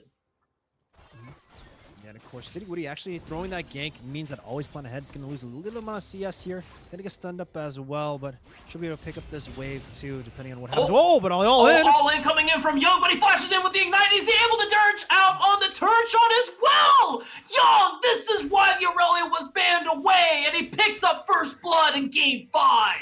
Yeah, but KenV1 is coming in. City Woody is here to deter any sort of action, but all right, let's go back here, Rafa, because here's the thing, man. Me and you were expecting a slow game. You know, you could hear it in our voices. You were expecting, you know what, they're just going to play the slow game. But Young immediately saw that trigger. He just went right in, man. Like, goddamn. Young pulling out all the stops, knowing he has the advantage. He knows his champion well. And at level 4, going all in onto the Asol and making it out alive. I thought for sure at least Always Plan Ahead would be able to trade 1 for 1, but no. Ems is huge for this Aurelia to be able to start the game off this early. Yeah, you don't want us having Aurelia get first blood, especially against Always Plan Ahead. And here's the thing. This is a champion that he is most comfortable with. Losing that first blood is definitely going to be disheartening and definitely going to play a little bit on your mental game. Of course, KenV1 trying to take away this mark from City Witty, and looks like he will. So good victory on him, but still, you know, 6K gold lead in favor for Lowkey Esports, and they're looking pretty solid. Green One Warrior still looking good on the Ken in the early laning as well. So got to keep in mind what happened in this mid lane with that first blood. KenV1 now is gonna have to think up with his plan, his strategy for the early game. He's gone in for the Predator Keystone to have that early game power and being able to just find the picks, the rotations necessary with the movement speed boost. But it's going to be hard to play around Always Plan Ahead, because if he doesn't have the damage output to take down this Aurelia, surely she'll turn around in the 2v1, or the 1v2, I should say. But King Vex potentially a target as City Witty is actually trying to start up the Dragon, and the rest of the bot lane for the side of Lowkey Esports will deter Ugandan Royalty with Ignite, forcing him to flash.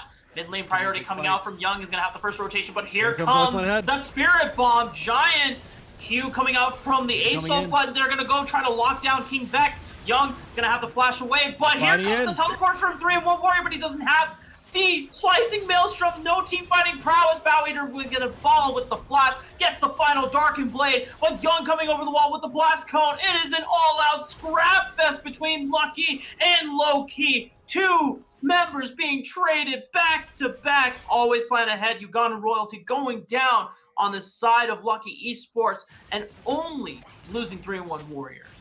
Oh my God, Young 3-0 before 10 minutes, Rafa. This guy's looking so good on the champion. You know, there's a big reason why he got banned away. This is the reason why. This guy is 3-0 before 10 minutes. He has so much gold in his pocket right now. 1.7 back in. He resets, picks up a Tiamat. This means that he's able to push and move around the map, or if not that, set up the wave as well. So, oh my God, this is why he got banned away. And you can see why. This guy's looking unstoppable. 3-0 right now. They're going to have to find a reason to deal with him. Team map picked up means Young can now match the wave clear that Always Plan Ahead will try to use the game priority and just roam around to the side lanes, and that's part of the game plan from this Ace Soul. And if he can't do that, then his utility is going to go down, and now he has to go for the Rod of Ages potentially to be able to match up in terms of health pool and mana sustain. Scooped, getting low against City Witty as he's looking to take the first Dragon against Ken V1, and now it even seems like bot lane is losing priority as well. Yeah, City Witty actually wants to fight the one-on-one though a little bit, actually pushing Ken V1 out of the jungle as well. So this means that, you know, they're going to have a little bit of a Dragon priority. You did talk about the damage that Scoop took on that bottom side. It means that Dragon should be able to start up, and knowing that Young has that mid priority, has that ultimate as well, you know, this Dragon should be in favor for Lowkey Esports if they want to take it, and it looks like they will. Ken V1 is just going to call the audible and not contest for it. 3-1 Warrior finally popping the Slicing Maelstrom, gets a chunk of damage onto Bow Eater, but as they've traded flashes before already in the Dragon Skirmish a minute earlier, it's not going to be able to pursue Bow Eater, just forcing him out of lane. But this time around, if you look at the CS difference, 3-1 Warrior playing this matchup a lot better this time around. Yeah, and man, I'm just so afraid of what Young can do when these team fights break out, because this is the man who actually pulled the trigger in the early game to find the solo kill for his team. You know how much of a momentum swing it is to hear a teammate in game fight to find a solo kill at a level 4? It's huge, and you know, watching him play, it's actually pretty spectacular when it came to that team fight. But Bao looks like he wants to find something in the top side. He popped the World Ender, and you see the Predator Keystone come up, and meanwhile on the bottom side of the map, Scoop getting all in by Cat Ears and King Vex. It's a massive turnaround in the bottom lane. It's an isolated 2v2 kill setup, and King Vex and Cat Ears are the ones that come out on top this time around. Yeah, but keep in mind, 3-1 did go down from the Predator gank by Ken V1. Bow Eater now 2-0 and 0 in this top side. Both those kills he got on the opposing. This is just like game 4. You know, 3-1 Warrior going down in the early laning stages means that he's not able to pressure as much, but we saw what happened in game 4. 3-1 Warrior did the most damage in these team fights. He was the one who helped out the team with these Slicing Maelstrom flanks, so expect that to see that more. And another thing though, King Vex and Cat Ears getting the kill on the bottom side, that's very uncharacteristic as well. You usually see them losing lane or sacking pressure and making sure they're losing plates to make sure they stay alive. And this is a gigantic change from Lowkey, because here's the thing, the momentum is swinging in favor for them. The fact that King Vex and Cat Ears are the ones that are forcing the all-ins onto Scooped and Ugandan Royalty is unheard of from this series. Oh, beautiful explosive cast right into the body slam. Bow Eater gonna try to land all 3 Darkened Blade sweet spots, and the damage is enough for Kenby to pick up a 3rd kill on the 3-1 Warrior. Yep, Bow Eater, of course, now 2-0 and 1. They want to pressure their top laner, the one who's usually the one being a big carry threat. But here's the thing. They haven't tackled the rock in the mid lane. Young is 3-0-0. He's still done so well so far in this series, and now he's probably able to 1v2 this lane if he wants to with that ultimate. that always plan ahead, can't really do much about it. And still, Rift Herald is going to get started by KenV1. Going to see if they can pressure that and send it over the top side for Bowyer, get some gold in his pocket. So it's good to see both these teams still swinging at it to get this victory. Ugandan Royalty getting caught out by City Witty is going to have to spider knot away. City Witty just kiting out the Raptor camp, doesn't really want it. Rift Herald has been secured by Kenvi, however, thanks to the priority gained in the top side of the map. And now City Witty, for the first time, is now playing towards the bottom side. Going to try and snowball King Vex and Gladiators, who do have the upper advantage for now in terms of gold and terms of tempo, getting some plates down. Yeah, and a big change overall from Lowkey Esports. Usually they're playing towards the top side, but King Vex getting ulted on. Death Charge comes out. King Vex thankfully does have the Arcane Shift, and Gladiators is able to protect him. Meanwhile, on the top side, Bow Eater and KenV1 are just ramming that Rift Herald to try and break open the first brick gold. And they have a chance to, but 3-1 Warrior doesn't not have Slicing Maelstrom, but Bow Eater is also almost halfway on health, so they're going to reset and try to do it again. Of course, Bow Eater have a 500 gold lead in this top side, so just a little bit here, but never mind in the bottom lane. Huge chunk of damage on the cat ears. Got to be careful, man. You cannot just eat those Nautilus hooks for free. God, no. And that's one thing I actually realized, when it comes to bottom side, for some reason, Cat Ears or Vex just likes to take some of these hooks that happened in the matchup against Maryville, that happened against Shady, and I don't know, maybe they just, like taking these hooks for some reason. Cat Ears is feeling pretty confident, though, off of that successful 2v2 all-in. City Witty is hovering the bottom side as well, making sure to protect his bottom lane with this newfound advantage that they have. CS lead as well for King Vex. Meanwhile, top lane Bow Eater's trying to equalize the CS difference as he's still trying to pick up the item components he needs to be able to lane against 3-1 Warrior. Yeah, he's not that far behind, though, when we take a look at the goalie, because only 500 gold behind, but, never mind on the bottom side. Four-man dive is being prepped onto the bottom lane turret. 5-man, but 3-1 Warrior gets his teleport canceled. KenV1 finds him into the jungle. He's going to pop the Slicing Maelstrom. He can actually turn it around if he needs to. KenV1 missing the exploding cast, but now 3-1 Warrior getting collapsed on is flashing over the wall. Ugandan Royalty is falling with his own flash, gets the auto in, the sweet spot, and 3-1 Warrior will unfortunately go down by the side of Lowkey Esports. But now the rush for the first brick is on. Cat Ears and King Vex are pelting auto attacks away. Are they going to have to take some turret shots to get to it? But no, for Lucky Esports, they're able to get the first brick instead of Lowkey. Yeah. However, City Witty was on this dragon. He takes the second dragon in favor for them. That means that ultimate cooldowns is going to be for them, which means that more fights from 3-1 and from Young will mean that, they can look for a lot more opportunities. So keep that in mind moving forward. However, we're going to go into pause. It looks like, unfortunately, did disconnect for just a bit. So we're going to get right back at it. The game, though, 4-4, but still a 2K gold lead in favor for Lowkey Esports approaching the mid-game. We get a chance to look at both compositions here. 3-0-1 for Bow Eater. In terms of gold, he's sitting about 1,000 up against 3-1 Warrior, despite the CS difference, just thanks to all the attention that KenV1 has paid to him in the top side of the map. But if we recall Game 4, that lane difference didn't matter. But it's just going to be up to 3-1 Warrior if he can replicate the same success and results that he found in that flank that won them Game 4 later on in this game. Yeah, and 3-1 Warrior just has a really good knowledge of how to use TP and how to get to the back line. That's one of the reasons why he's one of the standouts in Upsurge right now, is that even when he's at a deficit, he always knows how to clutch the fight back. Game 4, it was kind of worrisome to see how he was doing in laning phase, especially that failed dive on the one-on-one, getting solo killed by himself. And those are things that can be disheartening. But, when we look at Lowkey Esports, Young is always the rock. He's always the one who they can always depend on. And King Vex and Cat Ears are definitely turning it up right now, taking to Scoop and Ugandan Royalty. They got to kill in the 2v2. So, don't count 3-1 Warrior out, because right now his team's definitely helping him out.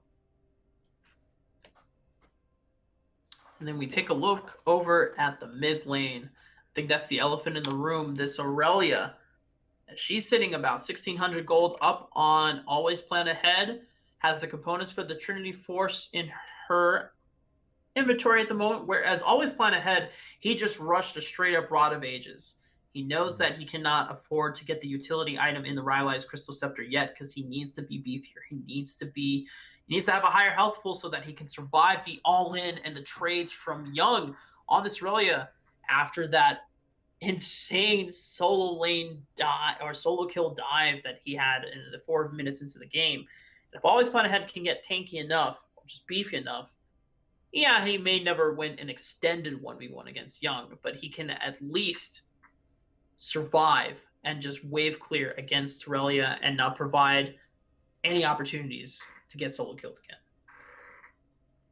Yep. Of course, now we're just waiting on Uganda Royalty to come back in the game, and this means that both teams just get a little bit of breathing room to figure out what they want to do so far in this game. And this is the one thing about these pauses, have some time to talk about it, have some time to just relax and take a deep breath, because the moment you unpause, the moment that game continues, you're back on the court, and to take that victory, you're gonna have to put all you can to secure that victory. In terms of timers, we're at 13 minutes, as you said before. We're approaching the heart of the mid game, around that 15-minute mark. 1 item power spikes, 2 item power spikes are going to come in for a few people here. Young looking to spike on that Trinity Force. City Witty looking to spike on that Warriors enchantment after picking up the Berserker Greaves.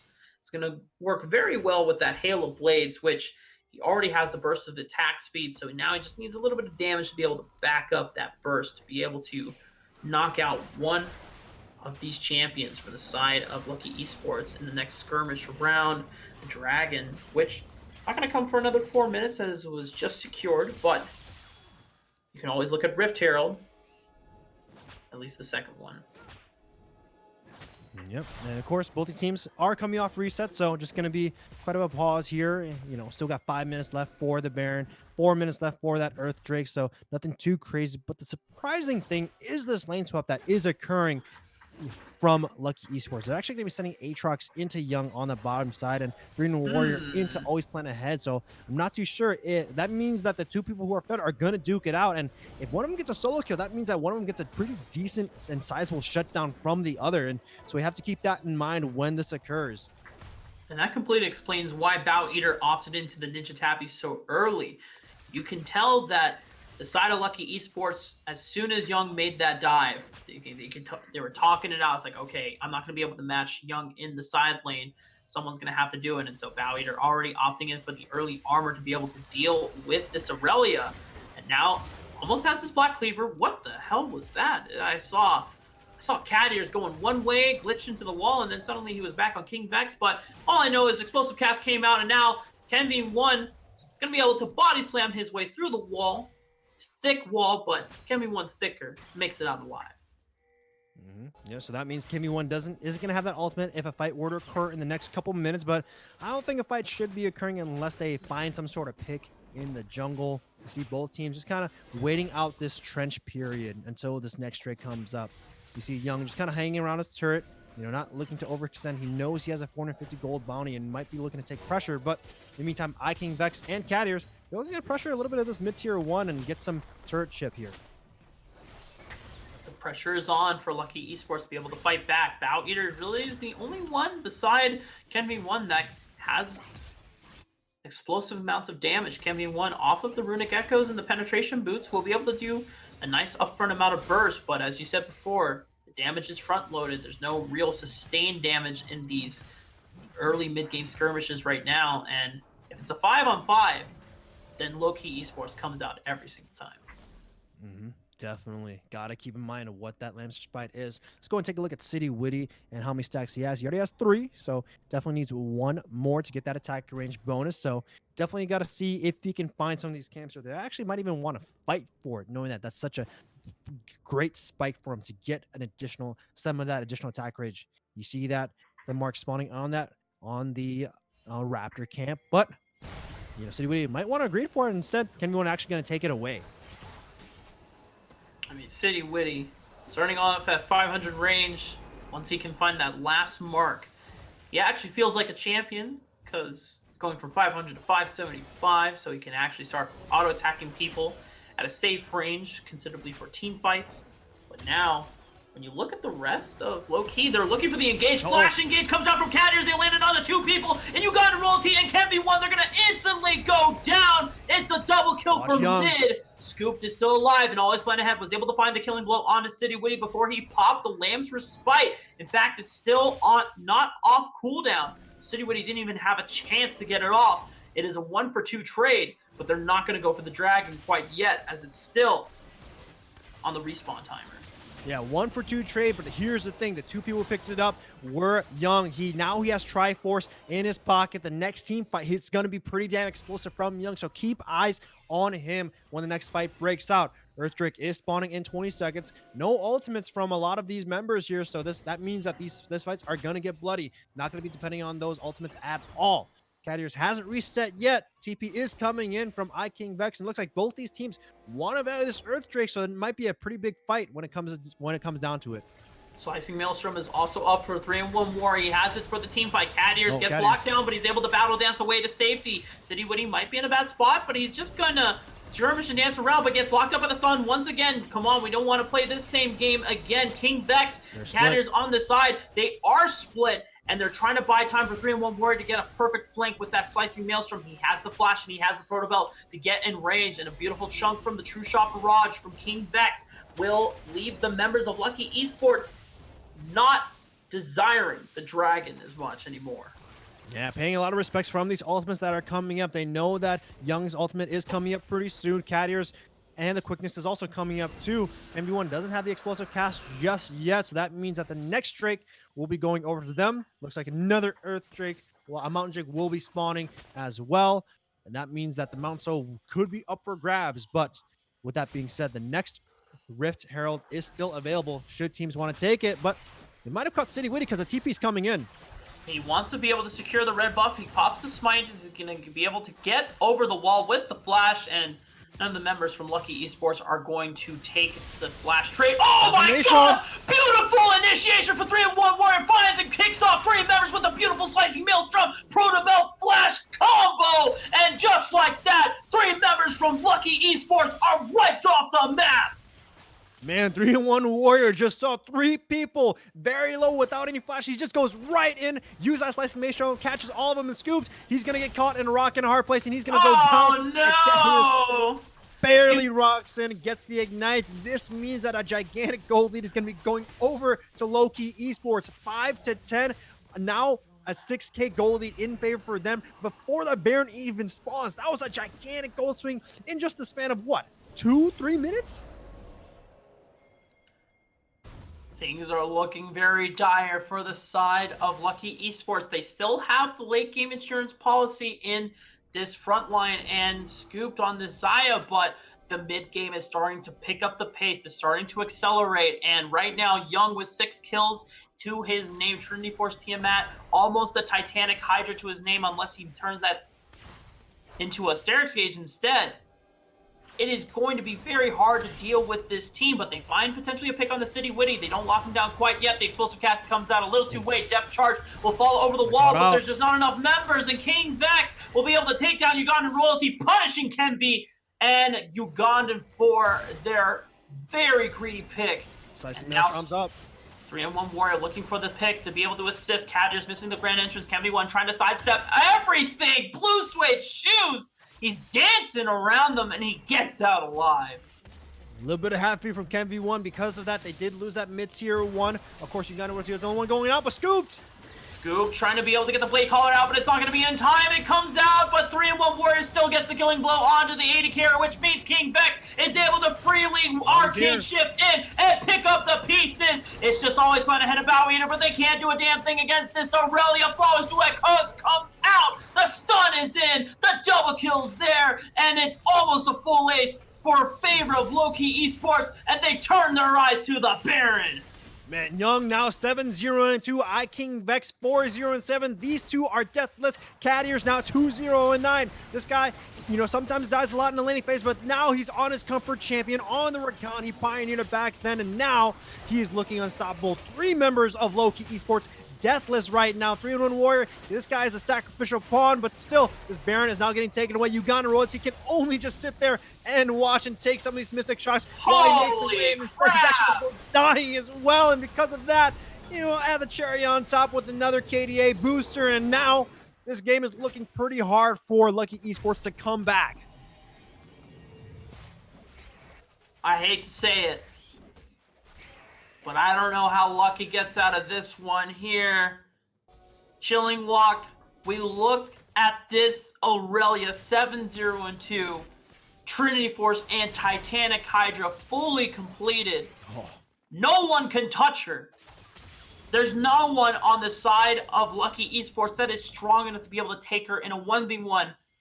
Not even a 1v2. I don't even know of a 1v3 at this point. You look at the items that Lowkey Esports have completed, and it's just not enough damage. It's not enough tank stats. It's not enough anything to deal with the monster powerhouse that is Young on this Aurelia.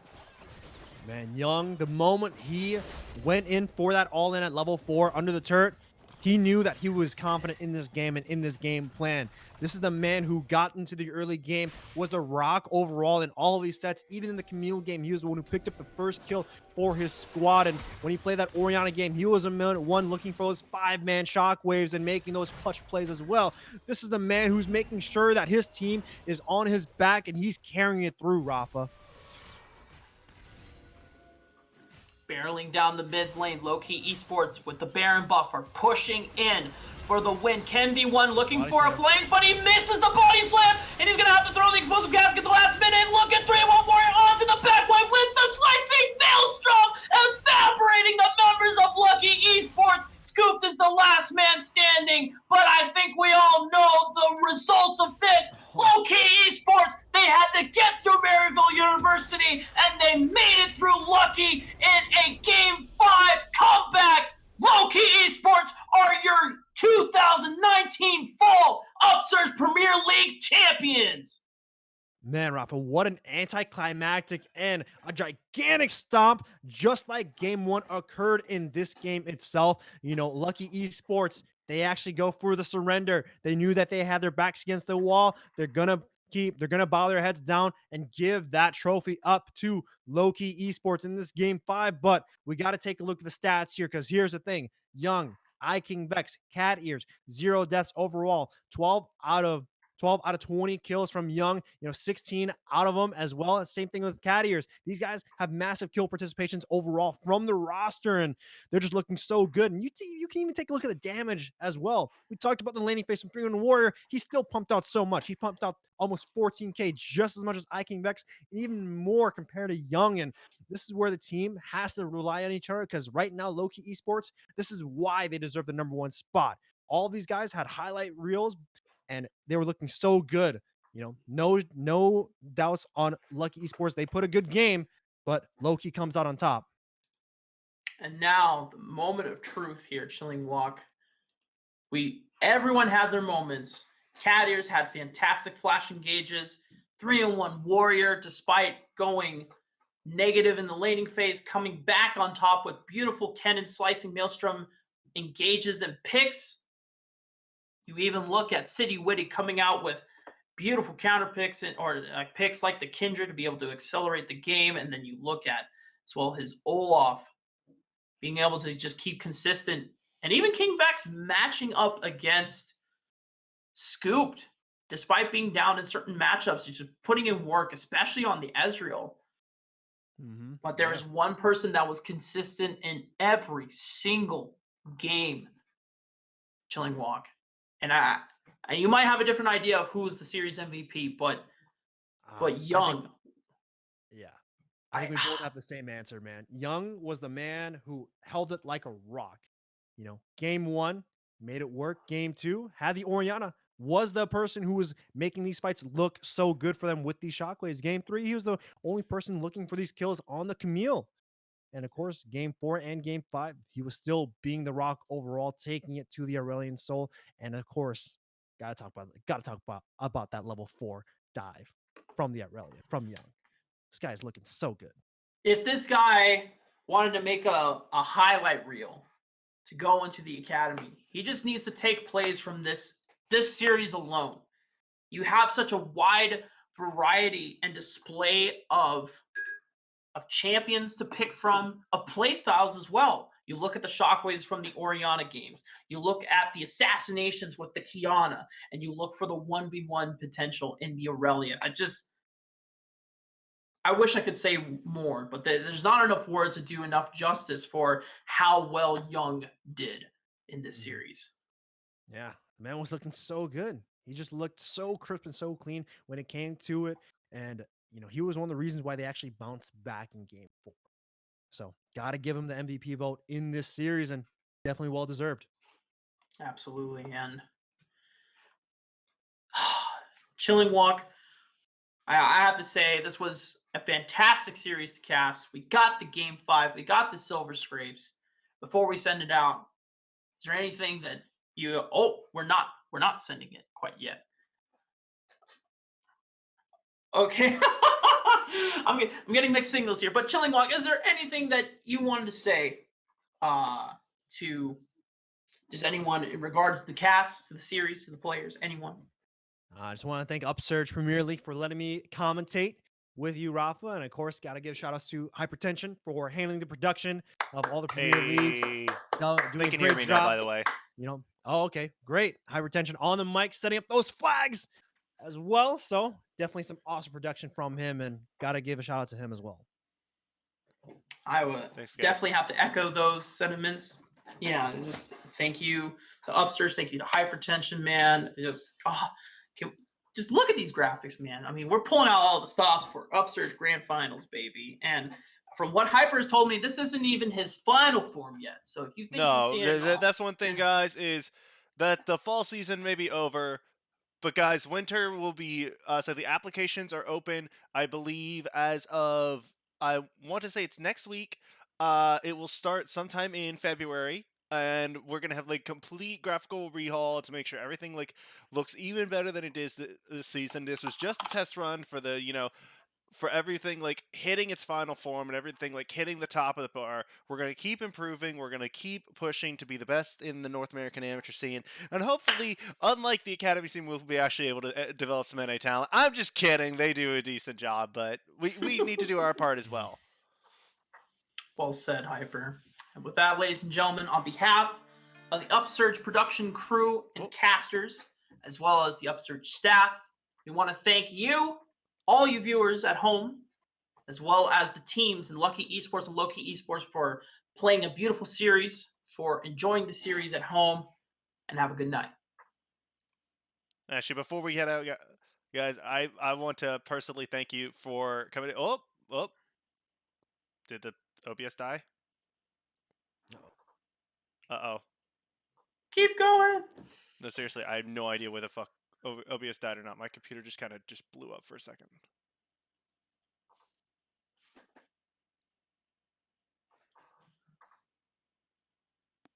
No, we're doing this. We're fucking doing this. Oh, swearing on stream. They can't hear me. Oh. Oh, never mind. I didn't die yet. Okay, guys. Well, the thing died for me, so apologize for that little bit of outburst. But I wanted to say thank you for joining us here tonight. Again, join us for winter. We'll be happy to have you back, and we are excited to show you for what we have in store. Thank you here to my casters, Rafa, and to Chilling Walk. Thank you to the teams, and thank you to you guys, the fans, for supporting us. And with that, I would like to send it away. Rest in peace, Steven Hillenberg.